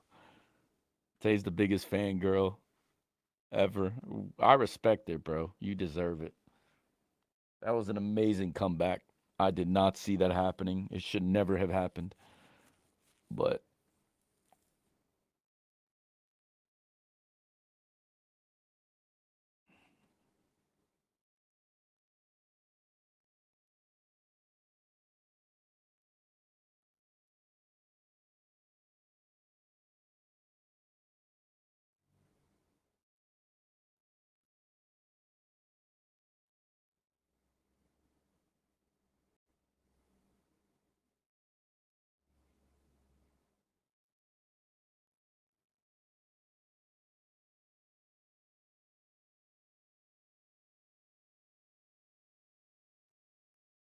on defense, Mata kept pushing. On attack, they were allergic to hitting the same site twice, resulting them in always hitting a stacked site on Abyss. The ABAB shit, this is just bums. Like I'm telling people. Anyways, it's okay. Like, they made it there. It is what it is. Where the sun goes down. Tay, you're the best, bro. One of one. One of one. Actual one. Do you do watch Party for Worlds? For League? No. I don't know enough about League. I like it, though. Like, I love MOBAs. MOBAs are my favorite genre, but...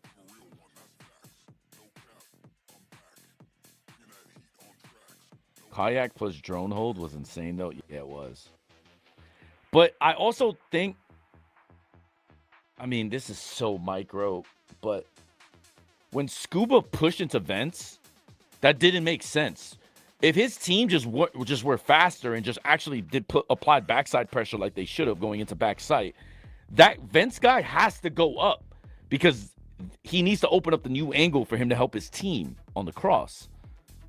Scuba going first there just made no sense. Like, the single never goes first. I don't know. The one piece is on Sunset, yeah.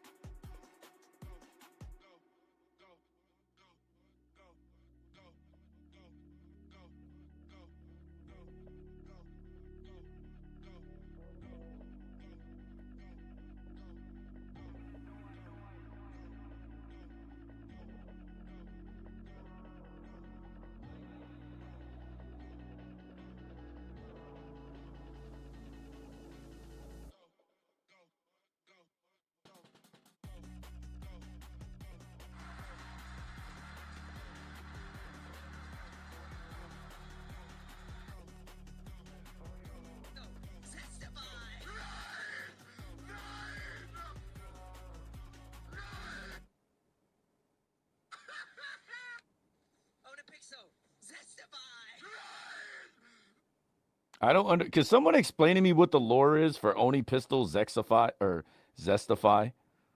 I don't actually know what the fuck that even means, and why does Oni even say it? And Oni is German, right? He has to be. No, someone sent me the clip of Boaster in the middle of the series going Oni. He's talking to Oni Pixel while he's playing, which is funny. No.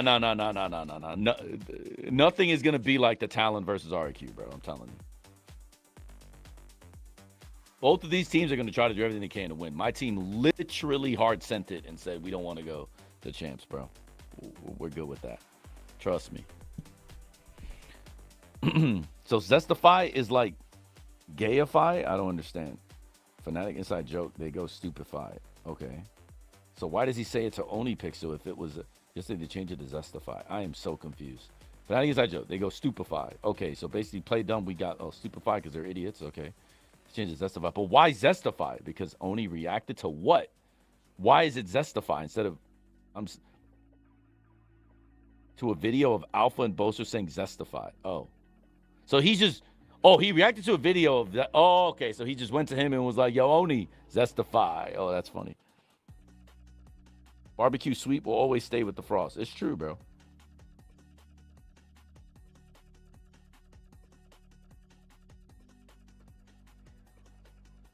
It is exhilarating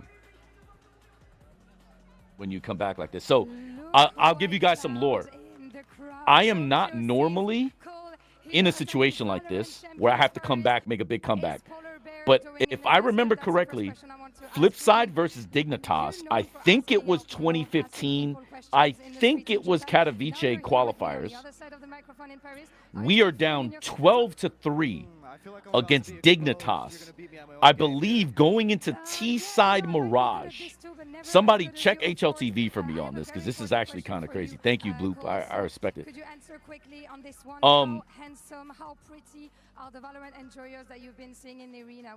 We came back down 12-3 to qualify for Katowice. Down 12-3 in CS. I don't think I'm surprised. Gamers are beautiful people.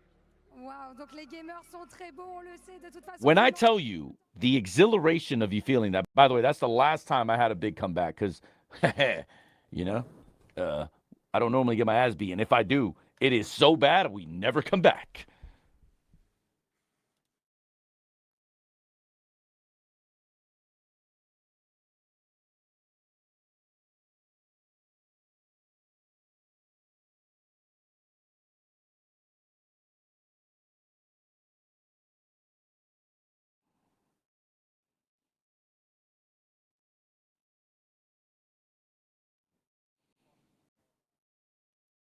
Yeah, that's kind of tough. Wait, on Twitter, new post notifications for Elon Musk. Can I just fucking mute him? Thank you. Holy shit. Are they forcing that on you? That's tough. Yeah, like once a month or something, though, he'll just like reset that shit and make you see it again. So that is crazy work. Anyways. Zestify, okay. I don't know if links are allowed to Zestify thing. What the bum ass stream, Hector? Baby Bay on mainstream. Oh yeah. Can you put the mainstream on, Steve, so we can watch Andre? Oh, and can you rewind it back to his part? Yeah, he's on the analyst desk apparently. Shit. Hold on. Let's listen to his dumb ass so I can cook him. Can I review this later? Yeah. They want him to be your hero? What do you mean they want him to be my... Oh, Elon Musk? Yeah. Anyways. As an American, I will just say I apologize for everything America has become, and you know, whatever, man.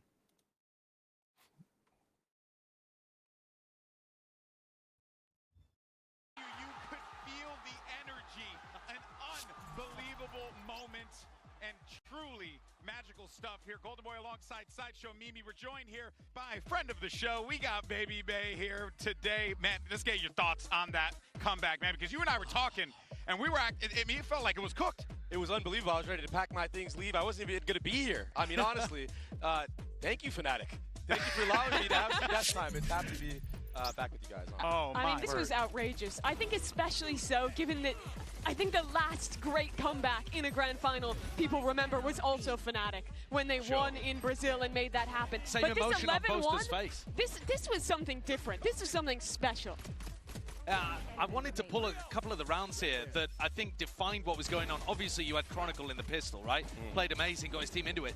But then NRG were taking these fights in mid. FNATIC were down to scrap with them, and it was about the only thing working early on, Kayak activating too.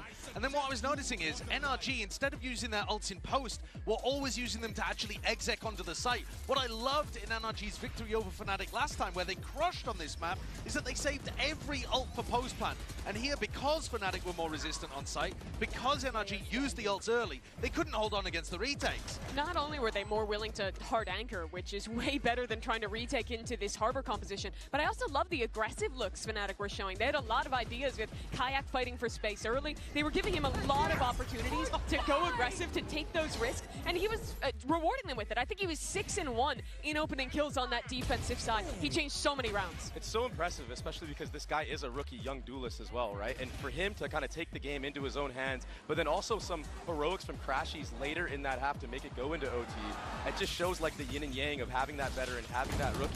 But yeah, Kayak was just lights out, and it was just insane, this comeback, because last time they played, it was also 11-1 on the other side for NRG on the other half on attack. Dude, look at that.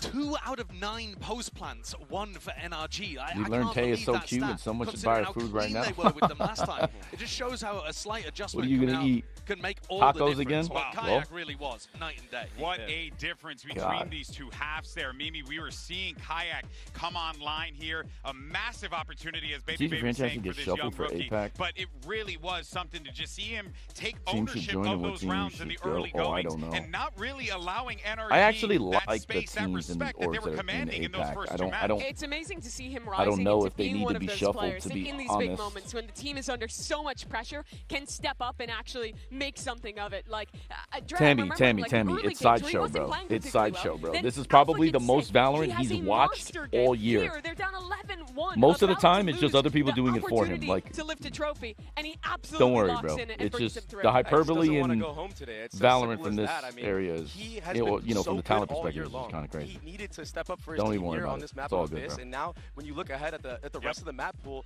I mean, we are sitting at the potential of one of the biggest comebacks of all time in Valorant. It's going to be ridiculously insane if we pull this off. Without a doubt. And here is your next match. TNF. It's not whether I would go back. The question is, are their egos ready to admit that they made the mistake of firing me in the first place? The answer is no. And what they are 100 made of Thieves here. would rather And go also, back to other conversely, on the previous other coaches side, than me. what is NRG made of? Can they actually build themselves back up and get back into this game? Because as it stands right now, that right there Also, was they already an have, by the absolute way. heartbreaker. Now, as we get ready for Ascento Sideshow, I understand you got to tell us, Shady, you want to break down what we're going to be looking forward to here on Ascent. Yeah, I wanted to showcase some of the things that were working well for NRG last time, some of the things that Okay, FNATIC will have Steve, to be aware you can of. go So back for to live. starters, I don't really remember listen that they to were losing a lot of players early on. Mada's gone down at the start of this, and yet NRG was still winning so many 4v5s. And I think a lot of it comes down to this guy in the middle here, Ethan. He was spectacular.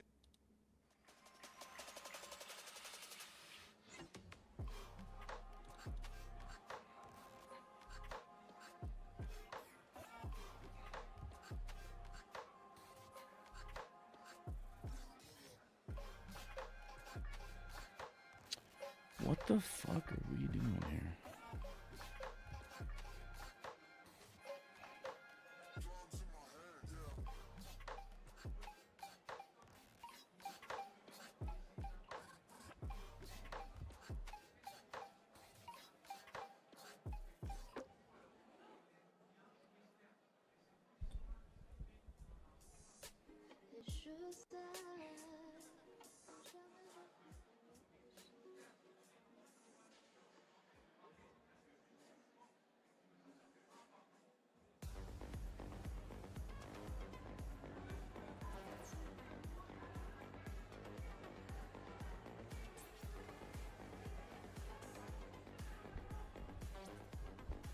How's Baby Bay building more hype for each match in the desk?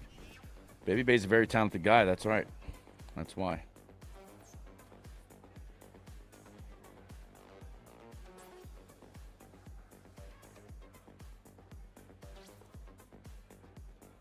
Pull out a new comp. These are not teams that do that, bro. You need talent for that. And even we didn't do it much this year. We finally did it towards the end in Japan, and it netted us almost 2 wins, one on Sunset and one on Bind, but it's okay. America's experience coming in handy.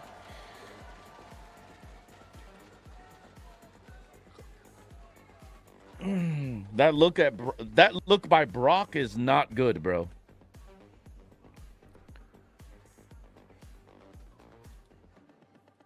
That look by Brock is not fucking good. I'll tell you right now. Are there many pros from Australia I know of? Yeah, so Dragon, who's on E-Kings, is very good from Australia.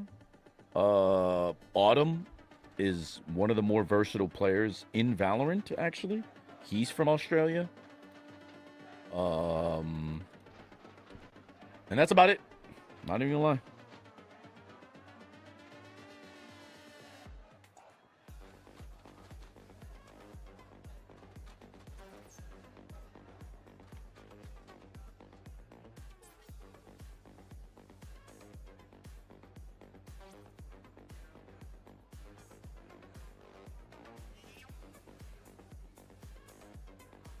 Bro, these non-Chinese in Chinese teams are those teams for a reason. Fucking demons. What do you mean? Oh, I know what you mean. Because he's from Australia. Yeah, my bad. I'm stupid and tired. I am from Japan as well. You're from Japan, China, Zimbabwe, Sweden, Kazakhstan. You know, Mongolia. You're from everywhere, bro. OCE has cooked the region so many bought accounts. Yeah, it's tough. I'm actually Mother Earth, but that's true. Does that make me Captain Planet? He's a hero. NRG went up. I heard Wolves are bringing up in a non-Chinese flash initiator. Yeah, that rumor is out there. I trust Fade and Ominous to know what they're doing, so I'm sure that player will be good. Talon made it to champs. How far can they go? I thought we would have went far, but to be honest, we're choke artists, so I don't know much. I'm from Japan, Gina. Trust me. Okay. This Psalm is down. I don't hate Psalm. I'm just excited. Yeah. It's all right.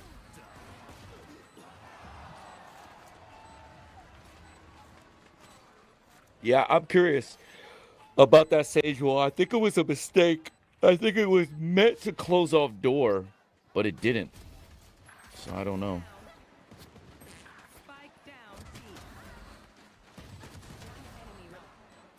Right? It was meant to close off door, yeah.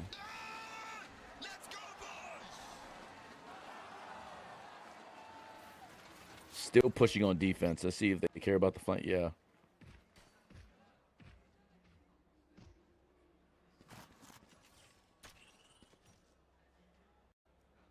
Right here.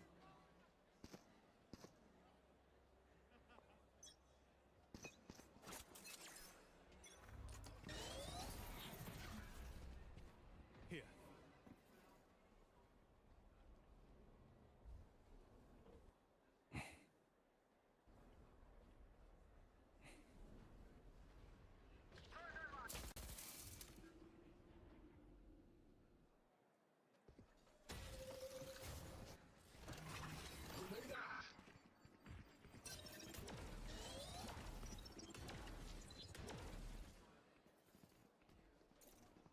Right here.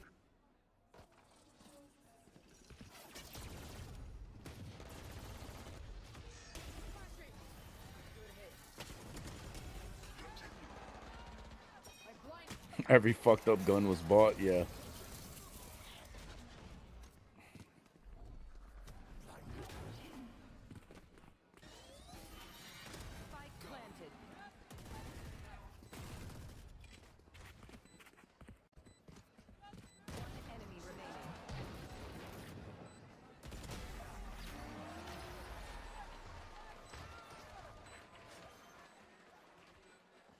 It's funny. We got bomb money, though. We got bomb money, though. That's funny.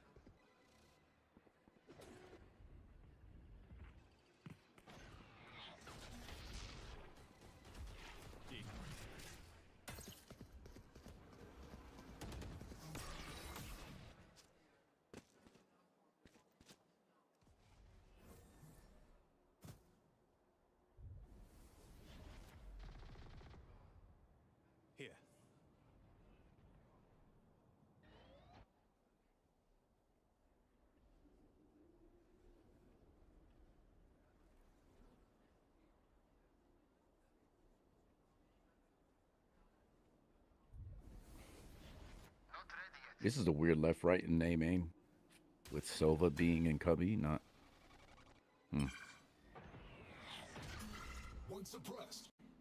Storm's willing to give it up. He only caught one. Sova, what is the game tape on Crashies? Is Crashies a faker?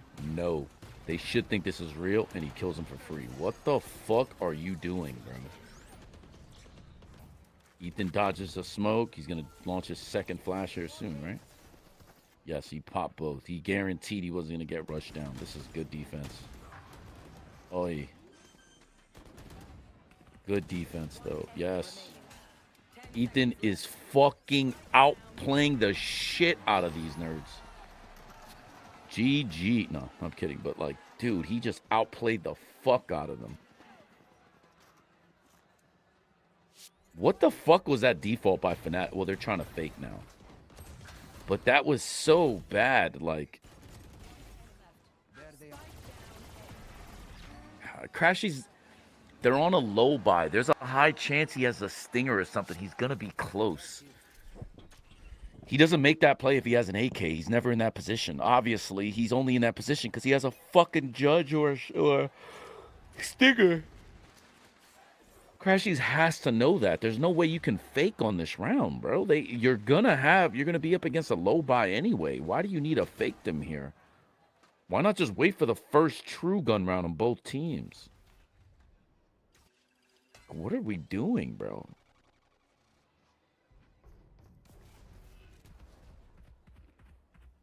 I don't see he's not prepared for your clone triggering Vice Wall. I feel like 6 months ago people were prepared for it than now. I don't think it's that they're not prepared for it. I think it's more like the clone has other practical uses, so I think people think on defense it's a good trade to just get it off the board. Mata, why are you not holding the short angle on the right? Why are you fucking swinging out, bro?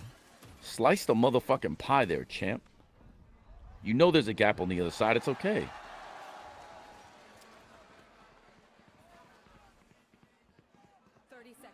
Thrifty! All right, in fairness, this Thrifty is on Ethan, though, because they're kind of greedy. Like, they weren't prepared. So they try to macro the map with these low buys, but you're taking too many fights against better weaponry in too many important areas, especially long ranges. You're not playing to your ranges there. I would have much rather, if you're going to do anything, you either B-pop or you fucking A-split. And you, and you go heavy A-split. Or, sorry, heavy cap. You smoke bot mid one, there's no way they're going to push out a B that fast. You just got to be quick. These guys stood up, winning against a Judge Outlaw. Yeah.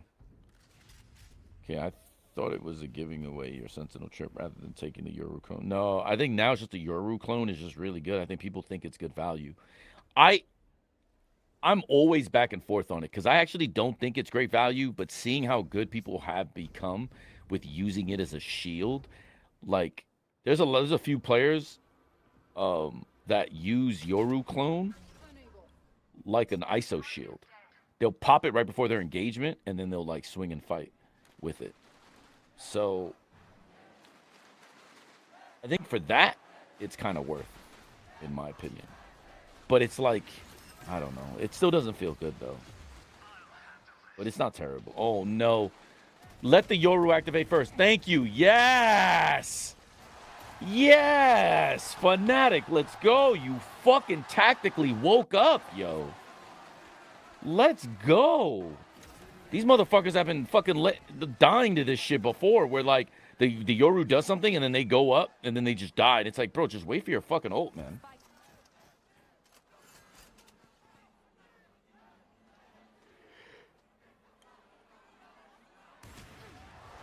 Oi, he is not in the zone right now. That's a quick flick bot down. Frost, how old am I? I am now so old that my player, Cruz, the last thing he said to me in Korea was, Hector, you're so old, bro. You need to You need to learn. You need to stop making documents for playbooks for next year. That's actually what he told me. That is literally the last thing he said to me. I'm not even joking. That's how old I am. That guys like motherfucking Cruz get to call me old. But I remember being a younger Cruz in Dota, and now I'm everyone's OG. You gotta make presentations, bro. Dude, it's just Google documents for shit, bro. These guys are nuts, man.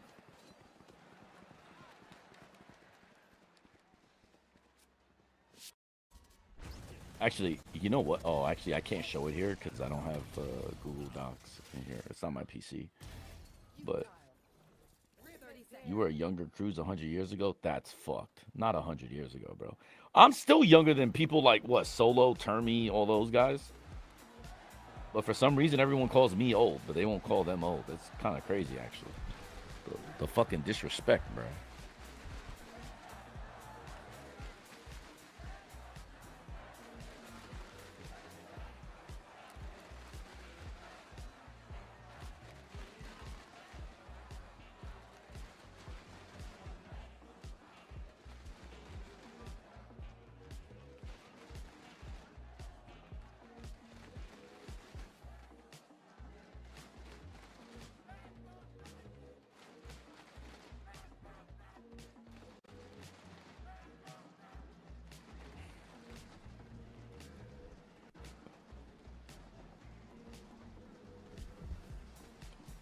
I have a clean feed, yep.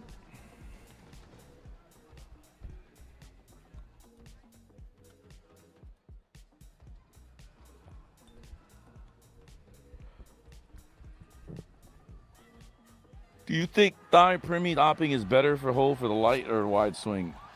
For them, wide. But they're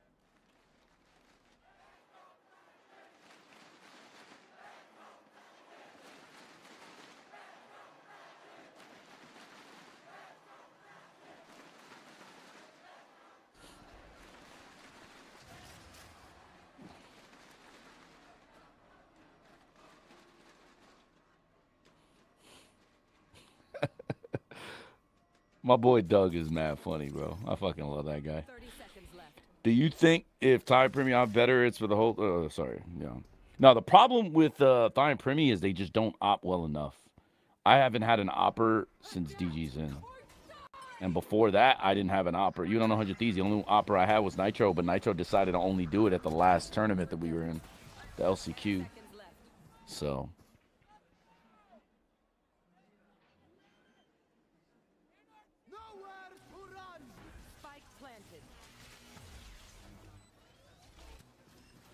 You need an opera, let me know. I got you, bro. I got you, bro. I can play Perma Chamber. You know, I have a friend like that, Scooby. I don't even know if Scooby's here. He's probably not Joe. Joe, this motherfucker is a Perma Chambre. Hello? Bro, what level are we playing at? Is this VCL? Don't think someone's main? No disrespect to my VCL people out there, hello. Actually, all the disrespect. Y'all trash. Let me hop on Vice. Let me tell you something about Vice. I think she is grossly underrated as an opera. Mata playing just like me, bro. I feel that, bro. What is Kron doing? I don't know. Who do you think is the best operator player?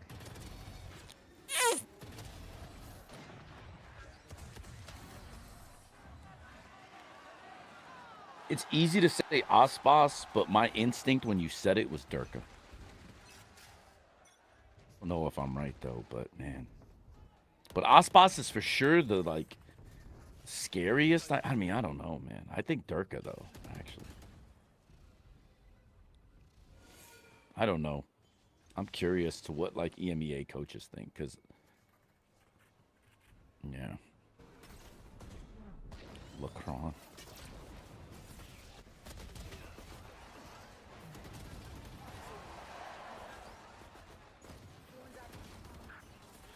What?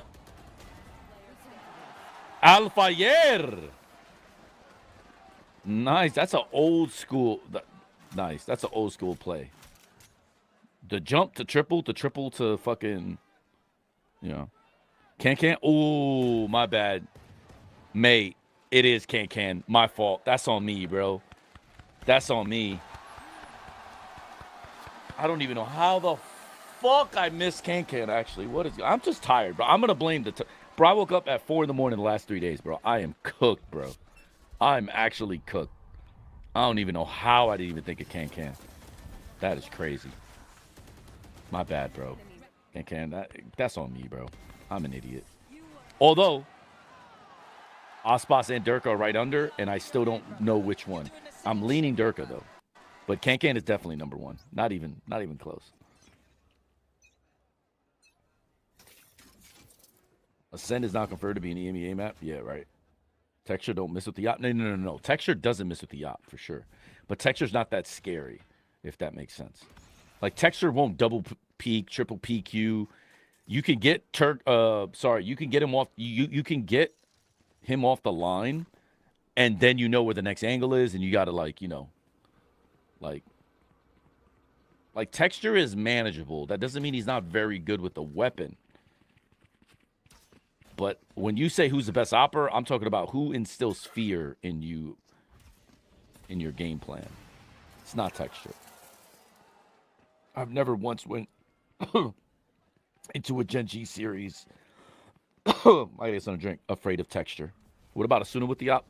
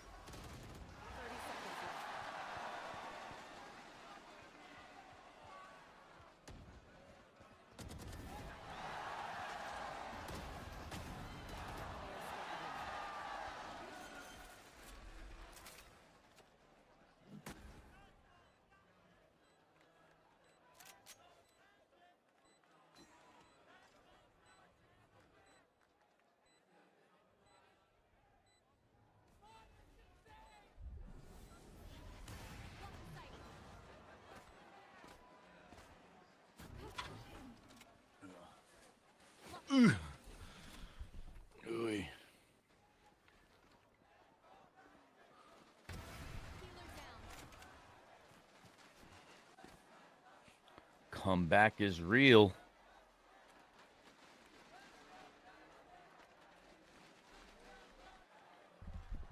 Bro, something on the days he isn't doubting himself is the most scary opera to go against. No, honestly, even though he did what he did to us, he wasn't. We made a couple big mistakes there. Best thing out of 100T is the hoodies. True. Question? So egregious, you had to take a walk. I'm so dead. Yeah. Fuck out of here with that. Asuna with an op in his hand, you might as well have lost the round already. Tough. I know what that's like. Just check Berlin versus Optic on Haven. I think it was round 6. They do a B walk-up. We know it's coming. We knew in the game plan exactly that they would do an MVB that round. Just watch how Ye puts him down and he holds the angle with advantage. Just watch. Yeah. Just trust me. Sight to see.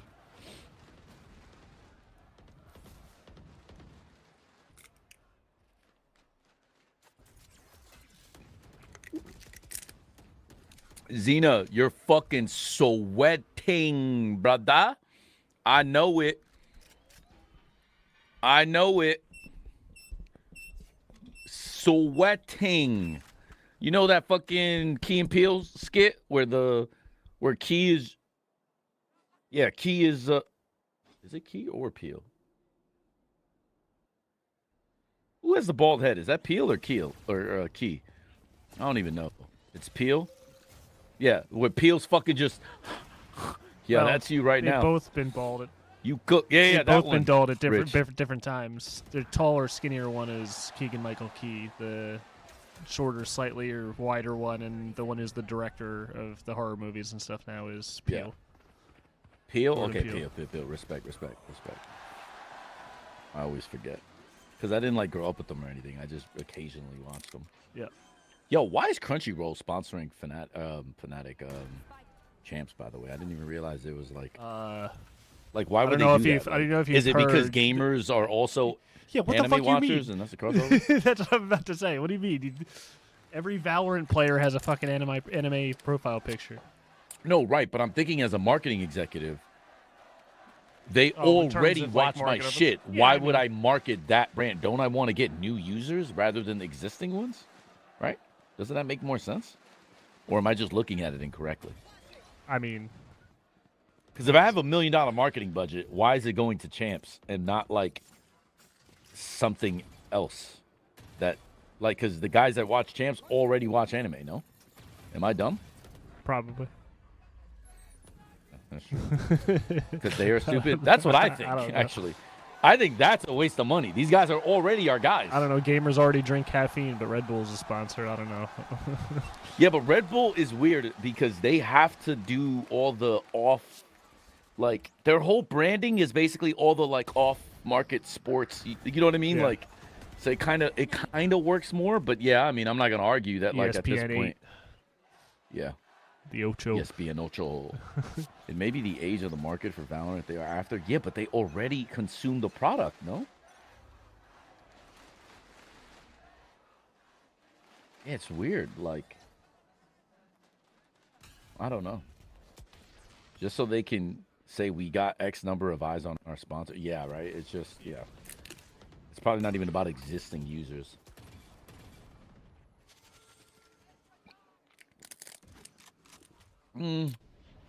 Maybe you could make an argument about retention also. But I don't know, man.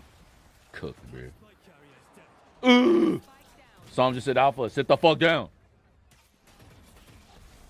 Look at this triangle set up middle. I've always liked this, actually. I did this on Fury. 1 HP. Yeah. Oh, he survived. Oh, he whiffed his fucking dot. His shock dot. He's on B site. You can't rotate. You can't. You pivot off of the B site, guy. You cannot go here. You will never get on the bomb site. This is such a fucking misplay by NRG, bro. Or not NRG, FNATIC, bro. This is just them not understanding macro. You make a gap like that, you have to rotate off, and now you're automatic flanker. Or they fucking clear you, and you could potentially kill more. Yeah, this is just outplayed. Straight up outplayed. And now, how are you going to come out? Come on, bro. This macro is just fucking awful. Please get me out, bro. Please get me out, bro. Please. Please. Like, what did you think was going to happen, bro? And now you just got John Olsen. Now this guy's hot, and he's just going to fucking take over the game. Oh, my God, bro. You like TikTok? No, I don't even have it installed. God, this is fucking terrible, bro. Oh, my God, man. Don't worry, bro. Yeah, bro. I had to teach these motherfuckers that. Like, you don't... If a guy... Bro, if your enemies are making a mistake, don't help them. Let them. Like, don't fucking get a guy that's cold hot. Don't. I think he got 4 kills that round. This guy was like 4 and 4. He doubled his kill total. Now he's like, oh, I'm feeling it, boys. I'm feeling it. Now he might be a fucking problem. All because you guys are dumb. Like, that shit is never worth, bro. That shit pissed me off, bro. We had money. We're chasing John Olsen. He kills everybody. Gets all 5 kills. All of a sudden, he goes on a fucking heater. We lose the map. The fuck are y'all doing? Like, let him keep the gun, bro. He's doing these dog shit anyway. Worry about your money, not his. What are you doing? FNATIC knows it's at least 2B for sure and decided to go B. That's what I'm saying. This macro is just like cooked, bro. Please, guys. Like, fix your shit, bro.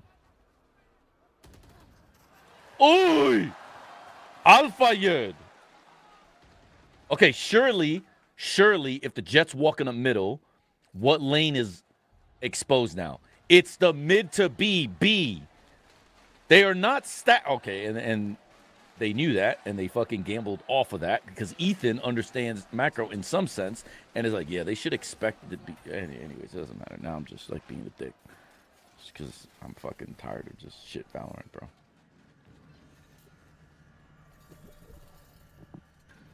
Also, anime is one of the most pirated media, so I guess they hope some people would look at legit sources. I don't know. I'm guessing Tamil.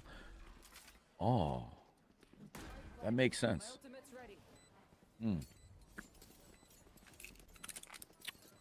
But then why wouldn't you package this deal of like, if you sign up for Crunchyroll while we're going champs, we'll put X amount of the subscriptions into the champs prize pool. And why didn't they announce that with Riot? If you want, if it's for that purpose, particularly, why not do a deal like that? You tell Riot, here's the deal. We'll give you this amount, like half of what we paid, but you'll also get X percentage back, and given our user base and given all this other stuff, blah, blah, blah, blah, blah. NBA at Riot, bro. Yeah, these fucking dumbasses, right? Like if that's the case, or actually, in fairness, it's not even at Riot. It's more at Crunchyroll. If that is, because what you said makes a lot of sense, but if that is the case, then that is the deal. You promote it this way. You do it that way. Do they have that for Coinbase? Probably not, because again, these people are fucking morons, bro. Like, I don't know.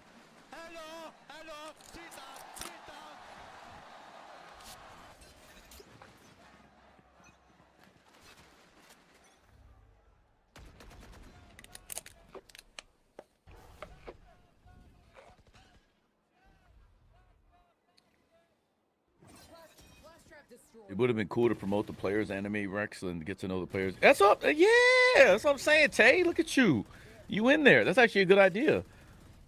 Like, I just don't understand why. Like, should be a brand smash launcher coordinator. Yeah, unlucky, bro. Can't do it for Riot. You need an NBA. Tough.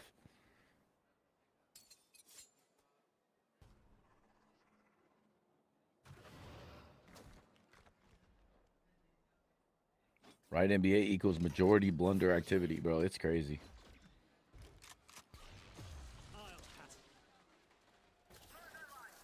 Okay, I'm not going to lie. NRG's ankles not only were broken, these guys are not even, like, in the same, like, vicinity as these guys right now.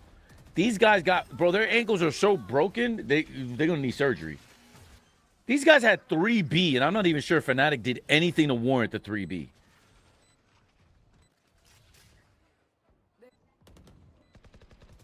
Look at the double flank watch, though. These motherfuckers so scared. Wait, they walled themselves out, though. Wait a minute. Oh, that's a fake. That's a fake wall. That's a hidden wall. That wall's a trap. You have dart.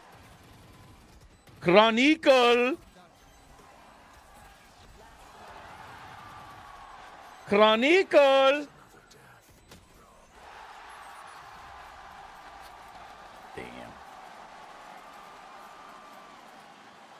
I just want everyone in the world to know, Sui Fat, when Wolves are to blame for this. There is just nothing but FGC-looking pop-offs every single game.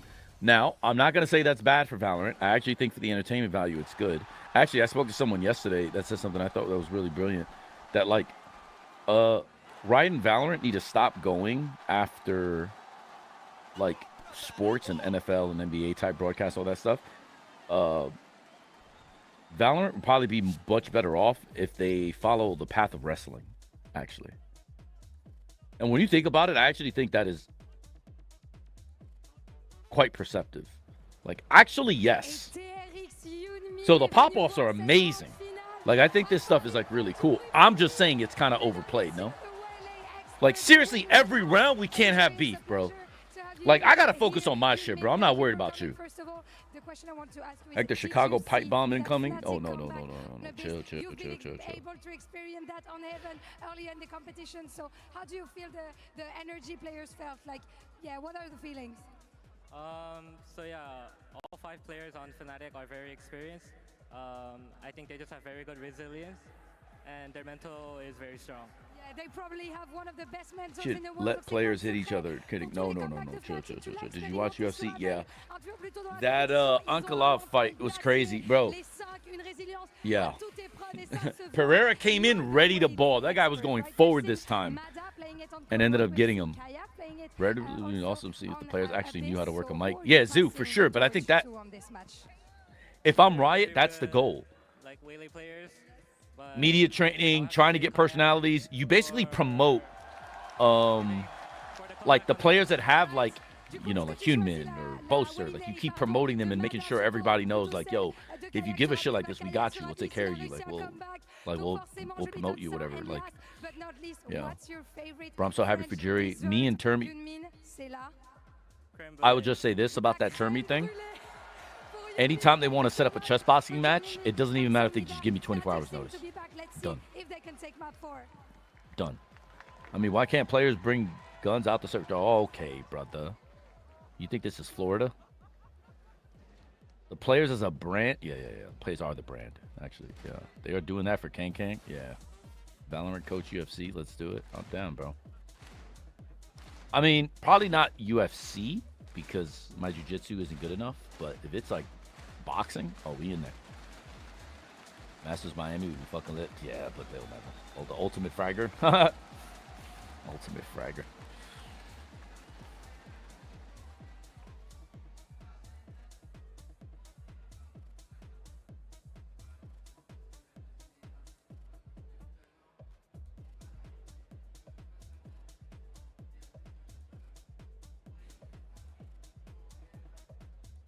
Just spam flying knees like Jerry. Yeah. You know, that's the fight I kind of missed. I have to rewatch it because I wanted to watch that fight too, but I got caught up doing something else. And then, like, next thing you know, I got cooked, bro. And then I watched the main fight that only lasts like a minute and 30 seconds. And I was just like, bro, I'm fucking useless, bro.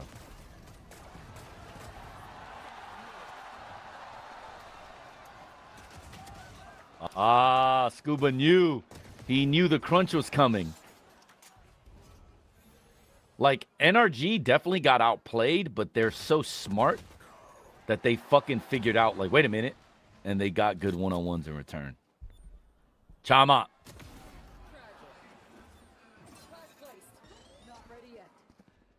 Bro, there's no way Scuba doesn't win MVP if fucking NRG actually win, though. I'm not even trolling.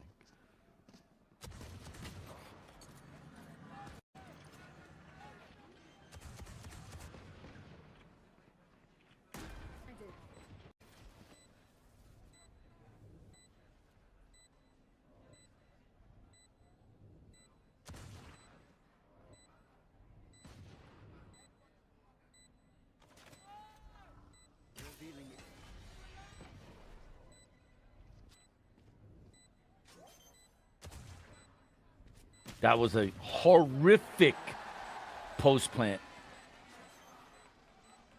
spot to be in, bro.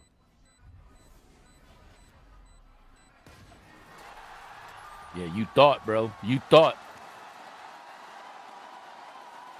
NRG has a bad attack stat. Yeah, well.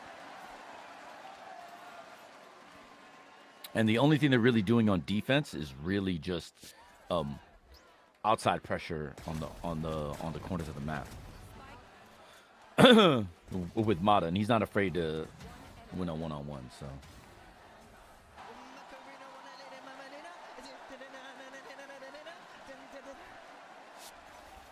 this guy's doing the fucking Macarena on stage, bro. If that's not a penalty, I don't know what is, bro. That's certainly a yellow card at least, bro. That is definitely a fucking yellow card, bro.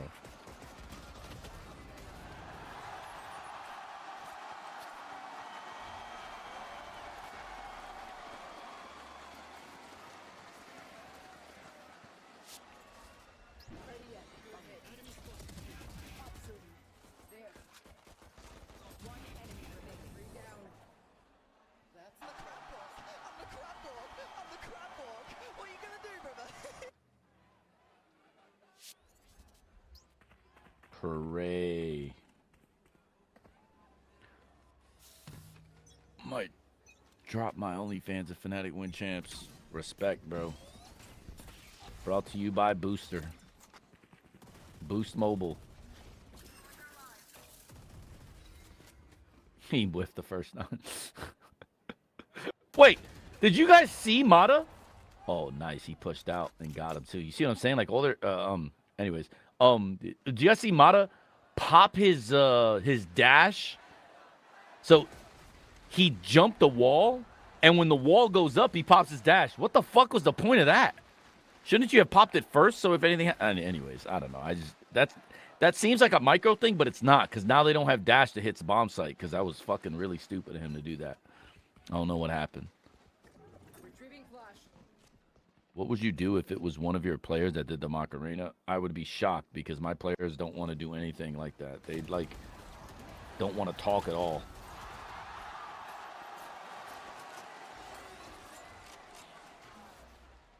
Like, my players will never talk shit, bro. Talent is not about that life like that.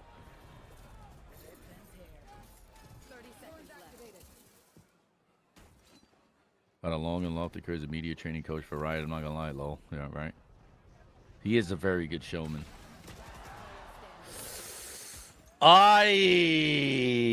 This was such good teamwork by fucking Brock and fucking this guy. And he died, but.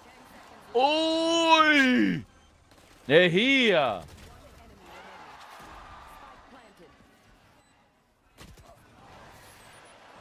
You're not being Ethan like that, kid. You are not, brother.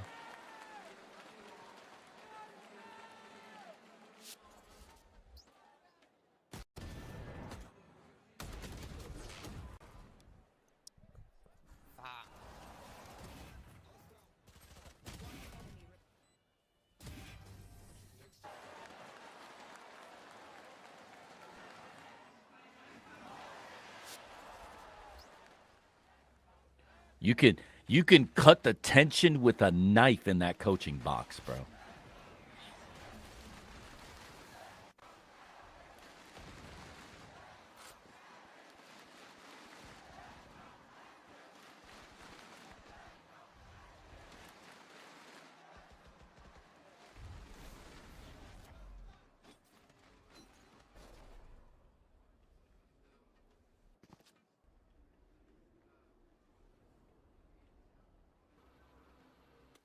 Ethan be the only player to win 2 champs if he wins this? Yes.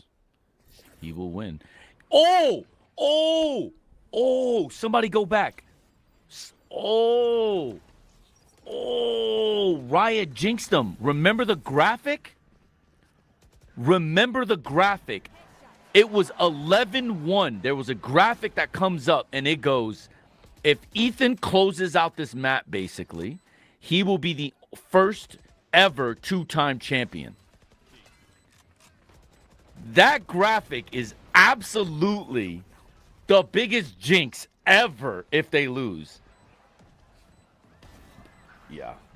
And so y'all motherfuckers don't steal it.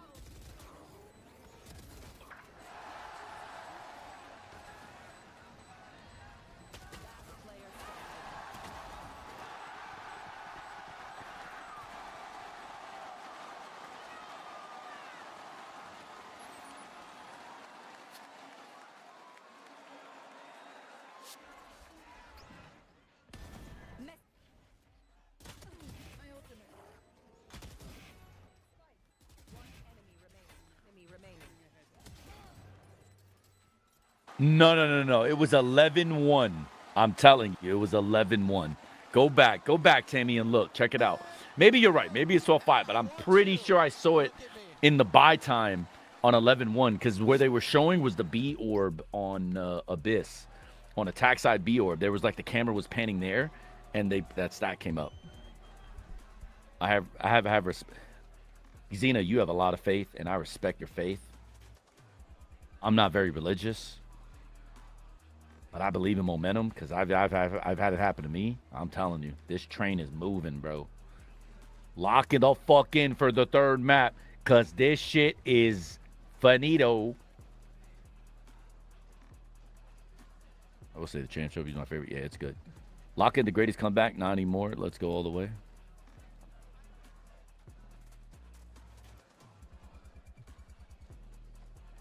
Yeah. No, Tanny, I'm pretty sure it was 11-1, bro. Pretty sure. If you don't mind, check that shit. That shit is crazy work, bro. It was 11-1. Yeah, see? I'm the GOAT. I'm old. My memory still works, though, sometimes.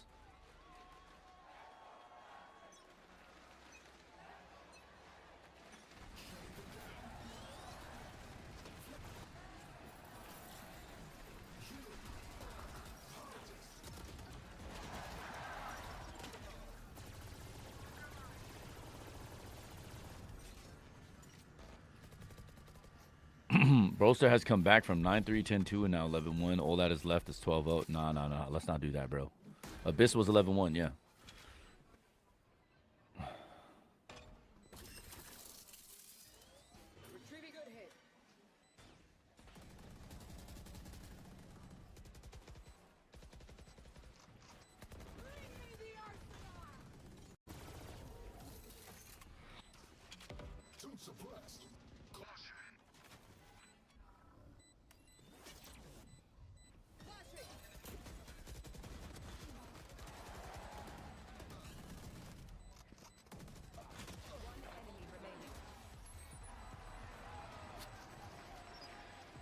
Big ground for NRG.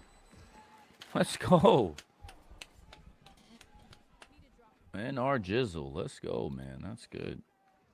NRG. Let's do this. Certainly, you got to bring it back, bro. Bring it back. Bring it back.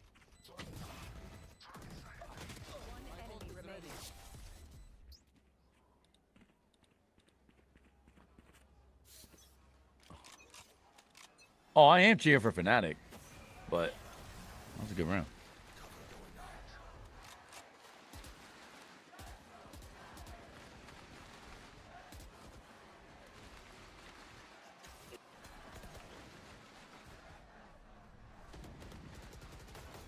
Okay, they baited out a lot of util there. Oh my God, FNATIC used so much util and didn't do anything on that mid push.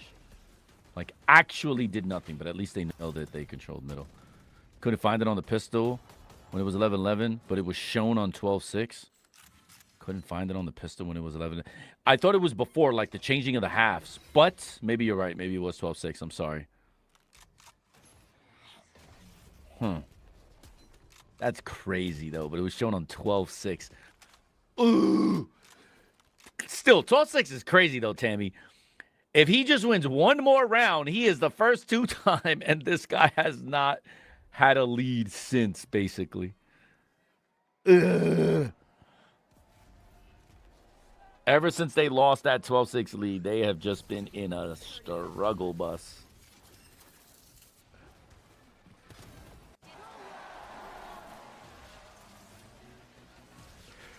That's crazy.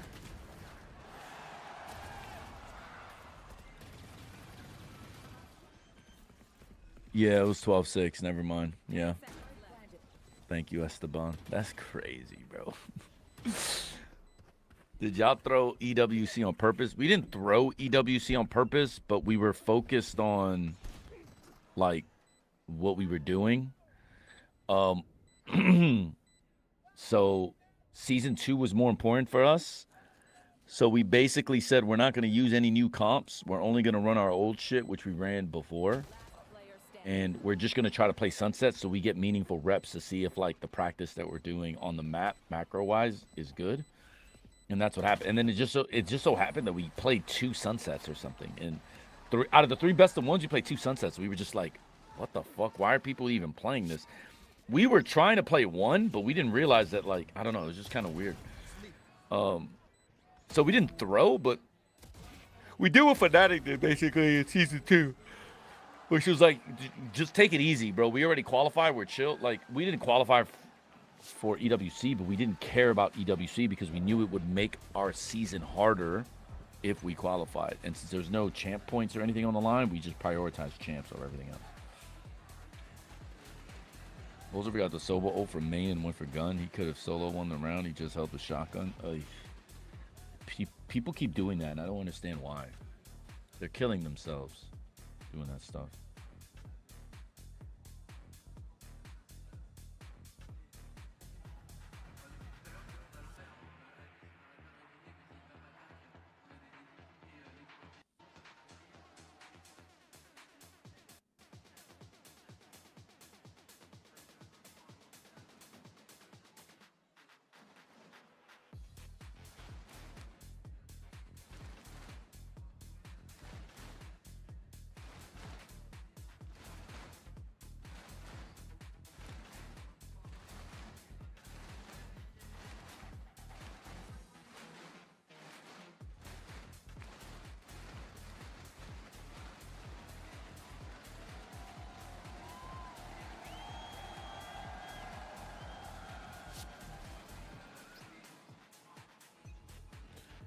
Oh, man.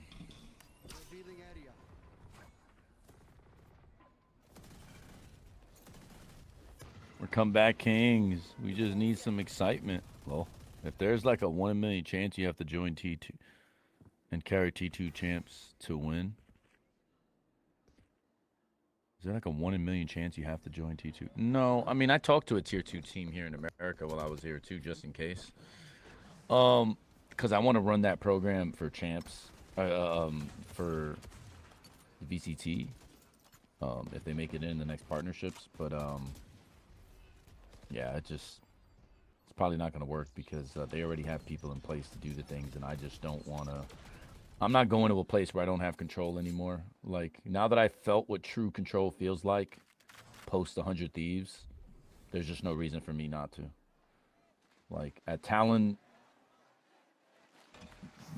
doesn't meddle. And you see what's happened at Talon. Completely changed the program and started winning, and now they look like they have one of the best rosters in the world. So I'm not taking orders from anybody else anymore. Fuck off. So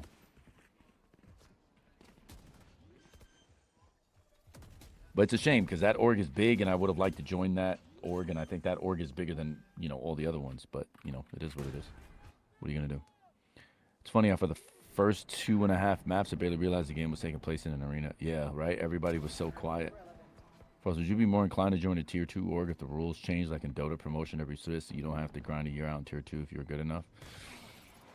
Yeah, for sure. I mean, I would still join a tier 2 org now if the future was bright, because of the fact that I want to come back to America. But the problem with tier 1 and tier 2, like I said earlier, is just you have a lot of cooks in the kitchen. You have a lot of people that are in positions that want to that have a lot of power that they can exert, and they like it, and they, you know, they want decision-making power. And yeah, I mean, I've just had too much meddling. Like I've had too many issues with 100 Thieves, Furia, like all these places. And when I experienced the opposite at Talon, when you have an organization that doesn't meddle, that does listen, that truly supports, rather than just like, you know, talk, they walk the walk. Yeah, I just rather go to a program like that than go back to like what I dealt with in those other places. So, and in North America, they have too many people in upper management in America want final say, final authority. They want this, they want that, and I get it. Some people may not be trusting enough or smart enough or whatever that you trust to do that with, but I think my record has proven over and over and over and over at every stop that no matter where I go, I win.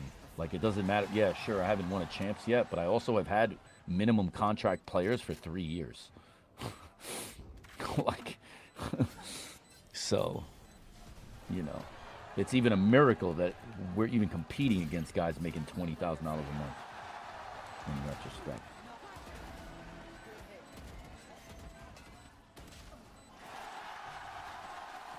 Even if FNATIC don't win, this is the best year out of any Valorant team.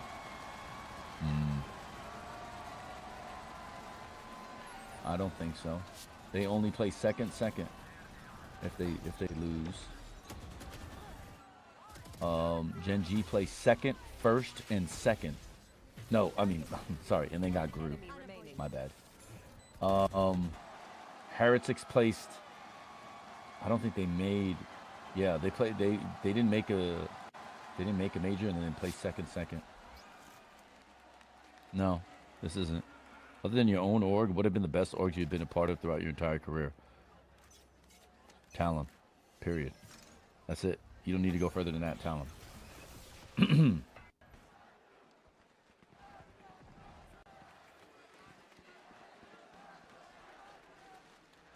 I've seen enough Fnatic 3-2. Talon choke was worse, even though y'all threw 3 maps. Yeah, I know. Trust me. Trust me when I say that shit is worse. But all good, brother. Good timing, Alpha. Yeah. Oh, he got him, too. He needs help.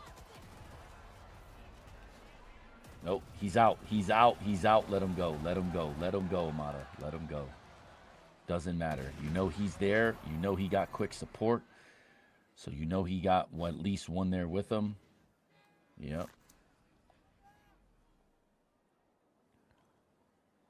Fuck it. Just start coaching NV Val. Lol. No, they have a coach. Stunna from OT1. But yeah, I mean.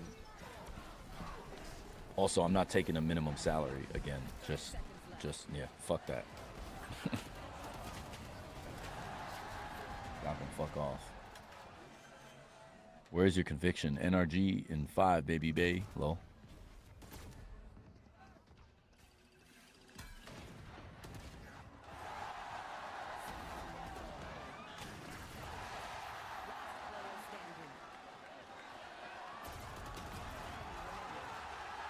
He got this. He got this. Brock is going to win this one. No, okay. Oh, sir, too much. You still got one more to play, bro. One more to play. Focus. Save the energy. You're going to need it. Map 5. Remember Sing Sing saying that Cloud9 as an org was super nice and the manager was personally invested in the game and would spend time with the team and know what can be improved for the team, but then there is C9 Val. Yeah. C9 Val, if I remember correctly, EG at Charlie Yang. Who the fuck was it when he was there? I don't remember, man. I'm so old and tired now, too, so. This motherfucker did a Macarena, bro. I'm gonna go take a piss. I'll be right back.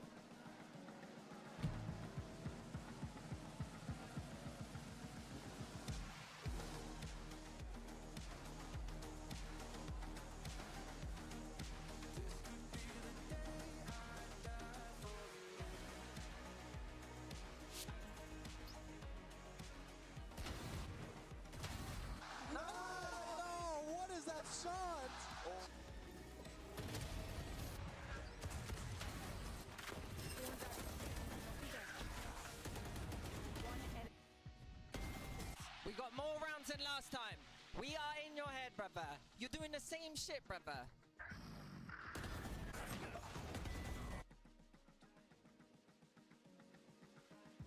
10 seconds left.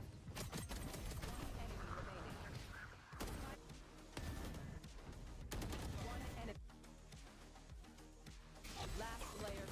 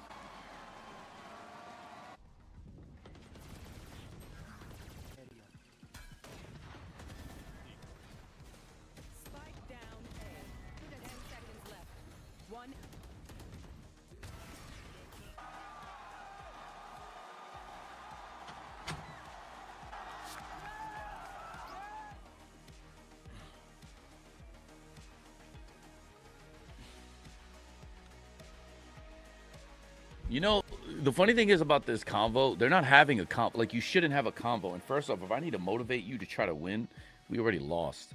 It's more just a thing of like, guys, next map, next map, next map, next map. I know, Zeno. I know. The thing is, and I'm going to be very honest with you, NRG have a good chance to win this map. You know why? I think NRG tactically is much better on Sunset. Jovi has approved Masters Miami 2028, lol. Yeah, I'd love it too, but never gonna happen. Riot has a thing about Miami. Trust. You fuck with the new agent? I think the new agent is very strong.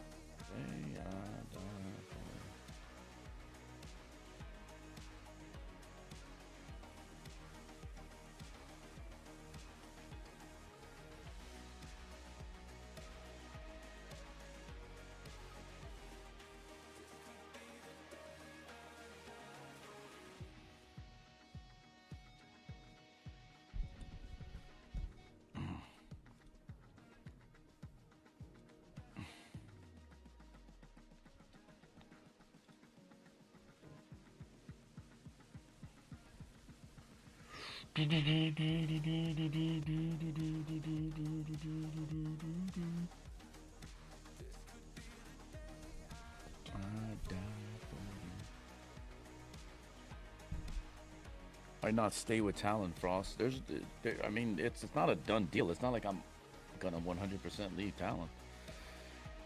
But I warned them that, you know, if they don't renew my contract after Champs last year, because I grossly outperformed it, that I'm going to test free agency. Don't talk to me about re-signing the contract. And I meant it, and I'm coming for everything now.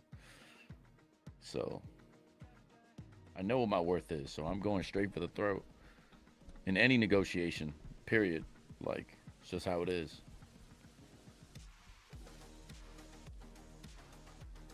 So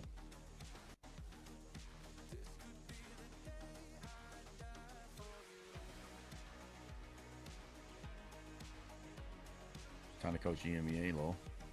7-figure salary, 7-figure would be nice for sure. Do you go to EMEA? I mean, I've had offers. We'll see. Yeah, but then you have to live in Berlin. Yeah, then you have to live in Berlin. Yeah, that's the problem, actually. But there's a price. The problem is, will EMEA pay that price? Not sure.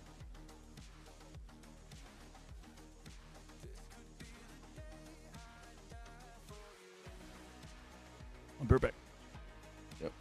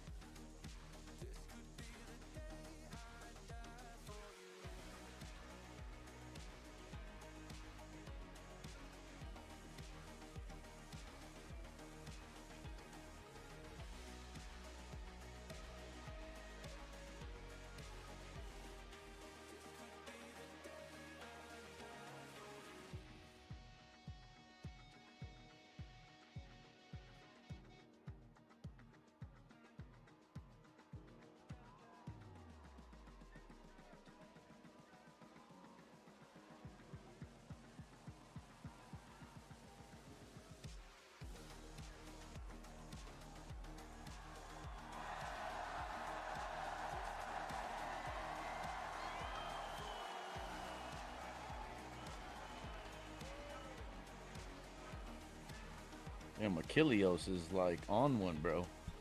I don't even have to hear what he's saying. I want NRG to class some Chiefs. That's what I need. FNATIC have a champ mentality coach.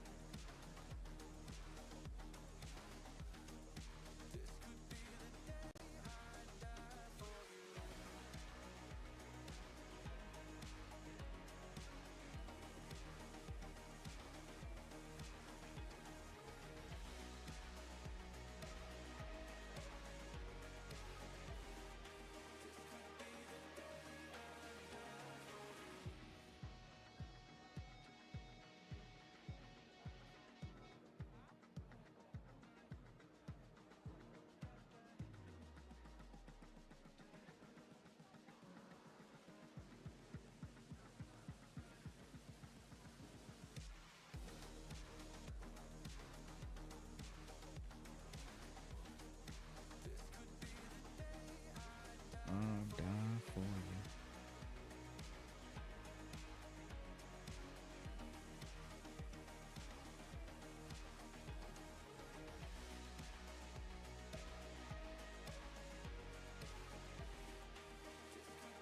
You know, in situations like, so I've been in a lot of grand finals for world championships now in my old age.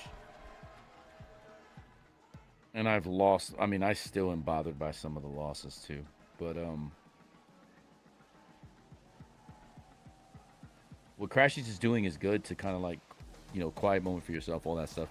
But the best thing to ever do if you're in a situation like this is you cannot think about the result.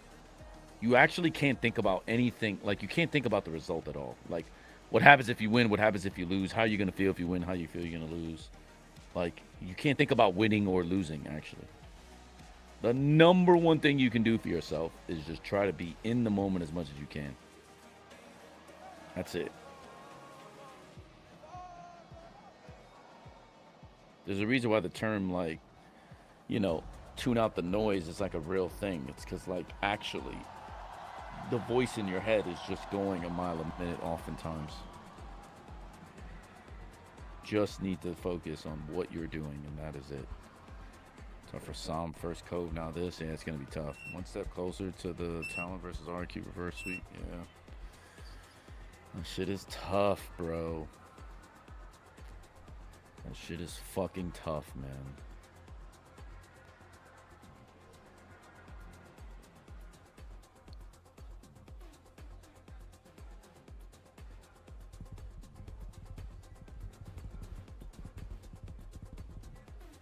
Double Duelist FNATIC. Yeah, well, we've seen this before. We've seen Alpha on the Double Duelist.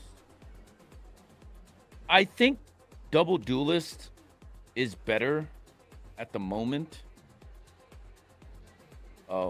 I don't dislike Breach on this map, but I think it gives away too much. I think this is also what Cruz wanted to change comps on Sunset, because it became very obvious what we're going to do next after Breach. Because the moment you use Breach's util, it's almost systemic as to what follows the Breach done. Because you kind of have to. Why do you think it's hard for players to do that, even though they need to know to do that? I mean, it's hard for anyone. It's hard for humans to do that. I think the difficulty is because so much of our world is results oriented. So it's very easy to basically just, like, you know, think about the next step. Like, yo, if I win, like, if I'm Ethan, if I'm win, I'm the GOAT. Not that Ethan, I don't think, I mean, Ethan has some fault in that 11-1 choke, but yeah, that's just it. And then, like, when momentum starts going your way, you're kind of like, oh shit, they're getting confident now, so it's not going to be free anymore. Okay, now we got to reset. Now, and then by that, you just lost 6 rounds, 7 rounds, and it's just like, oh fuck. And then if you're not even paying attention, that's why I say you gotta live in the moment. By the time that happens, If you haven't already dissected what they're doing and where they're going and how they're going to hit and what adjustments they've made, it's harder to predict where they're going. But because you're 6 pounds behind, because you're thinking about, like, all right, this is going to be free. I'm going to win a championship. I'm going to do this. That's why it gets so fucking hard.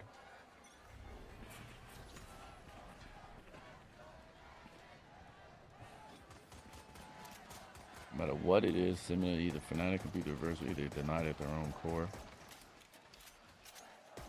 Choke just like wow. So we'll go down in history.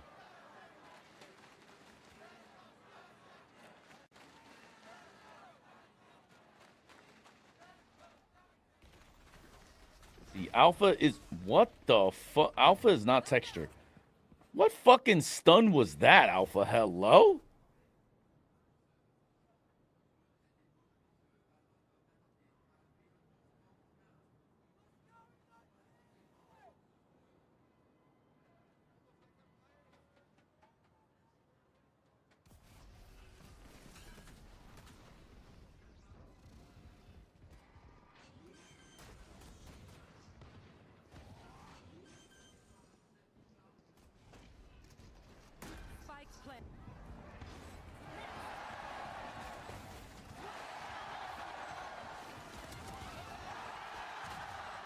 Alpha Yed!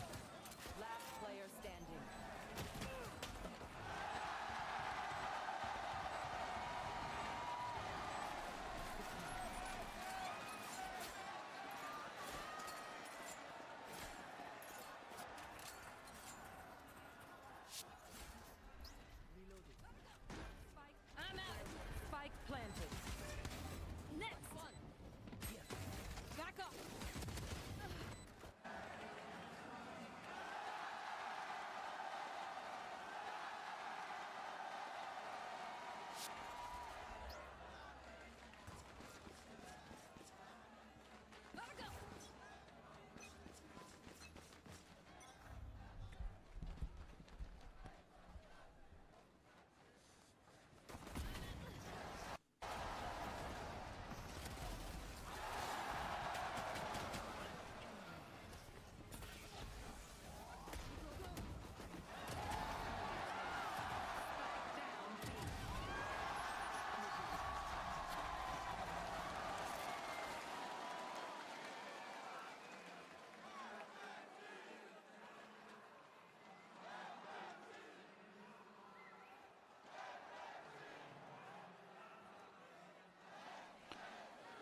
I think Fnatic, NRG's a little gun shy. You can tell on that first round with Mata. So Alpha did one of the worst counter stuns I've ever seen. But basically everything about the NRG hit was slow.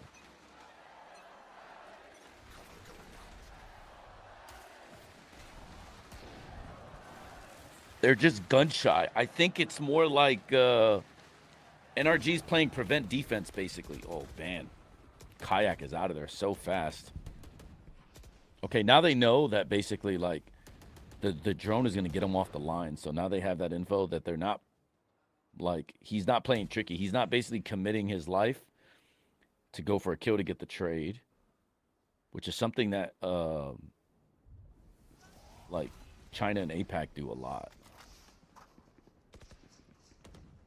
Okay, Crashy's in this position I hate so much. I would so much rather my Omen be here, but I understand why he's not. I'm out of here. Don't re-clear middle. There's no need. They don't have drone. Everything is going to be a body check. Sorry. Everything's going to be a body check from here on. There's no need to re-clear middle. You don't have the drone. You should be pushing a corner. Well, NRG went into the stack, so. Wait, no one is watching middle? Wow, they must really know.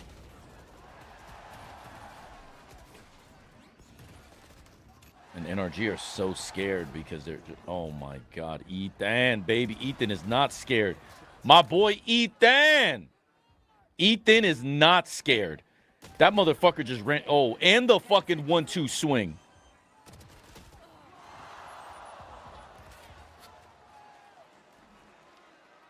He has the round if he has any other weapon, bro. Crashy's nose.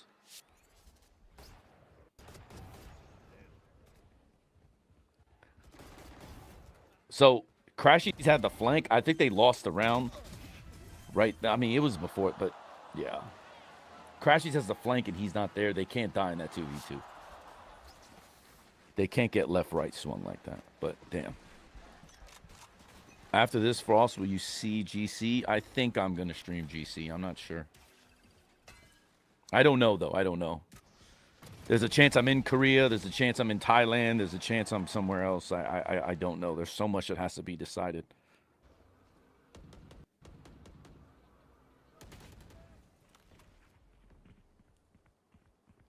But I will say on Twitter whether I'm doing it or not. But if I have the time, like if I'm not doing shit, I'll do it for sure.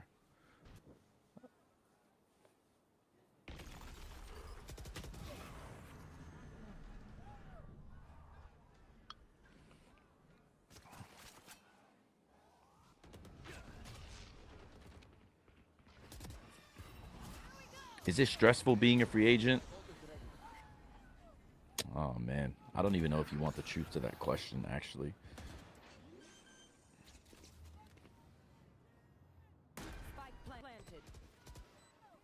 Whoever wins this round wins. Well, FNATIC is cooked because they have bad positions here.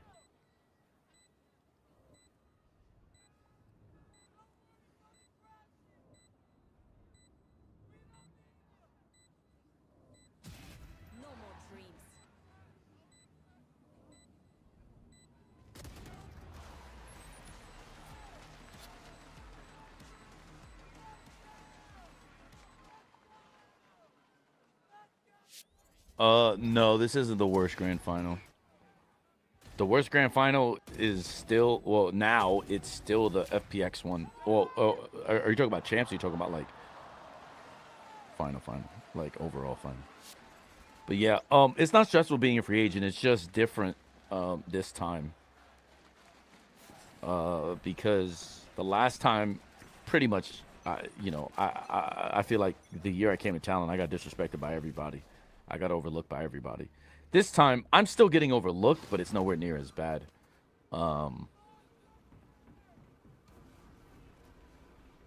It's just deciding on what's the right choice, right? Like, you know, is it the money? Is it winning? Is it the team? Is it, you know, where you are in life?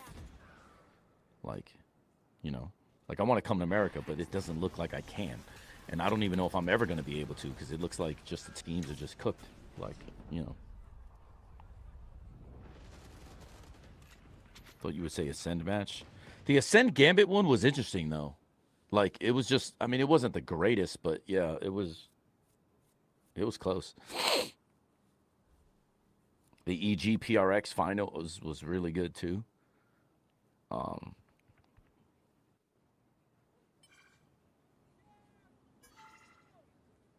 Yeah, Bangkok was sick, bro. Paris would be, if FNATIC win, I think everyone's going to say it's the best one, even though it started as literally the worst. 30 seconds left. Oh, wow, they're going to win here. Oh, nice. NRG with a perfect execute. Actually, perfect execute. But again, FNATIC wasn't paying attention to ults.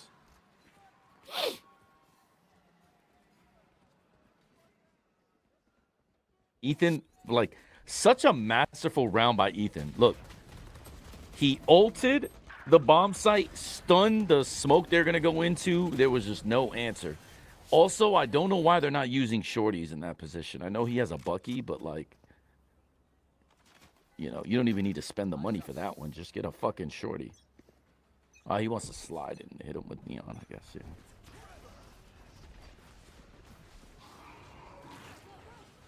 The story sounds similar to the team getting 2-0 then choking a Sunset. Actually, though, if we're going to be honest, we really choked on Corrode. We didn't go... Our defensive game plan, we threw away. We didn't know what... I don't know. We didn't do it. We lost 2 pistols, 2 thrifties. Like, we lost... Like, we got... I mean, it's horrible. Corrode, to me, is where the series was. Sunset was a throw because 12-11. Look at that round. We take 3 1v2s in a row into CT on a post plant. What the fuck are we doing, bro? Yeah, we lost 13-10 despite all of that. Like the thrifties and the, like, come on. We lost a 1v3 to start to end the match too, by the way. Xfero won 1v3. And we didn't execute our defensive game plan at all. It was like I was watching a team that I didn't even know. Like, I was like, what game plan is this? What are we doing?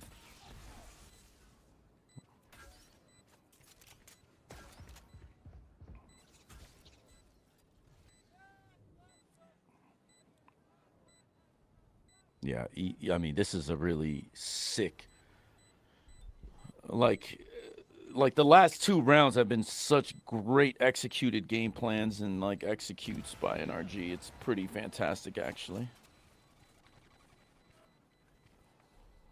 Should try to fast flank with Sova ults. No, like teams don't guard their Sovas. I mean, yeah, that's literally, yeah. I can't emphasize that enough. That was. Fast flanking in this game right now is perfect because everyone's 4-1-5-0. It's just what you need to do. You need to take the one-on-one on the corner every time. Go opposite the sound. I think you needed to adapt the silent timeout later in your career. I think you needed to adapt the silent timeout later in your career. I don't even know what that means.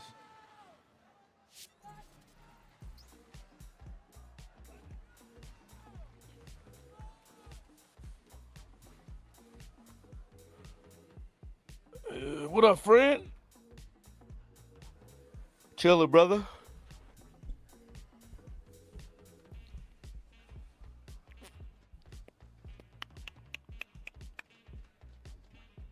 Turn me timeout where no one gives coaching advice. Oh, yeah, trust me. I know, bro.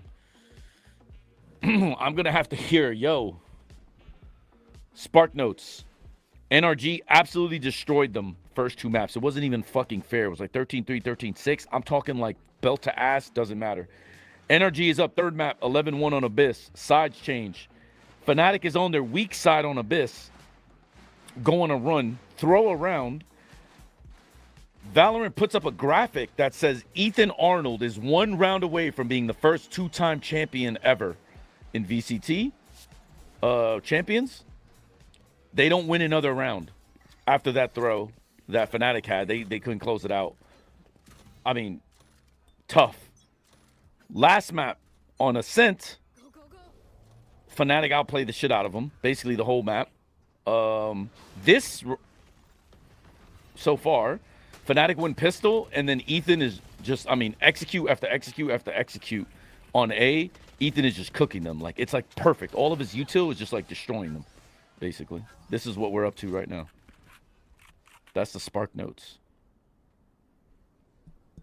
Why did FNATIC just use Yoru and Cypher all like almost at the same time like that? Because they're not talking and they are a really, really terrible fundamental team. FNATIC is. Or double fast flank. Or double fast flank 2 versus 1 the lurker to guarantee better map position. I don't know. Say, I'm happy these 4 games have been insane since Oni Pistol is watching and bringing a lot of new eyes onto the game. Yeah, sure. Stop tapping on your mic, bro. What's up? Stop tapping on the mic. You can hear that. Oh, my bad, brother. Fran, what up? Yeah, Barty. Down with the FGC boys. Somebody get him a do-rag. Fran's probably laughing like, hell nah. Hector did not just say that. You right, bro?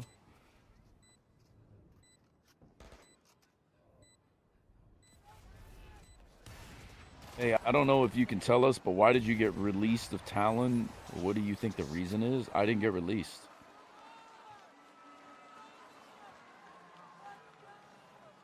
I've actually talked about this a lot, so I'm just not going to keep beating the dead horse. But I'm testing free agency to the max.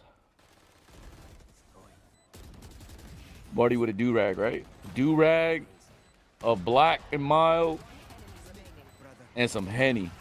Have him looking like Shannon Sharp. Yo, stand up!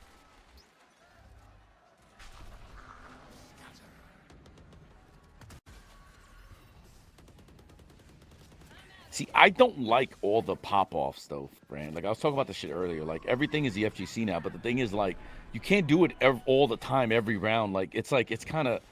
It's played out, bro. Everybody saw Suifat and Wolves do it, and he fucking started a revolution. Because now that's all these motherfuckers do, bro. It's like, dude, it's certainly not the swag. Oh my god, they're doing double liquids, or they're doing liquid and then opposite side smoke. What? Yeah, bro. Conserve your energy, bro. Fuck that, bro. Bro, look at Ethan, bro. Another bomb site for free 99, brother. Booster, brother. Come on, baby. I need you to win this shit.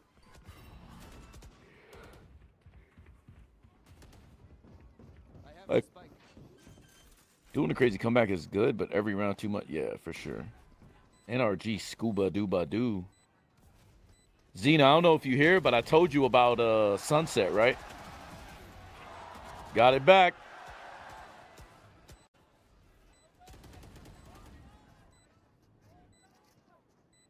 That smoke won the round. Legit won the round. No, the weak guy has to go first. Just have him jump up or TP across or something, bro. The fuck are we doing there, bro? But yeah, it's tough. Or just TP trick. Anyways, it doesn't matter.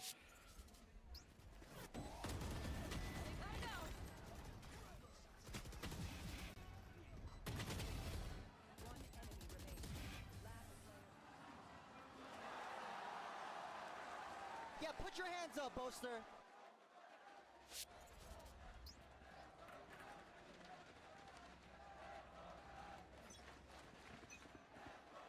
Ulster always goes second.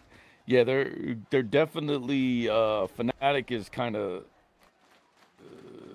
choking in the moment for sure.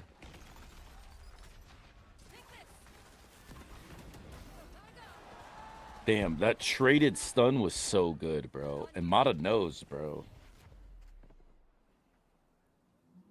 The timing there was really good.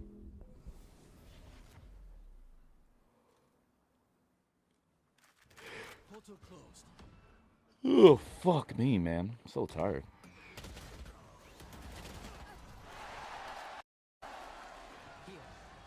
Chronicle should never have gotten that, bro.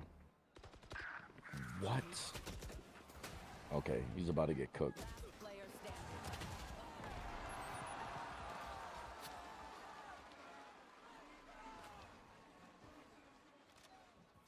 Now they have the confidence.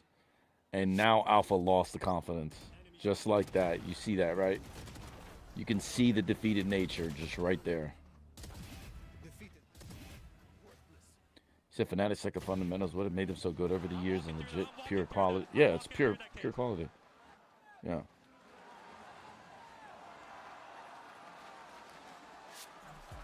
Like, people think like fundamentals are like CS fundamentals. That's not what I mean. It's Valorant fundamentals. Valorant fundamentals and CS fundamentals are much different, and people have to acknowledge that. Like, you can't get away with CS fundamentals anymore in Valorant. It's just not a thing. So like what's a Valorant fundamental? Okay, orb tracking. Like specific team fighting, right? Like, okay, like small example. If there's 2 breaches on the team, like the team that uses the first breach ult loses, basically. Because the counter breach ult is always stronger than the initial breach ult, right? That's an example of fundamentals. There's like way more, but I'm like, these are Valorant fundamentals. These are not CS fundamentals. The Valorant fundamentals are just really bad. The Valorant fundamentals and NRG are really good, actually. Like, that's like a huge difference between the two teams.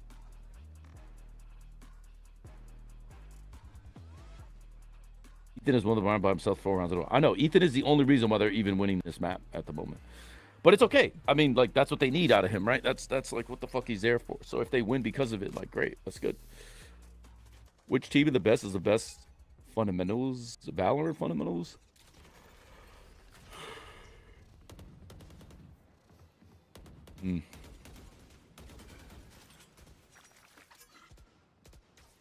It's hard to say, but the best team with Valorant fundamentals at this champs is NRG, I think. No, G2 played like orangutans this tournament. I don't know what the fuck happened. What CS fundamentals? Someone who's never played. CS fundamentals are more like macro. Like map control, insert. Like so in Valorant, map control is not irrelevant, but map control doesn't matter as much. Why? Because you could just 5-0 with abilities, and if you save enough abilities, you can get on the bomb site, kill the defenders, and then post plant with the rest of your util. Right? So you don't need CS fundamentals playing Valorant, because you can just be DRX and have 0 CS fundamentals and still win, because you can just execute simulator everybody to death. But like, you know, CS fundamentals work because they increase your likelihood of success because you have more map control, more attack angles, more options.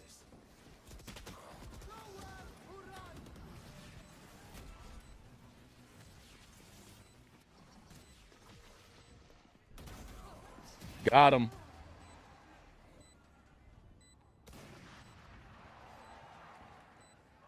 NRG is just playing so much better, bro.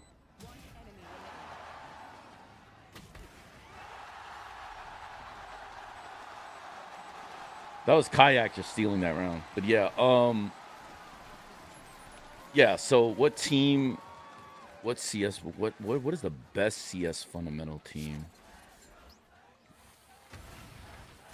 I certainly can't say me and Cruz are talent because our team is Papegas. But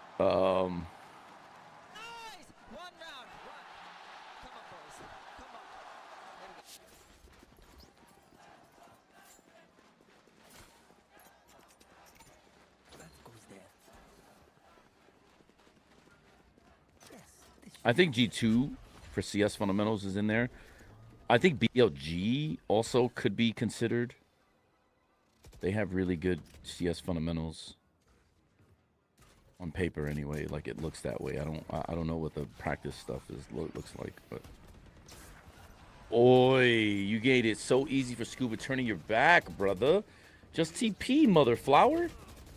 The fuck, bro? Now you lost. Oh yeah, it's cooked, bro. Honestly, I think G2 got in their own head. Once they dominated with a sub in Americas, they put too much pressure on themselves. No. I thought their game plans and their execution of them were just horrific. Bro, the DRX game plan deserves a punch in the face. I'm just going to put it that way because, yeah. Like, and that's not a shot to Josh. That's everybody. That shit was just fucking chalked. Like, they played that team as if they didn't know what to expect, which I think is just so weird.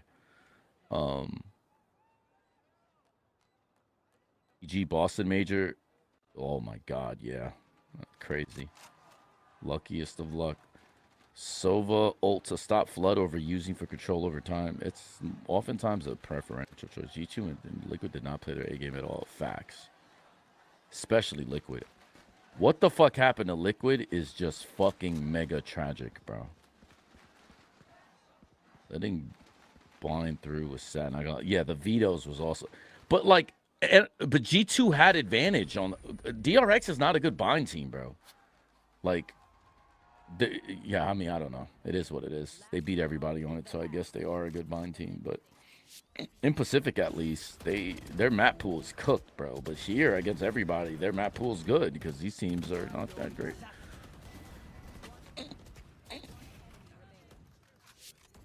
Yeah, Ethan is just cooking now.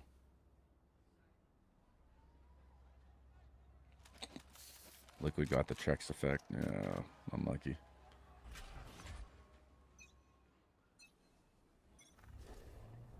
Tay just moments. Tay, did you just make a new account? Felt like teams didn't really research DRX before playing them. No, bro, nope. The antis in all of these series were so. It wasn't just DRX too. It's just like no one antis here. It's like there's no coherent game plan going into this. There's no like, oh, okay, you know, if they don't look like what we expect, we should probably just do this. Like, there's no audibles. There's nothing. It's just they're running this. Teams are running the same things they were doing. NRG made, I think, on map 1 on Corrode. They anti themselves, and their whole game plan was to anti themselves. They anti the anti. FNATIC knew exactly what they were supposed to do and where they were supposed to be, so they played for that. And then NRG had traps for them behind smokes or behind boxes because they knew like how they clear shit. It's just like that. I didn't see that at all throughout the tournament except for the finals, which is funny. It's not Boba. It feels so bad. Yeah.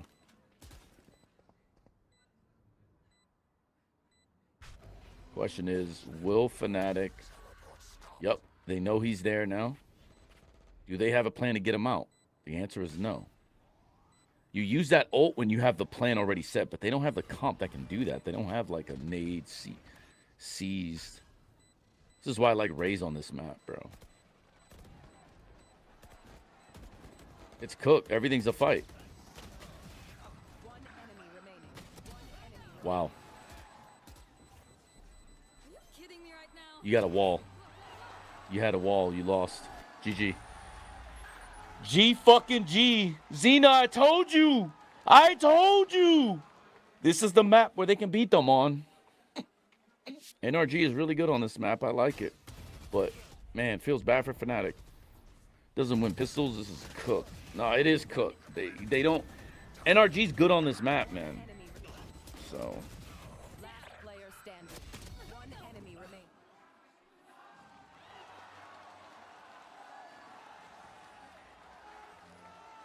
Really thought that the setup was going to be figured out after groups or by Liquid at least. The thing is, that shit's not real. Like, I can't say what to do, but the shit is not real.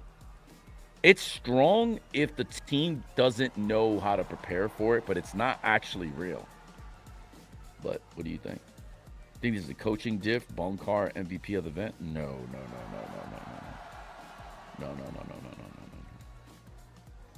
I mean, I don't know. But, like, so Bonkar definitely game planned better, I think, in this whole series, right? So the coaching matchup, 100%. I think NRG looked more prepared, and especially for counters to counters, like they are, like that corrode thing immediately gave it away. Like I knew what to expect in the series. But, yeah, I would attribute it more to Scuba and Ethan than anybody else. I think Scuba is the MVP of this tournament for this team. So, but it's not like, all right, like I'll give you an example. I mean, it's tough to say because it's just unfair for Bonkar, but it is a true team effort is the best way I will describe it. I don't think Bonkar carried because they would have still lost if it wasn't for Ethan and for Sam and for Brock beating DRX with the comeback and when they looked lost. You know what I mean? Like, the game plan against DRX wasn't that good either. So it's like, you know. No. Don't get fooled by the Brock and the Odin, man. That is not what's actually scary. He just can convert. Hell motherfucking no, bro. And if the Odin is tilting you, then you're just stupid. The Odin has been in the game since the release of the game. Like, shut the fuck up. Like, or not you. I'm just saying, like, if a player says that shit to me, like, yo, I can't deal with this. What? Like, what are we talking about? This is like you getting stinger rushed by G2 and you're just like, oh, I'm just getting tilted because of the stingers. No, bro. Scuba has had some of the most impact in the entire series.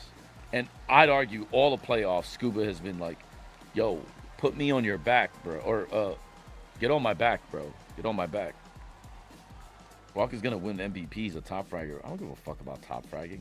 What does that even mean? Like, he's also my third guy in. He gets to bait everybody in trade. They need his util in order to do shit anyway. What?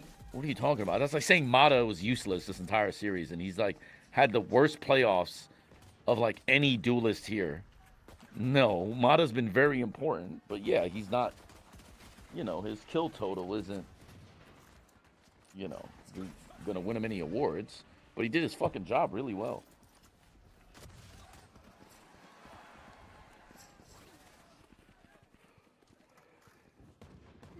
But KK got it. Savior probably, yeah.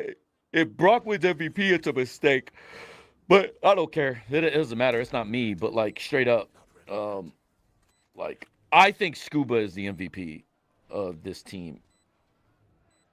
Especially if you're going all of playoffs. Like who is the reason this team won and is here? Has to be him. If you're going just by this series, I still think Scuba deserves a lot of credit.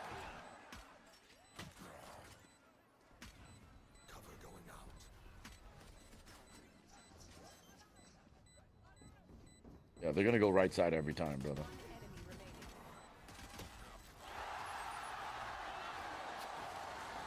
Wow. Tough.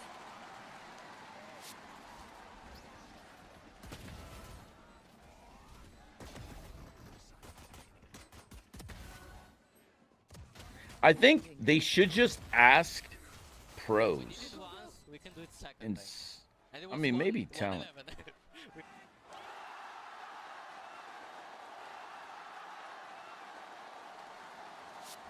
Yeah, but the problem is, Kayak, when you need to do this multiple times in a series, you're not the better team. I'm just gonna say that and be very honest.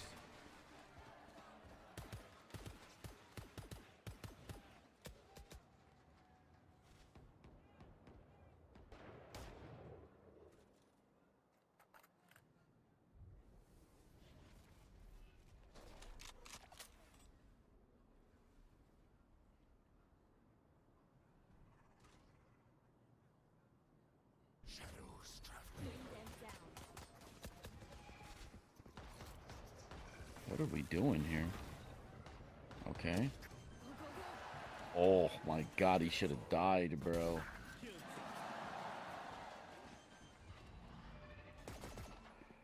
Both these well, this is a tax-sided game though. Ending on your are there more pressure trying to complete a reverse sweep or defending against it?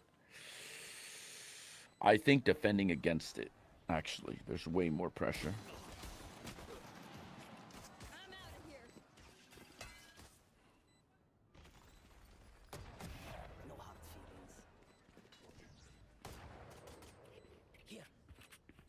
You know, I used to say this to a bunch of people before, but like it's like quicksand. The more you try to fight to get out, the further you sink.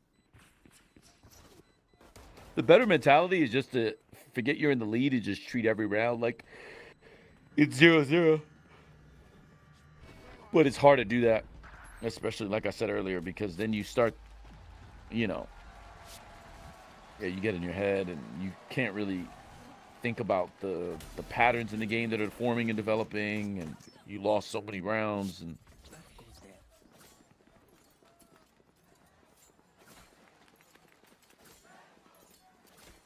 yeah, bro.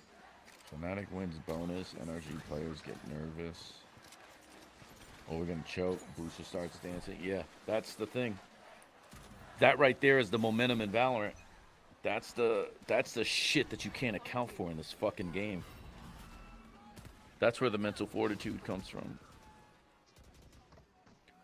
But I don't know. I still think NRG's gonna win, bro. I think NRG is just better on this map. I know this is two attack-sided teams. I mean, NRG's supposed to be good on defense. Oh man, this setup. You know, we stole this setup. We used this setup in Japan actually. I saw this setup and we used it, but we didn't get any hits. I know they know this setup exists. That's why they're playing so safe. So Boaster saw that and knew exactly where they were. The thing is, he should think it's B heavy because they were both leaning towards the left. Is it better to have a goldfish memory when it comes to previous rounds? Look forward or both? I don't know. Car thief, what up? I think it's better just honestly to just not think of the score and just try to play Valorant round by round. When you're deep in tournaments like this, like, you know, think of the pattern, think about what's going on, and then just play. Let your instinct take over. Brock is about to one-on-one for the round, basically. If Brock wins that, yeah, the teamwork. Ethan is close. Ready to swing. Ready to trade. That is incredible by those two. Absolute fucking masterclass.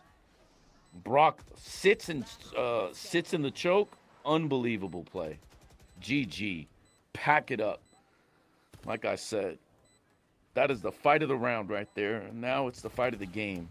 GG. They needed this round. This is a 2-for-1 here. They lose this, cook. FNATIC playing slow with double duelist. Yeah, tough. Incredible, though. Unbelievable.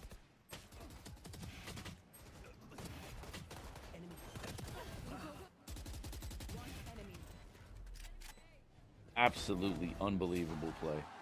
Ethan comes for the swing, flash swing. Brock is on time on the next one, gets another one. After Ethan gets 2, that's crazy work. Man, it'd be nice if like my Thai players that are actual best friends can actually play like that. Oh man. It's not like we're not begging. Unlucky.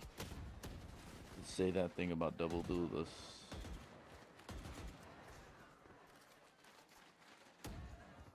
I don't know what Emmy said about double duelist. Ooh, shit on, bro. He's just waiting. Are they gonna double orb control? They're dogging to see. Okay, so they know they left side wrap. Why is the bomb crossing middle? They're gonna left right, but it doesn't matter. He's gonna get a one-on-one here. Is Omen gonna turn the corner? Yep, he kills the Omen. Bro, these guys are just waiting, bro. Why is the bomb crossing middle? You dog faked. Why not just have someone else with the bomb? This fucking round tactically from FNATIC made no sense, bro. They're about to fucking win, too. GG. This round made no tactical sense by them, bro. It is fucking cooked, bro. 30 seconds left. Now they're re-clearing middle. Ethan is kind of way too ballsy for his own good there. It doesn't matter. Like, why is the bomb crossing mid like that? Actually, the bomb should have been with somebody else anyway, first off. And then the fake, because he can preserve the fake.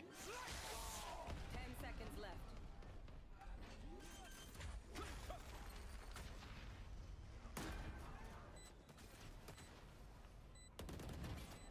Last player standing. Oh my god, Kayak. Ult, bro!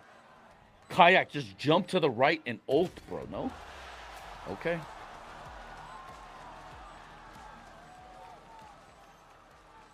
Ethan won the round with that fucking play there. But there's no... I don't know why Kayak doesn't ult. You put all the stress on the Cypher to figure out. You go into fucking elbow. Like... And now you just like... Well, what can he do? What can he do? He can't do shit. That right there won the round, though. Scuba knows. Scuba knows. And I'm telling you guys don't understand. Scuba is that guy, bro. He's been carrying this fucking team, bro. Oh, this is a nice spot. Yes, this should do. This goes here.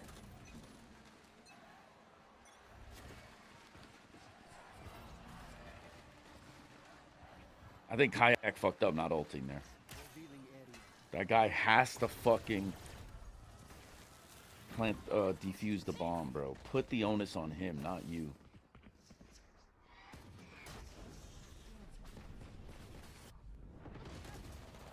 Oh my god, Scuba with the backup. Wait, what the fuck is this, bro? Hello? What are you guys gonna just like quadruple single swing? You're looking like Talon. By the way, 11-5 looked exactly like Talon versus RQ. Let me just one-on-one swing against 2 people I know. The fuck are we doing, bro? All right, they're not throwing this time. GG. Ethan legitimately saved their entire map with that 1v2 hold. Yo, stand up. Let's go. Sam, please, enough, bro. Enough. Please, your team is carrying you, brother. Relax, bro. Just focus on the game.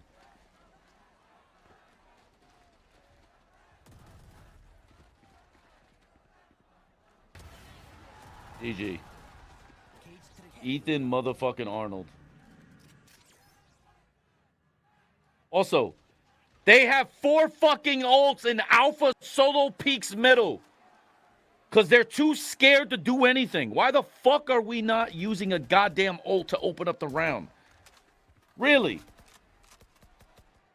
Ayak, piss me off. I forget what series it was. This motherfucker never uses goddamn ult. He did this shit again, bro. Just open with your ult, bro. Make Boaster's life easier, brother. Just ult and find them. Some has been carried, though, which is kind of surprises me. No, I mean, it is what it is. Like, he's a support player now. I mean, he's a controller, but... Yeah, well, too late, bro. You lost Alpha. Now he knows they're all there. What the fuck are these ults? I know you need to win just, you know, round by round, but... Hello?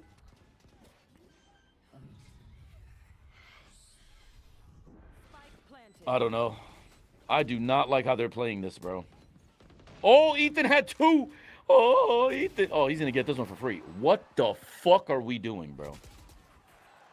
Actually, what the fuck are we doing? Crashies, you need to speed up. GG. GG, bro.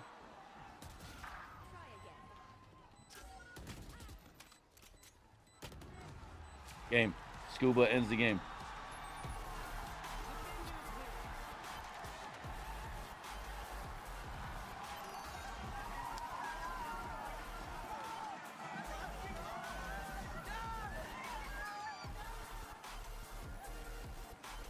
No fucking ults.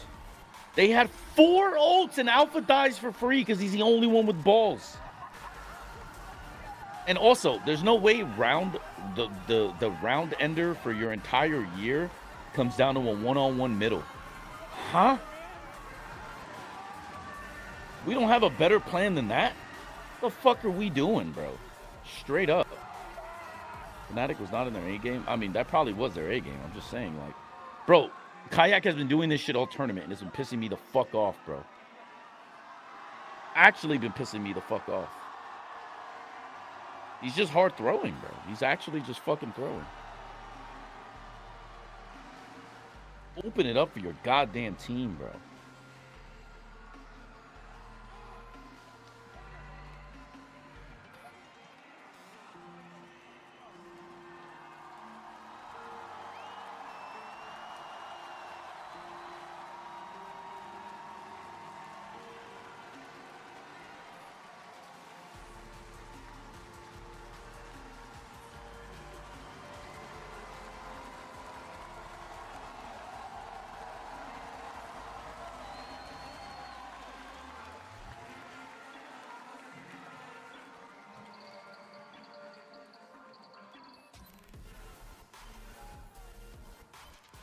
Tough for Bosa, though.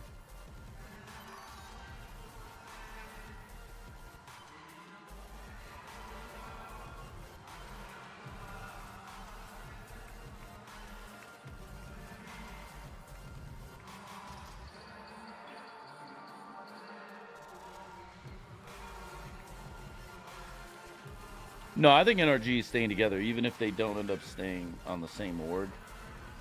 You know, let's say something were to happen to NRG, they're definitely staying together. Winning champions is just peaking at the right time every year. Yeah, that's what I've been saying forever. Like, you need to play your best at the end.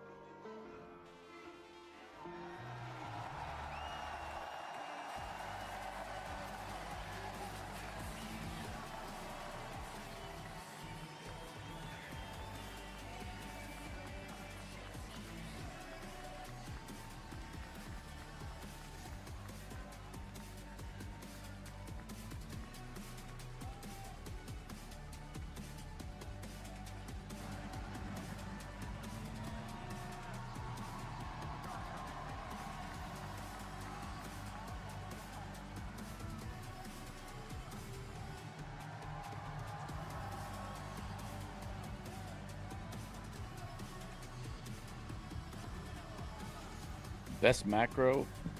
No. No.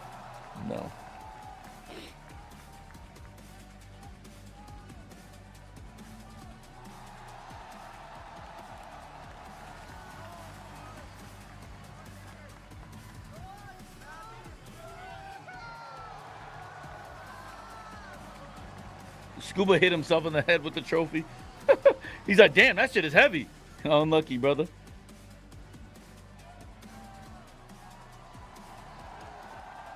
Leo Farah not fiending for a selfie. Yeah, I don't know. Bonkard, best coach.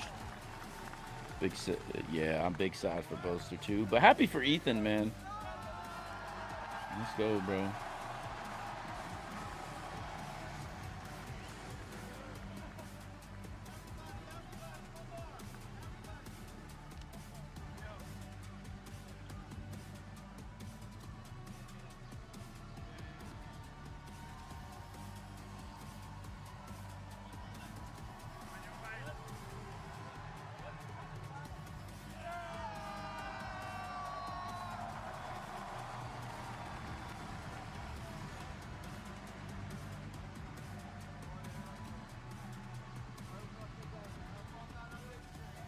Yeah, right before Stage 2, they remove Pujon and they win champs. Oh, man.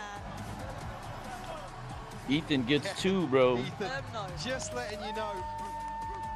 If you weren't fans before, you should be now. Yeah, because ever the unsung hero. So for him to come out on the map 5 and have that performance to seal the deal, there's absolutely no way. Well, because even in his own thing, coming out from that EG roster, he wasn't the big name up in lights. No, he wasn't. He wasn't your MVP or anything like that, but he's the one to rebuild. To have that trophy in his hands again. God. Unreal. See, even earlier on, one of the interviews saying how hard it was to swallow the pill that they had to split after that win. Yeah. And go basically back to the drawing board.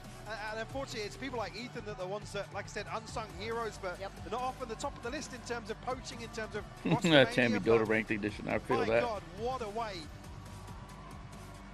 to absolutely validate the status in this game and as a leader once more.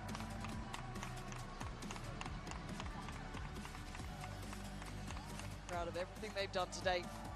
The entire way, every game, every step. They can take that with them.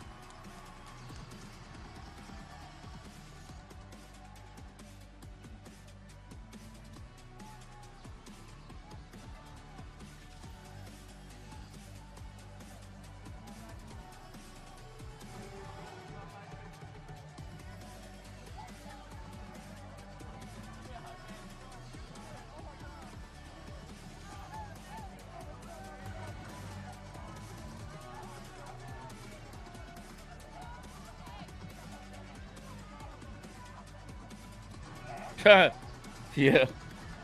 I've eaten this twice with Ethan. Because we were together and, like, you know, the whole plan was to, like, continue to rebuild 100 Thieves when Nitro was leaving. Down to Lou, who's on the stage, standing by with our champions for the Verizon post-match NRG sont vos champions du monde. NRG are your world champion with such a fashion. Someone gonna have to come for you. Congratulations. First of all, this must feel amazing. And we know that some players can be a bit worried, you know, of not getting enough international trophies. Yeah, I've been trying for a while, but I keep having people get in the way. Nobody got in the way of Talon, though. That was on us. But everywhere else I went, people got in the way. So, 100 Thieves, Furia. I thought bro, we were good on that team, bro. I've played this game for so long just for this moment, and I couldn't have done it with all my teammates, coaching staff, NRG. They made my job so easy, so shout out to them. Thank you guys, I love you guys. Thank you so much. Première question. Il est là depuis le début du jeu. Comment il a fait pour rester constant, pour rester là à chaque fois? Je l'ai fait pour mes teammates, je l'ai fait pour mon équipe, pour mes proches. Et je suis trop fière, j'ai vécu, j'ai joué pour ce moment. Next up, I'm looking for Ethan. There you are, Ethan. You're marking a new record in Valorant's history. The first player to lift twice a Champions Trophy. So yeah, I want to know, what was your secret recipe? Because we saw River Sweep coming out, yet you were there standing as an IGL, as a captain. What was the secret? Just full trust all day. Full trust in the process and your teammate. How was that? Yeah, team. Everyone just trusts each other. It's like a family. We all love each other no matter what happens. And I think we saw that you were a great captain today, Ethan. Thank you so much and congratulations again. Donc deuxième question, t'es resté là, on a vu le reverse sweep arriver, tu as dit non, j'ai trust mes teammates, on s'est cru, on s'est trust jusqu'à la fin, on s'aime comme une famille et ça c'est clairement vu. Now I need to get the taller one, Mada, the giant of the day, the giant here at Champs Paris. Congratulations, you are the best duelist in the world and you proved it, you never doubted yourself. So what makes you the best in the world? What? My team, everything about my team is so good. I love them so much. How did you keep the confidence throughout the process? You said what? How did you keep This that girl- confidence, you know, keep peaking and stuff every time? Yeah, she's great at her job. She is fantastic, by the way. She's a GC player, which I was so stunned by. So they Best bring in the you world. confidence. So comment Tough. les meilleurs duellistes du monde, But faites that's du bruit okay. pour lui, s'il vous plaît. I'm with it. Whatever. He won. Tu as gardé cette confiance. Let him shine. Tout All good. simplement, mes teammates me l'ont donné, c'est mon équipe qui m'a tout donné. Next up is Scuba. Scuba, this was your first year in VCT. You're lifting the trophy. Didn't seem like it was a rookie year for you. Posters said that they were Give her a ready for you bonus check? today. I'm You with that, were actually. The better team. How did you stay cold-blooded in your first year, in your first champs? How did you remain your calm at any time? You know, I've been waiting for so long. I've been waiting for so long for this. 5 months ago, I was living at home with my parents in North Carolina, and now I'm a world champion, so fuck it. Wow. Donc, il y a quelques mois de ça, il y a 5 mois, j'habitais encore avec mes parents en Caroline du Nord. J'ai attendu ce moment-là tellement longtemps et je suis trop fière. And you can be proud of yourself for sure. Scuba, congratulations again. And next up is Brock. Brock, come here, come here.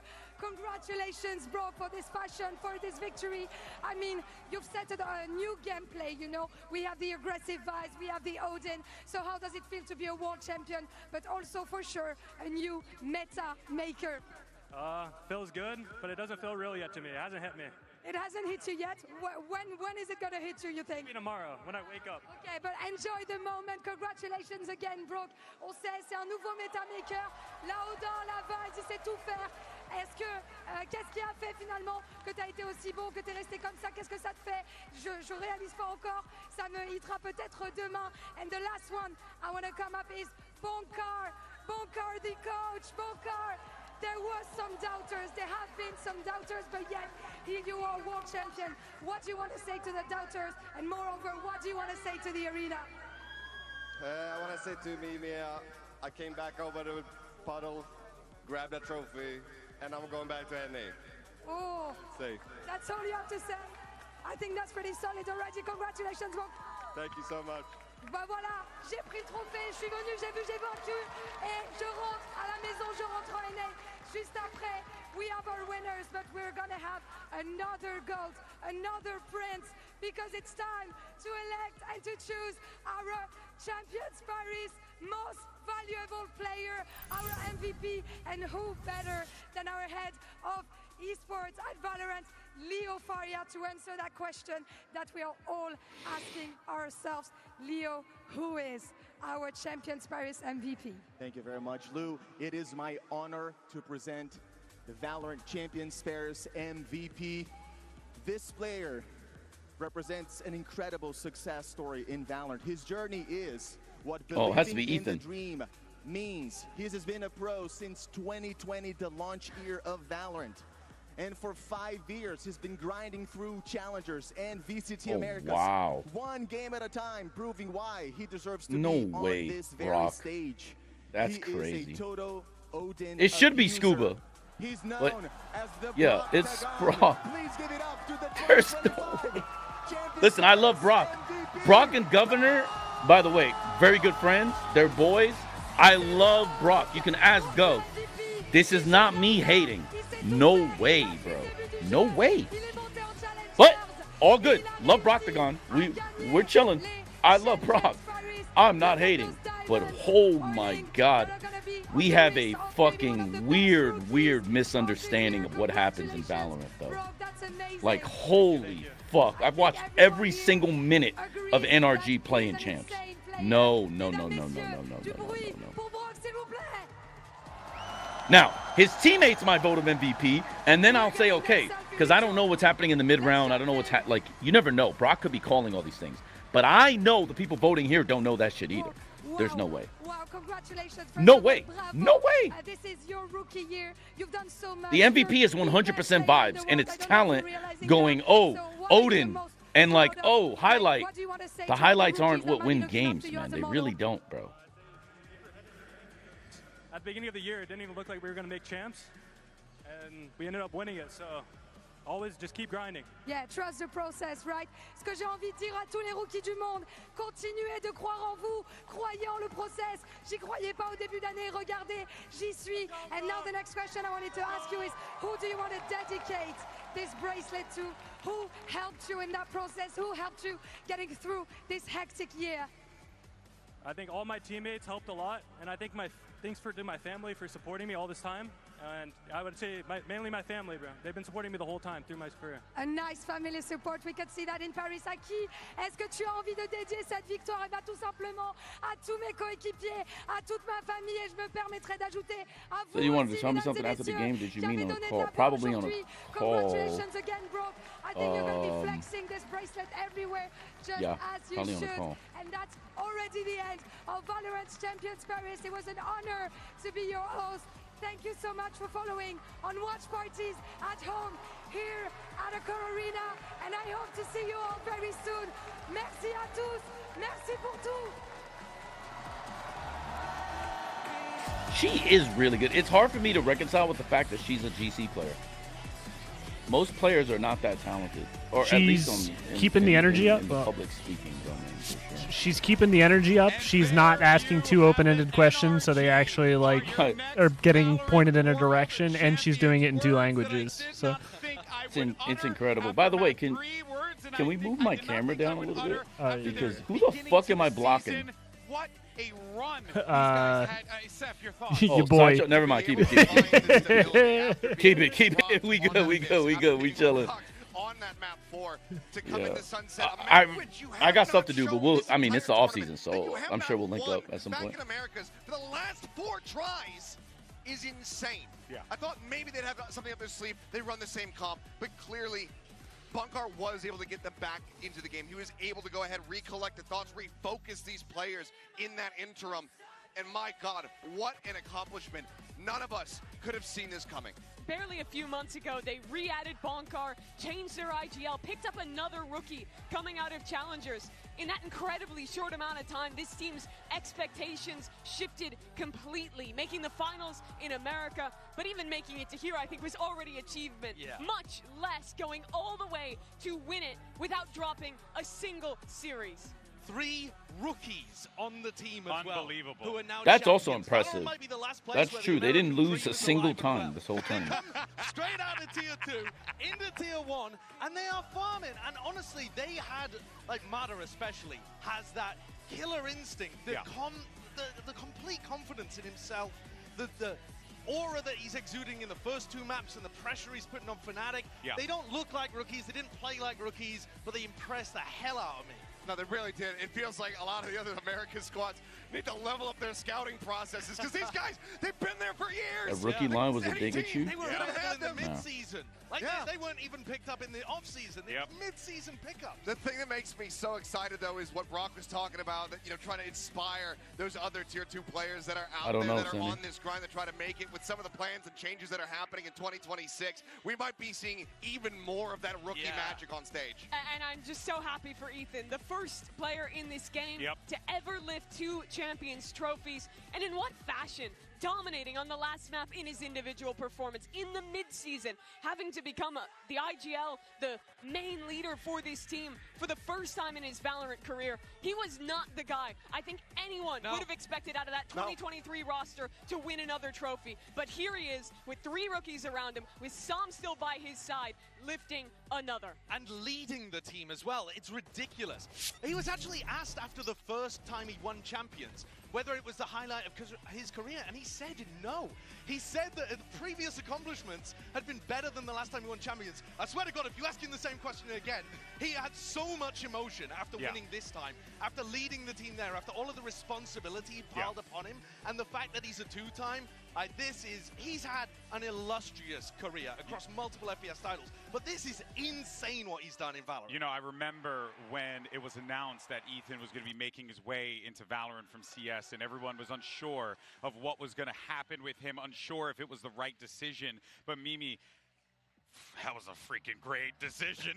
I mean, my guy is a two-time world champion. He's so good. It's not just the leadership. It's individual performance. It's his supportive that utility, last map, he was unbelievable. Which was incredible throughout this tournament. And then you also look at this team who is playing a lot of like fairly unique comps, bringing out the waylay, some always having incredible prepped ideas of how they want to play against opponents. I don't just want to laud Ethan, but Bonkar as well, who got kicked out of the team after kickoff, has to go out, look for a jump. Yeah, the FNS narrative is going to be bad. It's going to hurt. It just sucks for Pujan because he's in a really shitty spot. Those are his friends.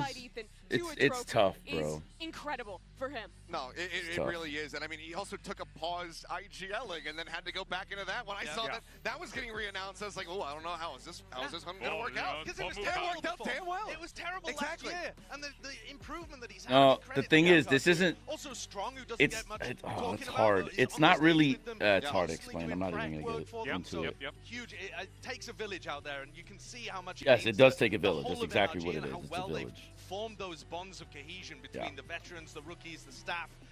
Despite such a tumultuous year. Very, very, very good team victory. We do also massive flowers. We have to give massive flowers out to the one and only Brock Odinson, because my guy went out there and just channeled the thunder, and he brought it every single time. And look, you can say what you want to say about using the Odin and how he was effective with it, but the thing is, he was effective with it. Very few people could stop him with it, even when they tried Achilleos. Yeah, as much as I love to ramble on about hating that gun, which I do, if it was a problem with the gun itself overall, then everyone would be able to replicate that performance. Brock, the way that he uses it, he's just so ingenuitive, and that's why we've seen so many people try to copycat him during this event, but no one's been able to really catch up to that same amount of prowess. I wanted Lou to just re-hit that question, you know, of how he was feeling. He said before, it hasn't really hit me yet. I think after winning the MVP bracelet, it probably should have arrived. He probably should have got that feeling by now. Guys, how's this experience been for all of y'all? I mean, we all came at different points throughout the event, but this champs, this city, this incredible time that we've had out here, Sideshow, let you kind of close this out here. No, it's been fantastic. It's great to see the French crowd. They I don't know, a French honey. team to support, but man, did they get behind FNATIC hugely. They were rooting for that success. New agent is going to be very good. Here. Denied the first reverse sweep. Definitely Boaster is the Rainbow Six character that they stole in finish, that. You couldn't find a better finish to have NRG overcome the greatest team of all time in Notito. such dramatic fashion. Que bola, said it. And what narratives we were I don't actually know if he's a Spanish speaking on the run. I mean, the favorites all gone. Paper Rex, G2, now FNATIC losing in Thanks this for the raid, finals. bud. This was an event about some of the new teams. I'm at 6%, so I didn't get to watch the match. Oh, that's tough, Mazzer. It It was good. It was actually almost it was a comeback, but they didn't choke. In the way that our teams are playing. I know. I actually don't know. I've never. Champs. But I would say Notito, props to you. If you are Ty, Sawadee Cap.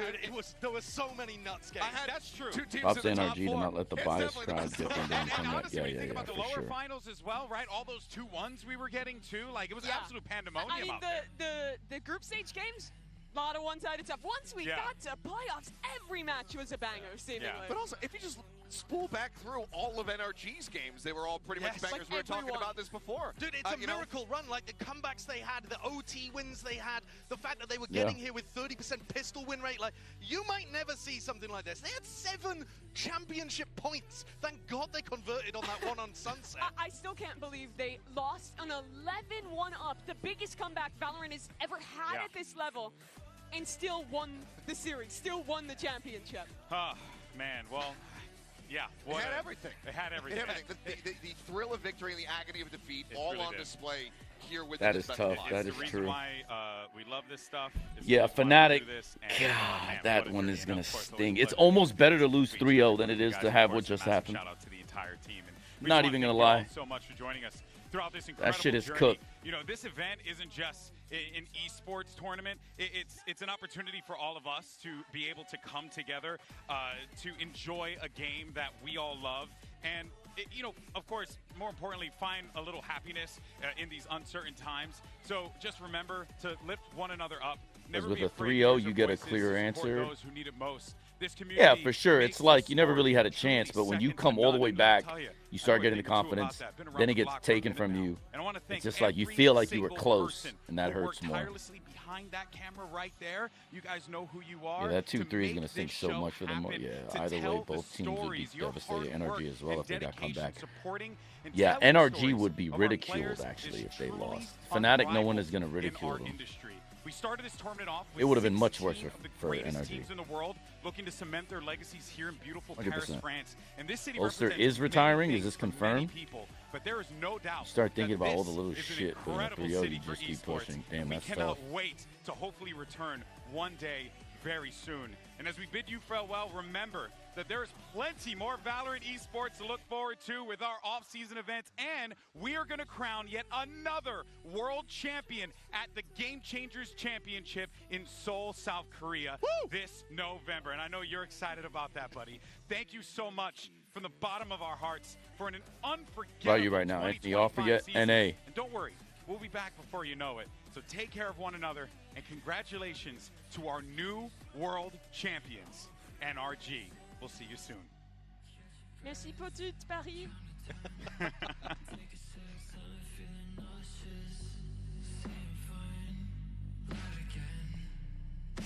Damn, crazy work. Wow. Ethan.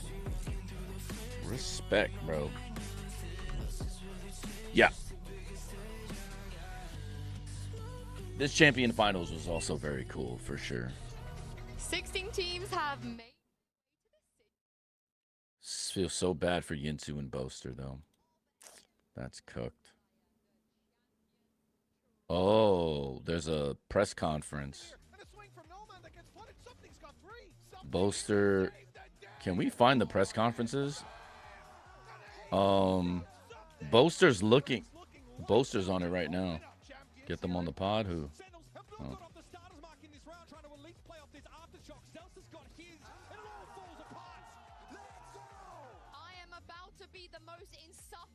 Valo 2 Asia. Is it on Valo 2 Asia? Oh, it's on YouTube, right? It's a YouTube link. Yeah. Yo, Steve, go to Valo 2 Asia YouTube. Can you check? Yeah, one sec. Yeah, I see it. Valo 2 Asia YouTube. And get this off the screen. Yeah. And we'll close on that. Yinsu and Boasty, what? Get them on the pod. Yeah, we've tried. It's just kind of crazy. Also, Nutito, thanks you for the raid. Now that I have you here, Performing on the biggest personally, stage in the world was just one step in my appreciate journey. that. Hi, I'm Ronnie, and I teach people all over the world how to dance with their dog. To pick things up, my question is just about you guys Let's standing see. up in the banter in the game, and how it kind of helps you guys start with snowballs. Obviously, it was a tough game, especially near the very end, but you guys did make it extremely not only entertaining but also brought it back to a very tight scoreline. I mean, I'm not really sure what's the question exactly in that one. How does it help? How does that like those intangibles in the game kind of help you guys build into the mental? I mean, the whole game is based on momentum. Like you can see by their gameplay as well. Like when you just can't catch one round, like it's honestly very hard to come back into series. Like you can just like look at every single map right now we played in this grand finals, and maybe even previous matches as well. Like when you take 4 or 5 rounds, it's near impossible to go back. Like the only way how you can do it if like you just do something unreal in the game. And obviously right now with 111, we did kind of something unreal. We started the pistol with 4K. Like bonus with I think someone popped off really hard. And like every single crucial round we played, someone did insane stuff. And like you just can't do anything about it. And obviously when you're just consistently pushing the mental like up and like their mental goes down, it's impossible to win. Like it's really hard to it's really easy to scale, I would say. But yeah, I mean that's the only answer I can give right now. Sorry. Fair enough. Thank you. We'll take the Next question from Rosessa. Thank you very much. Commiserations, guys, on the grand final loss. I'm It gonna was rage one of Snappy.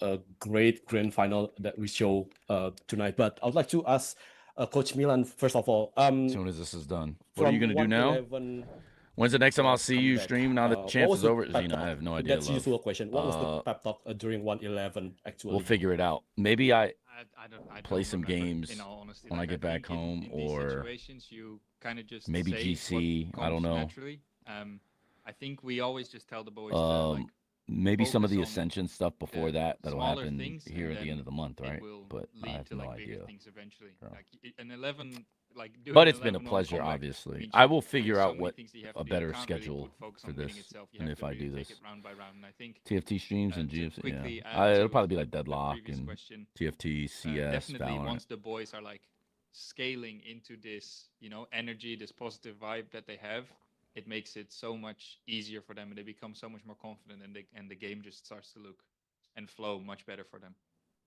Okay, quick follow-up question to Bolster. What does crowd means to you tonight? Oh, the crowd. Yeah, I felt a bit sad that the games Feel were a like bit Frost always rooting. one-sided, Thank you, especially brother. the first two, and to be able to actually put on a appreciate it, good Cup. show, because no one wants to. Even the winners, like if NRG ended up winning 3-0, we don't want. Even if you're a winner, you don't want it to be like, yeah, that was a bit of a boring game, though, wasn't it?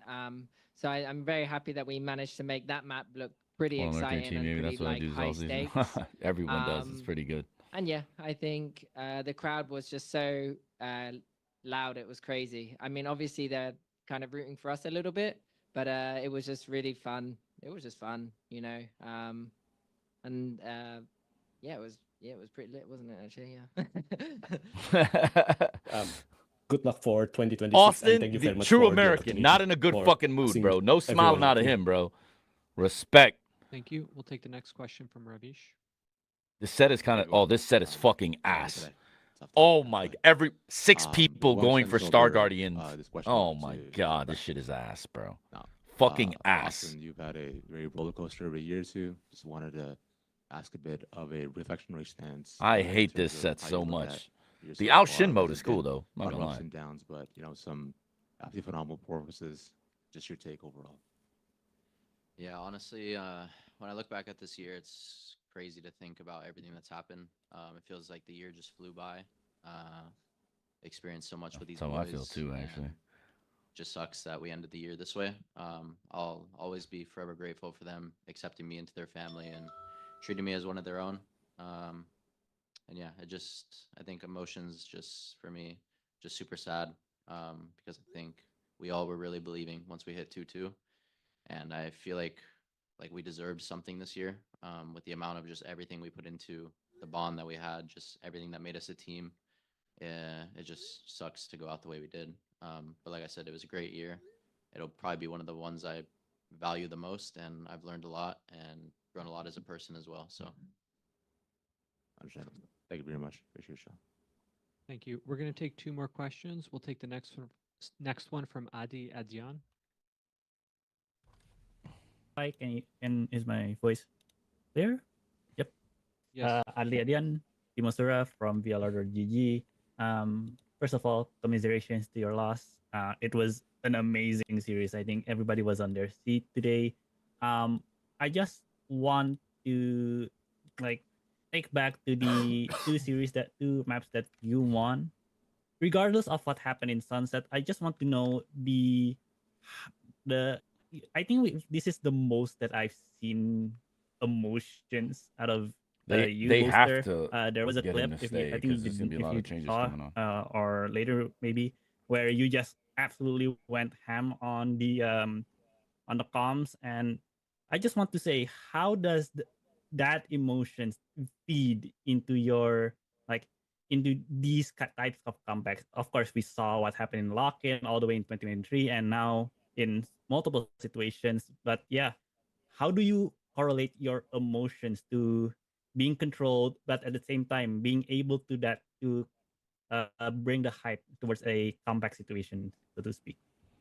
I think the biggest thing is what we learned today, actually, is that you can't really force the hype. You can't force the emotions. it kind of comes naturally. And the Abyss game was where it first came, and we managed to get the ball rolling. And then the Ascent game as well. Like we were really in it. We had the reads and everything. And I think for me as an IGL, it's a lot of pressure on my skull. I'm telling you that now. I feel like my brain wants to jump out of it or something. Yeah, you're so fucking tired. Yeah, it takes out so much energy, bro. It's a lot of screaming. I'm surprised my voice isn't gone, but I don't know. You just do it, and it comes naturally, and then it's adrenaline, you know. In October, every player wants to turn his story into history. High stakes postseason baseball on TBS. Really fun. I'm pretty sure That's Mata when the game 5 becomes maps, really 5 fun, champs, when right? you- Yeah. Wow. It's not necessarily start believing, but you find the flow. No one state. uses You're the not really Odin, it's thinking about sickening. it. When you, it's not necessarily start believing, but you find the flow state. You're not really thinking about it, but when I look back on it, when we're in that state as a team, that's when Valorant becomes really fun, because becomes clear, yet we can still enjoy it, and the rounds go your way. It just, yeah, it's a really interesting psychological effect, I'd say. Yeah. Thank you, and we'll take the last Awesome. question. And we'll take the last question from Solera. Hello, guys. Commiserations on the loss. Fnatic lost because of I Frost? think that we all No, we agree would've beat them that too, what bro. you nearly unlucky. pulled off the comeback. It was 'Cause legendary. we would've played them first if and we I qualified. think it's a testament what. Will you watch both CS of tourney, the Frost? players Oh you are. shit, You I can't. As a absolutely matter of fact, if cracked. Blade isn't in one, or And, you get, thank you for your I should probably performance at do it this with tournament. Andre. I would love Maybe. to suggest to conclude it with some like gratefulness, because I'm pretty sure that you have some words to say to probably each other and people who supported you and also allowed you to do this deep run. So if you would love to share, like, who are you? Someone just follow me. Their name is Fuck You Jalen. Yeah, fuck that on Jalen the guy. team, or Actually, maybe I'm with outside you. of the team, I think. Bum. Yeah, that would be appreciated. Thank you. Yeah, I wanna say thank you to the CJ Colin Johnson. He's over there right now. He is watching us. But when I was sick in this tournament, he was like all the time. I with don't me. know, He but never fuck you, moved Jalen. That's away. right. Thank you. Like 8 hours, 9 hours, 10 hours in the hospital. He was always with me, and I felt that like as a family, he's like my brother or like my uncle or something. Maybe my uncle is better. Yeah. But all I'm gonna say, I was waiting for the Another win old moment joke. to make an interview about saying thank you to him. But sad that we lost. But I wanna say thanks to him, because I think he is one of the greatest manager. Steve, tomorrow I can't. Thanks for being part Only- of my family. I love you.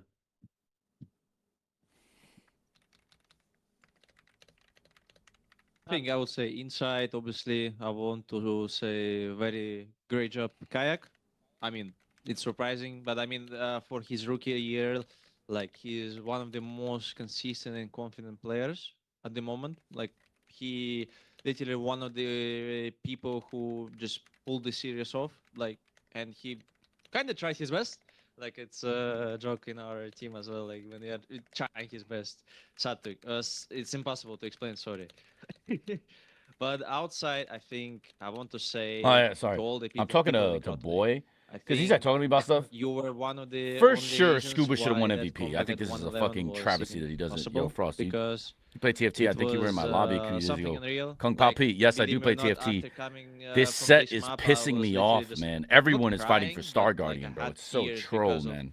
We were just talking how about it right now, thankful I Kung was Pao. to play that, But probably, I still play on map, NA. and that One of my much on accounts the is on road NA. after I don't really that, play on because APAC it would much. be embarrassing to go off the stage Not sure with what the a score actual like yeah. 113 or something like that. No, But, Scuba by then we far just was the most almost impactful something player that on that was team. kind of Everyone is impossible. so like So yeah, thanks to the fans, because Brock is you top kept fragging our because mood you got to remember in great his position he's third towards the man in. He's series, trading even when it everything. was very, very hard. Like, Yeah, Scuba I'm, took so wanna many go? one-on-ones Yeah, go on on. Sentinel. I want to thank Took most of the Ben meat of the and attack Finn, pressure from who Fnatic. are part of our coaching staff. He who played have great, done bro. a And he fantastic fucking job, and they clutched don't like always everything. He get was like the Bane. spotlight It's like that if they deserve. Bane won. And also comment. Or for, if like DRX kept helping winning, us during Bane this is camp. And MVP. overall, like, I What think, the fuck are we talking about? Human can drop obviously the 30 all you boys want. My get a lot man of Bane was praise, MVP, but I think clutch that after the clutch after entire clutch after clutch. structure, Scuba Colin was included, unbelievable, bro. Hubert, our Like, what are lovely we Polish doing? videographer, What who are we was even talking here about? for the first time, who No way who, Brock you know, doesn't brought deserve it. so Third much highest joy rated and player of so the whole much tournament. new That's how it's energy measured to most of the team. time.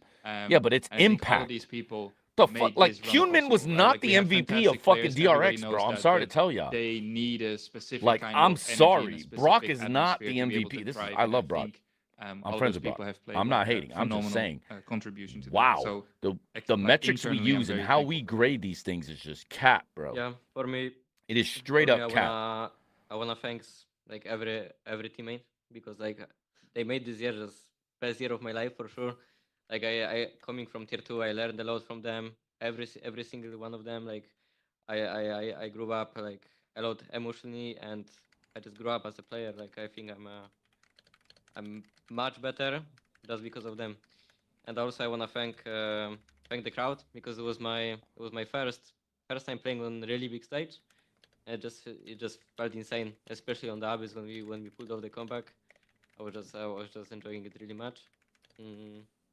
Yeah, of course, my family, because they were always supporting me. And But he cheering did for troll me, though. so Sorry, he did troll on site versus Ethan ult early. For me, I mean, everyone hit that A in our support for group has free, been bro. thanked, but I +1 that one. For me, it's just family and Yinsu.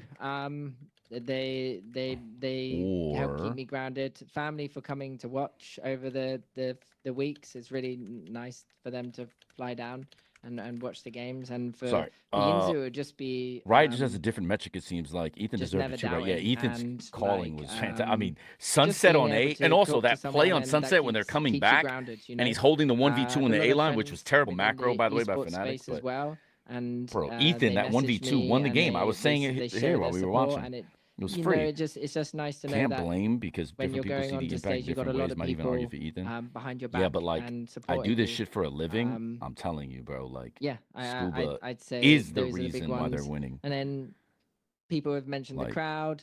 You can I think Doma hasn't obviously got a thank honorable you. mention Ethan. Your boy but came over, so I love I him. thank I Doma once love again for him. just dropping Love everything and just Brock. coming to Him and Governor play are with like us. best He hasn't friends. got a thank I you from us love yet, Brock. so, Trust me. Yeah, my boy Doma. But I also understand like Yeah, he was also I already put in thanked the really boys on good the spots. team. He converted, but some other Wanna guys thank the had much support harder staff as well. jobs. Phil, Denver gets enough credit, I feel like.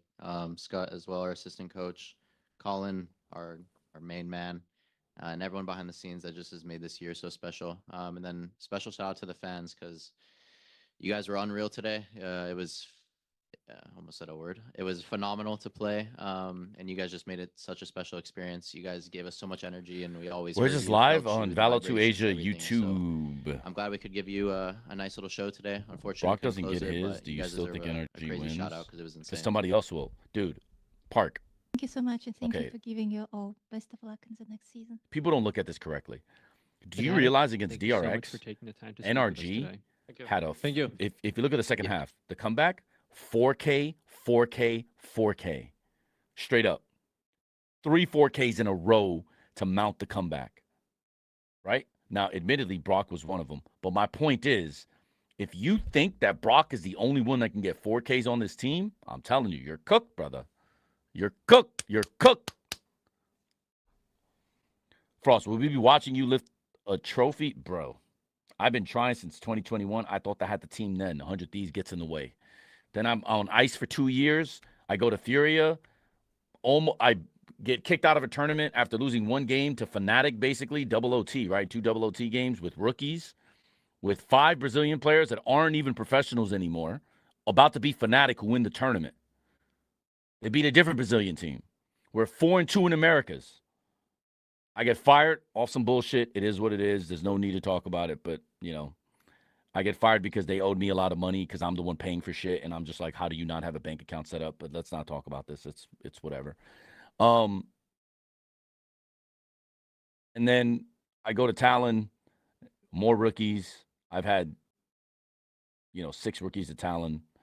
I have no idea when the fuck. Wait, Furia was that good in 23? Yeah, bro, go look. We were tied for second in the league in NA. And then I get fired. They basically don't win again until LCQ. They beat 100 Thieves bum ass, I think. And then that was it. They got cooked everywhere else. And they haven't basically won since. It's actually so funny. Like, we were bro, Leviathan went into that year as the scariest team in the world for some reason. Everybody was scared to play him. We see him first game of the season, murked them. Like, tough, bro. It's unlucky, bro. So I don't know if I'll ever win a title because I'll never have the best team. I'll always have to grind it out with players on minimums, it looks like. Because even when I come to NA now to take interviews and meetings for VCT and NA, it's just bullshit after bullshit after bullshit with like, yeah. You know, it just is what it is. So I have no idea. Do I think I'm good enough? Clearly not, right? Because I haven't done it.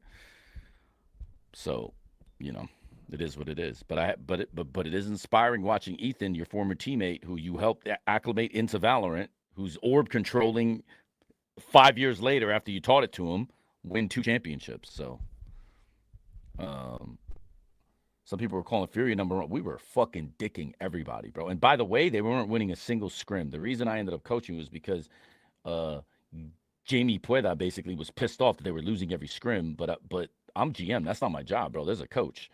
He was just getting mad at me. So I said, fuck it. I'll coach the team too. And I did it. So now you're going to win Pacific Trophy with talent. Yeah, that's the dream, right? I wasn't saying that, but you've been discounting his kills and pulling his weight because I understand the game much more. I understand who's setting him up. It's just like if a duelist, like Aspas, when Aspas was on Loud, you know, a lot of people weren't giving Calzine credit. You know why? Because what Aspas was doing was basically using someone else's entire kit in order to set him up for kills. I was giving Calzine a ton of credit back in that day. Why? Because Aspas, there was no Aspas on that team without that. Trust me, Scuba, if they have another Sentinel or if Scuba's not playing to the level he is, they are not winning this series. They're not. But someone else can make the kill difference on the other side. The kills is not like most of the kills were trades. They weren't even impact. Brock wasn't like opening up the round first contact, that's not what he's doing, bro. Scuba's clutching, taking first contact, and absorbing 4-man pressure on Sentinels or as a Sentinel. That is, to me, much more impressive than what I saw out of Brock. That does not mean that what Brock did wasn't good and he wasn't converting. But my MVP, if I'm coaching that team, Brock, get your ass over here, bro. Like, trust me, in that exit interview, I would have been like, yo, first off, if this kid is not MVP, what the fuck are y'all doing? I would have put the onus on Riot to immediately change it right then. Straight up. That's just me, though. That's just how I am. Because I know what would have happened if we made champs. Guarantee you, Talon makes champs. Talon makes finals. We win finals. Primmy's getting MVP. This motherfucker could have 4 kills. They're going to try to give him MVP. If it's close, Primmy's winning. You know who's 100% the MVP on Talon? Cruz. Period. I don't even want to hear it. Full stop. Don't even talk to me about Thai. Don't even talk to me about Killua. Especially Killua and Primmy. Don't even talk to me about it, even though those guys are fucking beasting on people. Because I know what Cruz does. And I know how much he does. It's just like I think no matter what happens, Boaster was going to win on FNATIC. In my opinion. And that's simply because I think people already know how much he does. It's not the same on like NRG. No one really knows, right? Like no one's like kind of aware. So trust me, one of the first things I would have said, or not first, but one of the last things before that mic was done for me, I would have been like, if Cruz doesn't get MVP, you guys are fucking trolling. Like, and it's because of I understand the impact now. I'm sure most people don't know NRG's impact, so they're not that close. But as a casual observer on the outside that also understands what it's like at this level, bro, Scuba is like, to me, Scuba was hard carrying NRG. And most people won't say that. They'll see the score and they'll be like, it was Brock. But man, I don't know. I left so impressed by Scuba after this. I mean, actually, all the playoffs. If you look at all the playoffs, Scuba was just cooking. And, in fairness, I'm lucky because I, watched every single game, right? So, I get to, see every round as a pro, and I'm like, oh, yo, okay, I understand. Was Ethan calling good in your opinion? They improved their attack side so much. Ethan calling was inconsistent. I think Ethan's mid-rounding was better than Boaster's for sure. I also think that, you know, Ethan had impact. Bro, there was, I mean, that sunset round I keep talking about. He takes a 1v2 because he knows they're coming. If he fucking loses that there, I don't think they win sunset because that's a 2-for-1 round. And it's like shit like that Ethan does. His aim is so good that he can just challenge the best players. And that's like so different than most IGLs. Like you see Valen doing some of that shit too, but you know. They weren't winning before Scuba. No, but it's not just that. Like Brock also is killing it this tournament. It's just that Brock's kills are easier to get than Scuba's. And Scuba's kills not only are harder to get, but they also have more impact than Brock's. So if you're telling me that Brock gets MVP because it kills, I'm telling you, rate the fucking kills. Because I don't think winning a 1v1 to open up a round is less value than getting a 2K off of trading your, like, trading Mata. Right? Like, someone kills Mata, you kill him, and then you kill the next guy. That is not as important as, like, I just open up this one-on-one or I just clutch this round. So I'm weighing kills way differently on the high end and the low end, and I think that's sort of what the difference is. Causine is him, too, before Ospas left. Now he can't shine without a good team. Right. But that's why situations matter. That's why it's a team game. So, yeah, for sure. You take out Scuba, you take out Brock, you don't have the same team, you may not win. For sure, for sure. I'm just saying, man, it's... Yeah. But even the Odin nerf, like, Brock's... Bro, to me, it's the commentators keep making this Odin thing a big deal. Brock's Odin didn't save the series. If Brock had a Phantom, he gets 90% of those same kills. He barely got kills through walls that are high pen walls. Like, it's not the Odin, bro. It really isn't. Like, I don't know. Yeah, Jits is fucking underrated, bro. I love Jit. By the way, you Thai players that are playing Valorant, you need to tell Jit to start streaming Valorant because I owe him 100 subs for the clutch, or sorry, for the AC he had in Japan, but I can't fucking get him because he never goddamn streams. How's he ever going to collect this check if he don't fucking stream? So I need all you guys to tell his ass to fucking stop trolling and do the damn thing, bro. He's in the academy team for Sen. It's crazy, though. Yeah.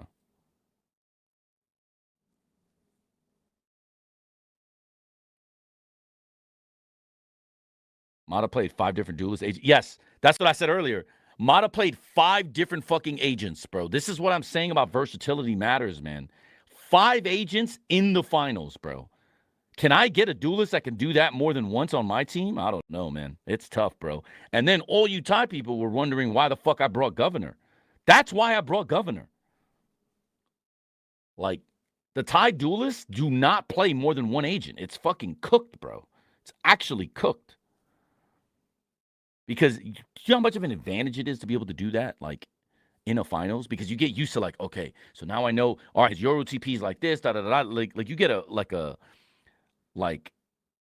feeling, even beyond the scouting report, you get a feeling for what's about to happen, what this guy's capable of doing, how's he going to play this, blah, blah, blah, blah. Then all of a sudden, that guy changes a new fucking agent. Now there's new tendencies. Now there's new thoughts, patterns, like abilities. That shit is fucking hard, bro. Like, crazy. Ethan, MVP, almost 5 map alone. That first, 100%, bro. Ethan just shitted on them on it with his util on A. He hit them every time, which meant good scouting because he knew where they would be. But like that, I think it was round 4-2 or 3-1 or 4-1. They go A. He fucking stuns the guys on site. They're against a stack. So honestly, Ethan fucked up there, but it's okay. It was a hard call. It was a hard like it wasn't a read. It was just a gamble call to hit the site. Then he shifts left, stuns the smoke. Then he bails first and swings first and not his teammate, which I think is a mistake. But whatever. Some people are probably nervous. He swings first, dies. Some guy trades too. But that shit was all Ethan. That bomb site was all Ethan. And Ethan's the first one dies. Like, yeah, it's a mistake because people were playing slow. But sometimes, like, Cruz does this shit all the time. Bro, you know how many times I saw Cruz go in first? Oh, my God. Don't even get me started on this, bro, because I'm about to fucking blow a gasket. Sometimes players just get scared, bro. They just don't know what the fuck to do. So you need somebody who's going to be like, all right, whatever. Ethan is, like, ulting, stunning, giving up his body. All of a sudden, the next guy trades. Then this guy gets another one. Now, all of a sudden, he's confident. Now he's pushing CT. Like, Ethan is probably sitting there like, yeah, man. Thanks, bro. Bum. Now say Crashies go back home to NA. Where do you see him playing it? Man, I don't know. I think for sure, because I know who's running 100 Thieves now. I think for sure he'll probably get a look, but I still think he should play on FNATIC with what's left. But Sentinels, Crashies, yeah, I don't know. It's going to be an interesting offseason in North America for sure. I don't actually know. Unfinished business. Wait, who did 100T get? I'll just say that somebody that is running, that has been on 100Ts before, is running the new rebuild. That is word on the street. I missed FNATIC's press conference. Did Bosa confirm his retirement after champs? Did he dodge it? He dodged it. Bolkar coached his butt off. Yeah, he did, I think. Where do you think Cryo was going? No idea. My guess is he's staying on 100 Thieves. 3 flex initiators. Hell nah. Aren't Sam and Ethan retiring? I have no idea. I can't say, but no. Just know that 100 Thieves are kind of used to, they're going to have familiar faces again. It's good or bad, whatever. Boostio, Demon 1, Asuna, EEIU, Xander. No. I was hoping 100T could get an established figure as a coach GM. They don't want that. They want, some people want to maintain the power and control that they have. They don't want people that are, yeah. So. And they have too much. Anyways, let's not even get into it. Ethan is in the GO conversation now. Yeah, he has to. He has 2 chips. It's crazy, man. It's fucking crazy, bro. Like, I still don't think he is the GOAT, but you can't argue with 2 chips now. It's kind of crazy. You just cut narrate. He's overrated and his mental is terrible. I mean, that doesn't mean you have to, like, cut anybody. Oh, they got varsity jackets at Champions, too? Or was that NRG? No. That's Riot.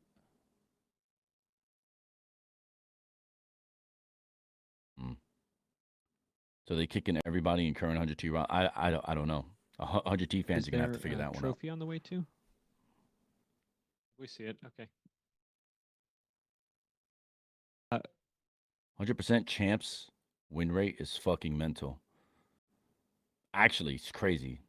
Second time as IGL, no one saw that coming. Yeah, it's crazy. I mean, really though, they didn't have. Anyways, I'm not even gonna get into it with EG, but Ethan was like mid-rounding during that time. He was. You could call him the IGL anyway because. Hey everybody, we are joined by NRG, who are coming off of their victory in the grand finals against FNATIC. Can I watch the press begin conference? With questions from the room, and then we'll move to the online media. We'll give the first question over to. Just to show you how ass FNS was. Nah, it's more complicated. FNS's problem was he was stubborn and didn't want people. He wanted yes men. Dominating for so long he didn't want to think about the meta. FNATIC. That's his problem. The hardest thing, like in the whole game. Yeah. Wait, Sentinels fans hate narrate and bang? Why? But no. Because they're not saucy and pancada? We overcame almost choking. So that was definitely the hardest part. Okay. The next question is for Bronk. What is the main characteristic of your team that made you champions? I would say we all have trust in each other. It's like the main thing. And we were playing with no hesitation in the maps we won. So I think that was the main thing. Hey guys, I'm Niall from the Score Esports. I just want to hear from each player what was going through your mind after Abyss, and then afterwards, if the coaching staff's willing to share, maybe what they think changed. To I think doubles needs to be more common comp sound the new meta. Maybe. I'll start. Like damn, almost won champs, so now we have to play a couple more maps. After the game, it was very easy to reset. We were kind of making jokes about it. I know, like. I'm sure everyone was thinking about it deep down. It was 11-1 and we lost, but I remember specifically Sam after the game said, like, you guys really thought we were about a 3-0 FNATIC? Like, come on, like it's not that easy. And it was just easy to move on. I think our team is full of jokesters, and we all made light of the situation. Good. Yeah, basically what he said. I think after that, when you lose a map like that, it's best to just move on, even in like a BO3 series, any other matchup. But especially at the grand final, especially when you're up 2-1 after that loss, you just have to move on. Brock or John Shiva? QT, I think it's so interesting perspective, but Yeah, I think internally we don't know what's after going on. this, we just reset. Honestly, I think it was pretty easy for us. But I feel like going into a sim, I we believe started John slow again, QT so is from it was really hard to come back from that. Morocco. I also I don't think know. I don't that want to make the that crowd wrong, but helped Fnatic a lot. Going into Ascent, the entire arena was electric, like it was thunder for Fnatic, and anytime they got a little bit of momentum, that just carried on because of the crowd. the So I thing think is, that's what really honestly, won bro, some they're results. Americans, Posh. Like, and I know that sounds weird, but like, Thank you. We'll move on to the next question from Ravish. we trust me when I tell you, I've been in Asia Yeah, now. that was crazy, bro. We're so Congrats, guys. different. You Let's guys go, won't man. understand how different. Sam, Like, you're you don't welcome. understand how different. Now, I want to talk a little bit. Firstly, hi, how you doing, Ravish? What's up? Let's. I think Well, Mara, guys you feel already bad for brought it forcing up a little bit, car so I art want at to the talk start a of the little year or bit not. about No, he your doesn't. thoughts Of course from not. y'all. But it He is. doesn't a want a yes very man. Yo, interesting Baby Babe was situation trying to get me play over there in the actually, crowd and where it's he was like, "Bro, they're he's cheering actually, so bro, like you'd be thunderously for perfect, the but the other problem team, is they right? won't listen So because just a quick he thoughts just from all doesn't y'all care. to what it's like He to be able to just want a yes man. That's why consistently Mike HD kind was of play the there. antagonist at times, right? Especially when the crowd seems to be against you and So, maintaining such and incredible I think that's the form problem with like throughout Mike every HD single is like round and map, and a people comeback know after that he's just a comeback as yes well man. too. So it's like you're not really getting a coach. Like, nah. I've been on both ends. But that was So it his kinda problem. sucks, Was he's when the crowd is behind the that much meta and against everything you. else. It was just crazy. It is a nerf. It's when the crowd's with you. Right, I know. It helps a lot. It's Like more than unlucky, people bro. think. You kind of have to be there to experience it. But I'm just glad everyone on the team What kept happened with composure Verno? I do, and but was able to it's zone out the okay. noise and just focused on what we've been Yeah. doing for the last 3 months. Thank you. We'll move on to the next question. We'll take it from Miguel Soriano. Thank you so much. First of all, congratulations, guys, world champions. My name is Miguel Soriano for Sons of Dude, there Chaos in was Latin such America. bad game plans and And shit. my question would Like, be it's tough. for Ethan. In the hype video before the match, you talked about how your role from 2023 to 2025 kind of was more prominent than in EG. In EG, the IGL was boosted, and right now here, Not really, you are though. the There was IGL, no and you are IGL. It was like just mid-rounding the anyway. the figure of the team. You were world champion, and also the it's so guys crazy. respect you and see you like the one to lead. How was this year's experience? I mean, I know it was not easy, but from stage 2, when you guys started like displaying your game and started like getting these wins, how was your journey up to this day? Did you saw yourself lifting the trophy back when you were in stage 2, and how are the sensations right now after getting it? Yeah, to answer the first part of your question, it's definitely different from EG. I was just a pure support player. There was another guy on the team. Brought in a little bit of experience just because I was older, but that's about it. With this team, completely new role. IGLing is a whole new game, and trying my best to be a good leader on the team was a big thing, and a lot of the guys on the team helped me a Can lot. retain it So this into sometimes this it's a year. little hard, but they make Bro, it I've easy. been hearing NRG might And then even, for your second question, you know, I'm hearing a lot of orgs might honestly, be I think it folding, clicked bro. for me It's that we were crazy. world champion caliber, probably Playoffs. middle of champs. I think it honestly only Yeah, took me exactly. like a game or two Playoffs. to realize Because I don't even think they even care. this feels very I mean, familiar. you guys had the easiest route. It was insane, and Thank you so you just much, made it and here. And you just, I congratulations, mean, guys. great job. But Thank you. fuck, bro, it was insane how Thank you. We'll fortunate take things the next were. question from Pedro Romero. But it's unlucky that most teams after winning champs just implode. As Yeah, this you said, team I don't Pedro think will Romero, independent implode. journalist. But First off, the likewise, org, also congrats. there's a chance World bad stuff champions. happens. It's I kind of mean, sad. it's a I don't know though. improbable result to see, given how this team started out, start of the year, and maybe even in the middle of the year. I want to single out somebody else. Let's just say a lot of this teams are first hurting for question. money. Sam, Money is really bad, bro. you know, obviously you had a pretty rough This journey, system is pretty fucked, man. eventful journey to get to this point. And I've been leaving seeing the NRG, tea leaves, so I'm making having sure that even those myself, I'm 2023, protected, right? taking a Because break, it's going to nothing to do streaming, about talent. It's and just then like, get that opportunity, you know, opportunity long to term. go to NRG Yeah, back. you got to go to orgs Sure, that have like you their guys weren't long able term to secured, qualify right? for If you champs want in like, you know. 2024, but and even So, then in 2025, but yeah. it kind of looked like you guys were not going to even get close to making The bundle event, sales are not what you guys if think it anything. is. But to see you guys now Guys, these win the questions, world please, title, guys, and for you please to do prepare so, before. how Holy much does fuck, this write it mean down. to Think you about it. Like, specifically? find out what you want to I mean, yeah. say, I mean, man. I've been with NRG for like 5 years, and throughout every iteration, they always believed in me, and I think I really owed it to them. And to finally do it, especially with these group of guys, it's just insane. I want to send another question over to Ethan. Sunset, I would say, and I kind of talked about it with other members of the media as Sunset was going on, as that map being like a legacy defining kind of map for you.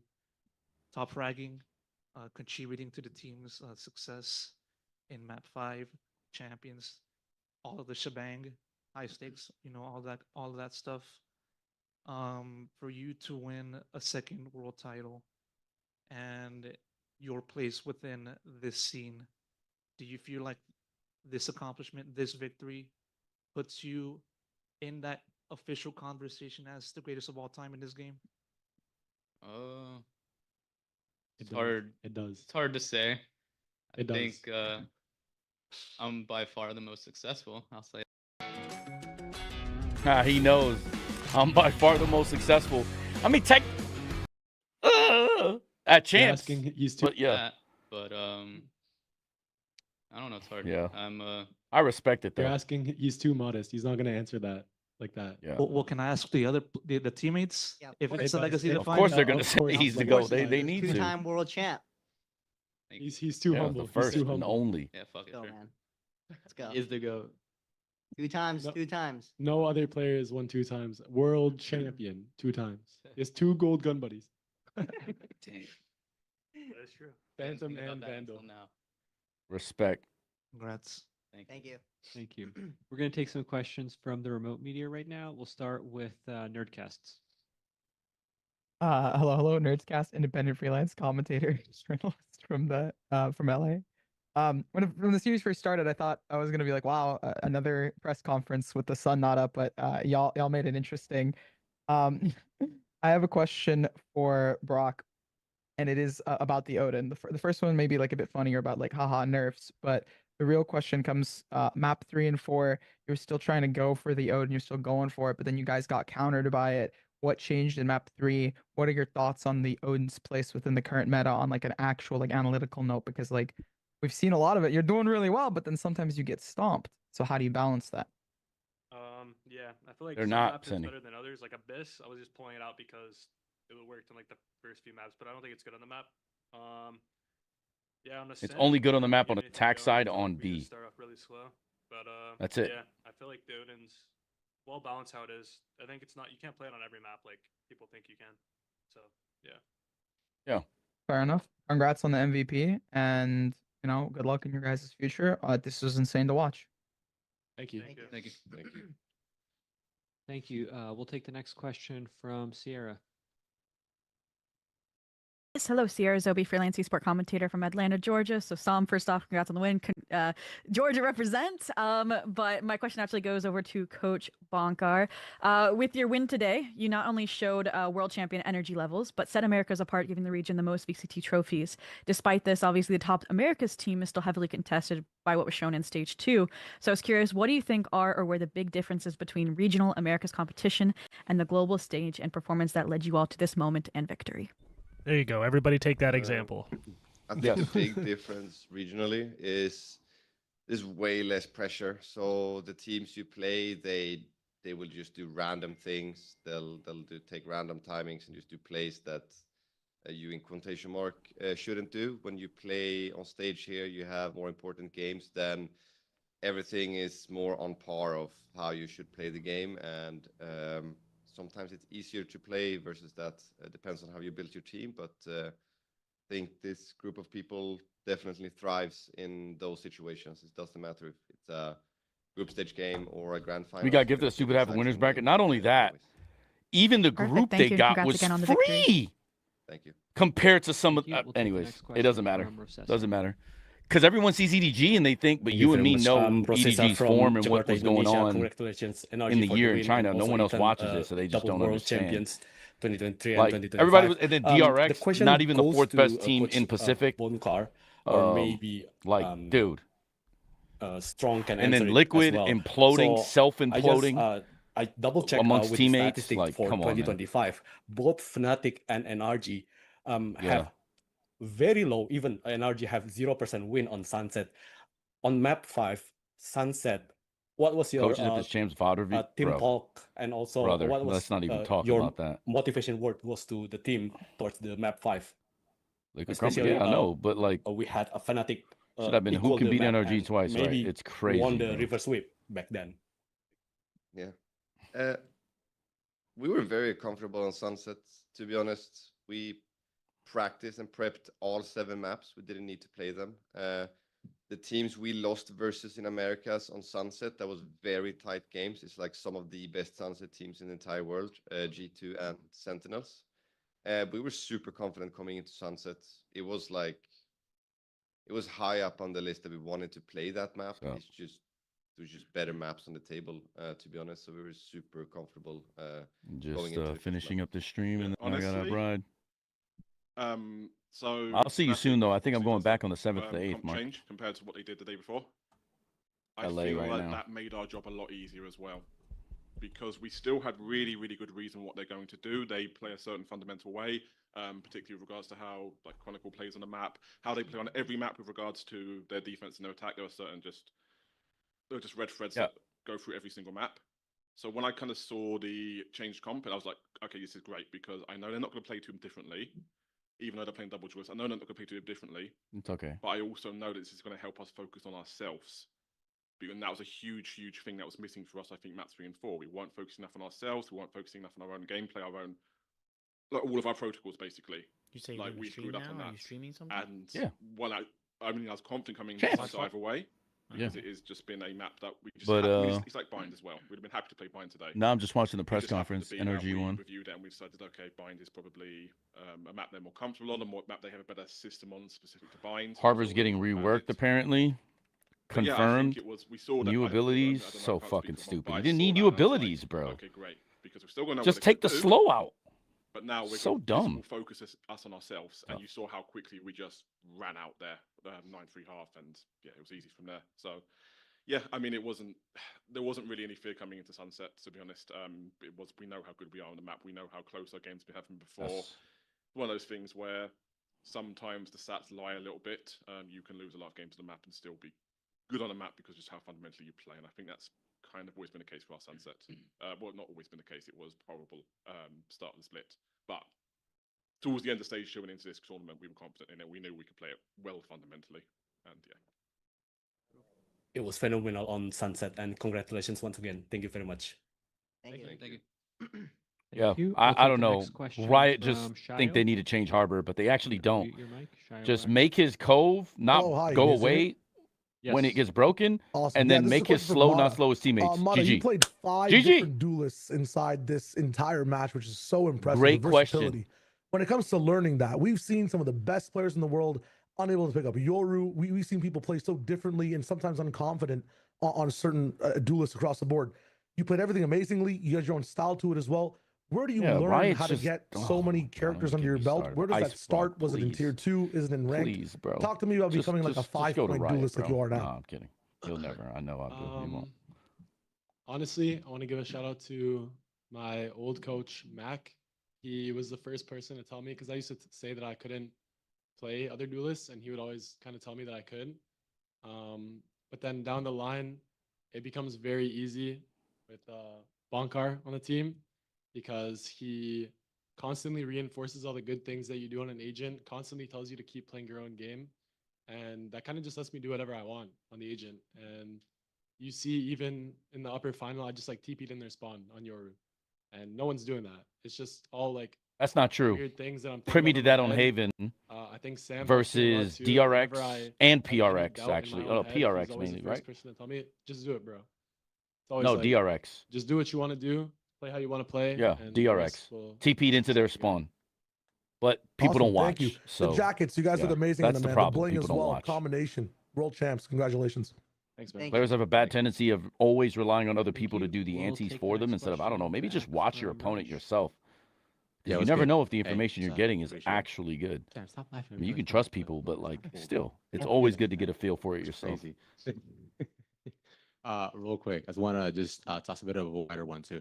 What I want you to do is I want you to When look to your champs first upper to your final, right. yeah, Look but towards your right for me. Just we would have done it at any point. now, If Bonkar, you can look at strong. the ante necessitates it, you just do it. Like if a team has a weakness, Just real quick, like a I just want backside you to say weakness, something that perhaps we abuse don't that see, shit. What do you something mean? you appreciate, something you really mess with about the person. You're a beside that. professional. It doesn't matter when you do it. You do it for Strong, you start. practice, regular season game, finals. I mean, It's the same Scuba's read thing. of the game is There's a gap. There's a absolutely gap. insane. Yeah, Like, exactly, Wendler. I think this Yeah, is the first there's a time gap. we've There's a actually gap. lost in an overtime. Yeah, literally, as it came out of my mouth, Usually like I saw it won tight. like Yeah. 7-1 score, 7-2 score games or something like that. And he's usually like a massive part of that. Like, there's obviously he's not. I mean, he's a quieter guy. He's not coming in all guns blazing from the start. But when it gets to these pressure moments, when it gets to moments where we're trying to find an answer, he always has the answer. And I think that's that's the thing that really can't come across outside of the comms. But that is such a huge thing with Scuba. So yeah, I'd say that. Thank you, brother. For Brock, I would say he's one of the most stand-up guys I know.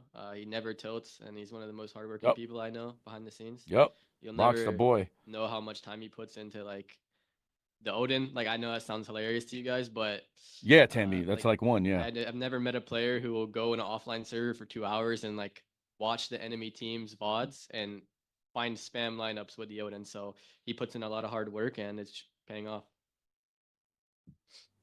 Thank you. I would say for Ethan, I was like, Brock is picking up the hardworking. IGL role, and there's no one else at the very beginning. So like that's something that really gambly for your like career. So I think that's like really huge that you picked. Governor up. has such high respect for Brock, man. You guys don't understand For Sam, how much respect. I think I'm Brock gonna has ruin from his facade peers. here because on stream he's a really chill guy and funny, but in game he's like my second leader, and he does a lot. He does a lot for building the confidence back up. I don't think without Sam we would have came back from losing 111. Complete emotional anchor. Yeah. Let's go, man. Thank you, man. Adam, you are genuinely one of my bestest favorite friends I've ever met, online or in real life. You're such a genuine guy, and it's just so easy to just talk to you about anything. Love you, bro. Love you too, man. Aw. Bonkar, I think everybody in the room, everybody on my team, everybody behind the scenes knows that he is the best coach in the world. It is not even close. There's no one even close to how good Bonk is. And people have been saying this for 3 or 4 years now. And it's true. You are the best coach in the world. Retweet. Thank you. I appreciate it a lot. Strong to you. You are a very good guy. You know exactly what you're doing. And I've never met anyone else in my entire life that is as good to have conversations with. You are very neutral all the time. You will always point out the good things, the bad things, and how to work around stuff. That's why I always ask you first before I make any decisions. And I appreciate that with you. Thank you. We're a perfect team. And let's go, guys. Yeah. Dude, W World Champ. Let's go. Congrats, guys. Let's get it. Thank you. Also, Sam, start streaming again, bro. What are you doing? Thank you, Ravish. Much love. Thank you. We'll take the next question from Adian. No, they're not going to disband. I don't think so. But Adli Adian, Team Seraph for the DLR.GG. org First of all, is congratulations kind of in on flux. becoming world champions. This question is, I think it's primarily for Scuba, Brock, or Mada. Of you guys immediately came from tier 2, especially from Brock, who came from as recently as Shopify, as well as I believe Scuba from Qbert, and then before I mean, that Oxygen. now that Psalm won, though, how it do you makes feel sense for him to you just guys, quit all and of go. three If of actually, you, having that journey from challengers, from tier 2, grinding all yeah, the way when they're, up, I've been hearing some now crazy having the shit. chance to be It's now pretty actually bad being actually crowned with world NRG, bro. champions. So The I don't journey that know, you and I'm had, finding out so through it. many other How places does it are having describe this that problem. the opportunity that a It's lot of tough, actually. I feel really upcoming bad for superstars a lot in of, tier 2, and what does it reflect to you know. you back Shit, I'm trying to secure my That is future awesome. also, right? Like trying to figure out like, what is the What was best the move, question? where to go, blah blah blah. But yeah, it's Yeah, because I mean, man, it's not obviously, I was even playing safe. tier 2 for 3 years. Every year I had tier 1 offers, and nothing really worked for me. But I kept patient, and I always believed in myself that I would make it That's here. funny. Obviously, I didn't really Yeah. think that be a world champion first stage in tier 1. So there's no words to describe how I feel there. But just stay patient, and if you have If self enough belief orgs in have these anything, it makes issues, the can world's possible. franchising fall apart? Yeah, absolutely. Because Riot will have to prop up the Yeah, league. I was saying It's same not thing gonna what work. Scoop said, but you have to be patient when you're in tier 2, but like you don't get opportunities very often to play in tier 1, and everything this year happened so quick in my opinion. So it doesn't feel real for me yet, but I think it'll hit me tomorrow. But yeah, it feels amazing. I think patience is probably the best word to describe how you have to get to where you are. Like when I was 16, I was seeing all my friends from Counter-Strike, Leaf, as Leaf, Asuna, Penny, me in Counter-Strike when we were all 16. And all three of them just had so much success when they swapped to Valorant. So much. They all went to internationals, everything. And I just had to sit there and kind of wonder, like, why not me?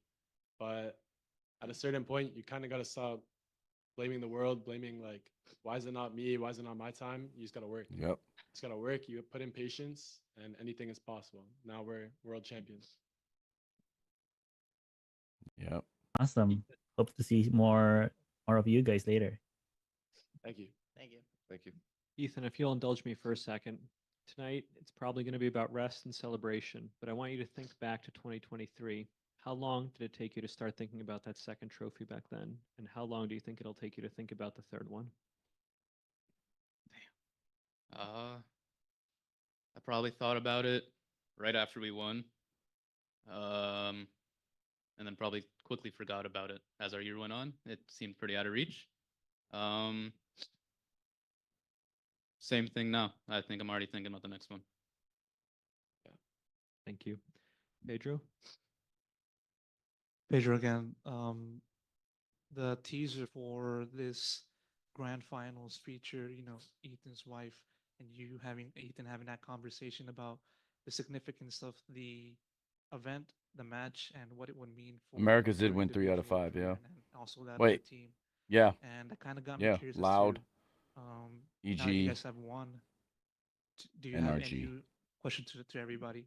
Do you have a singular person that you kind of want to dedicate this championship victory to? The one that felt like without their presence, their contribution, their everything, you guys wouldn't be where you are at right now? You guys can go first. Yeah, for me, it'd be my lovely girlfriend, Katie1, and not just her, my mom. I flew out my mom, my sister. This is their first time ever watching me at a live game. I've been competing for so long, but this is the first time they actually came in person to watch, and I just knew it was the one. And my dad as well, he's at home. He didn't want to travel. I respect it, but he's also at home crying. Way to go. My family as well. It wasn't easy to get to where I am today. I think it was a lot of hard conversations with my parents. But as soon as they saw the passion I had for it, they started understanding. So I love my parents for that. My brother and his girlfriend as well. They came out to the event. Amazing that our whole family could be here. Like everything is so good. And lastly, I think like this guy right here next to me. Just I feel like this win wouldn't be anything without him. Appreciate it. Yeah, for me, my girlfriend, 100%. I can't perform individually without her. She basically makes me the person that I am, and the only reason I can work so hard and much is because of her. She helps me with everything and motivates me. And then, I mean, the entire team, honestly, like, it's been so fun since we came back together. Like, even if it's not been for that long, but like, it's been so fun since we got this group of people together. Like, it's actually been so fun every single day. Even if we've been grinding our asses off, like, It's been so fun. EWC, the qualifiers, the tournament, stage 2. Like Fun, shit. man. It was It's a so lot of fun. fun. It was fun. We had a So lot of fun. fun. And we're gonna have even more fun tonight. Whoa. Whoa. Pause. You guys go on the left. I would say everyone on the team did their job perfectly, and I would like to thank my family for supporting me like throughout my whole career. Yeah, can't do words to describe it. But.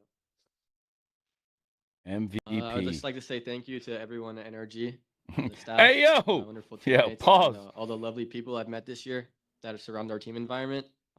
So apparently, lovely in so yeah, many ways there's that I a can't even rework explain. of Harbor The at the start end of of this the year was year really and a hard for patch me, at the end of the year. and So now whatever I we're just feel dealing like with I'm on now top is of it. fake. So I want to So we're say gonna have to thank do it you again to in all of you December, and all the people I've like met this year. always, or Ruben, January. all Have the a new staff, patch, my new manager, agent, new this, Jamie, new that. The Sten, fuck. all you people, you've been such a So, positive impact on my yeah. life, and I don't know how I can ever repay that.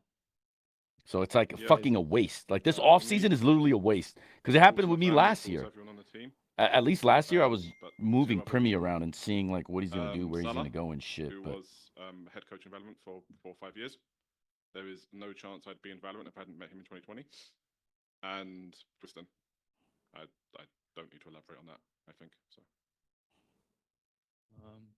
Last one. My wife, Kelly. She's a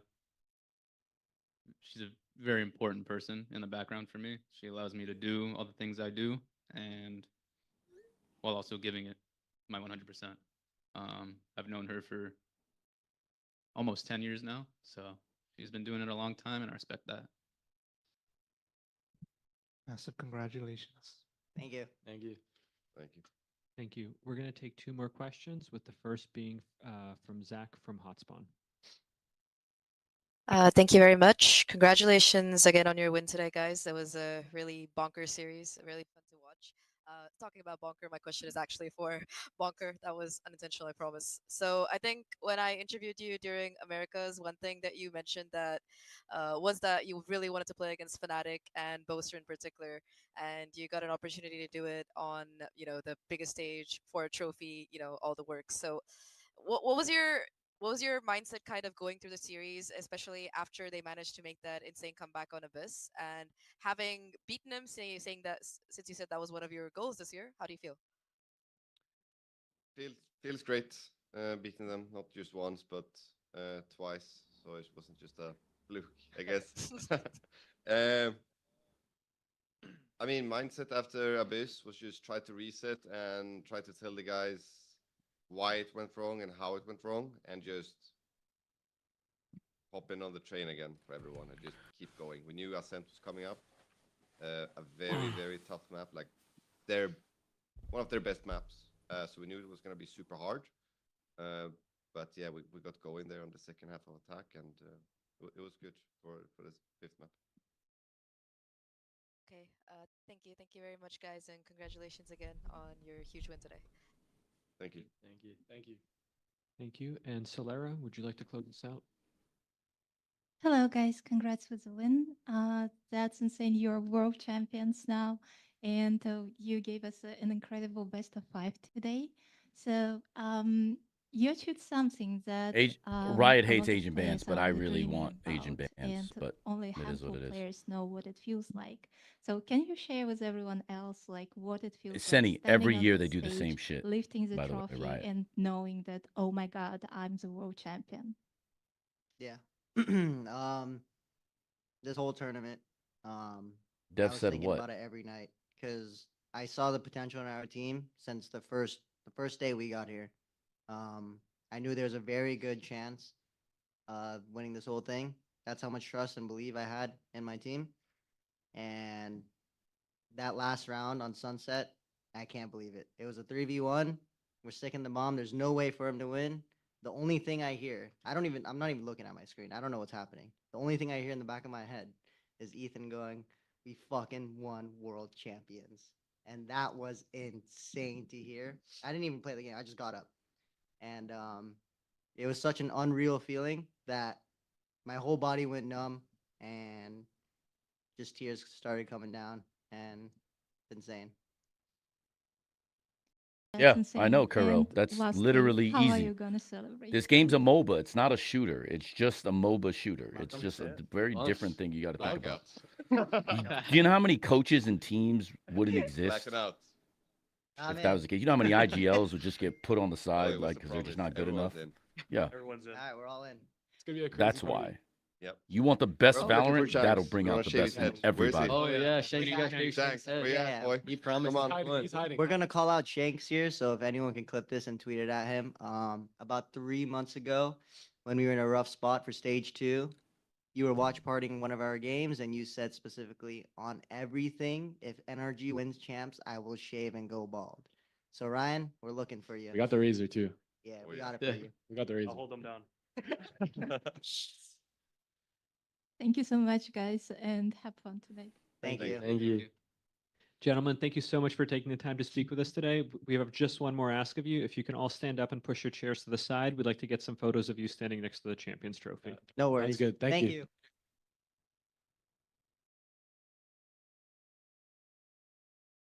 Right, Ali. Right, and you're gonna have to be smart enough to think about like, you know, what agents do what on the map. What can you do now with it? Like blah blah blah blah. Like for instance, no Viper. You're going double smokes. You're probably gonna go Astra or Clove, and you're gonna go Omen. Guaranteed it'll be double smoke meta. For sure it'll be double smokes. You're gonna need one smoke, short range. So Clove will be the mid smoke every round, and then you're gonna have Omen with the globals. Right? It's just like that. So if you were to pick that on me immediately, first thing I'm telling Cruz, one of the controller players are going to be middle. The other one basically has to be back middle, or he has to be like third guy, because he has to basically like smoke for like either A or B or mid again, right? So like both your controllers are going to be there. So the pattern is going to be, you know, this or this or this on A, and then blah blah blah blah blah blah blah. So like Cruz will always know where the two guys are, because it's just how it's going to play. Clove is basically close, right? So, like, that's, like, how that happens in the pregame. Whenever a team comes up with a weird comp, we just already know, like, all right, this is basically the most effective way to play it. This is just what's going to go down. I think agent ban should be after the map veto, like, during the agent select. No. I think you should pick the maps based on the agent's banned.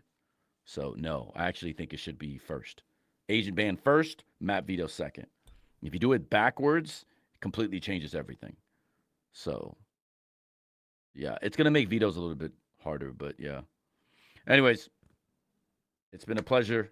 I will stream, obviously, during the off season. I don't know what I'll be doing this time. I won't be doing what I normally do, which is you don't see me again until we don't qualify for a title. Because as you've been hearing, there's a lot of orgs that are like, you know, having a lot of struggle, and I don't even know what's going to happen with me. So there's no point in me just not having, you know, obviously a backup plan. So there's a chance I fucking watch party all next year anyway and turn into like, you know, one of these guys. So because clearly I'm not good enough to come back to NA, right? So holla. It's been a pleasure. Steve, you here?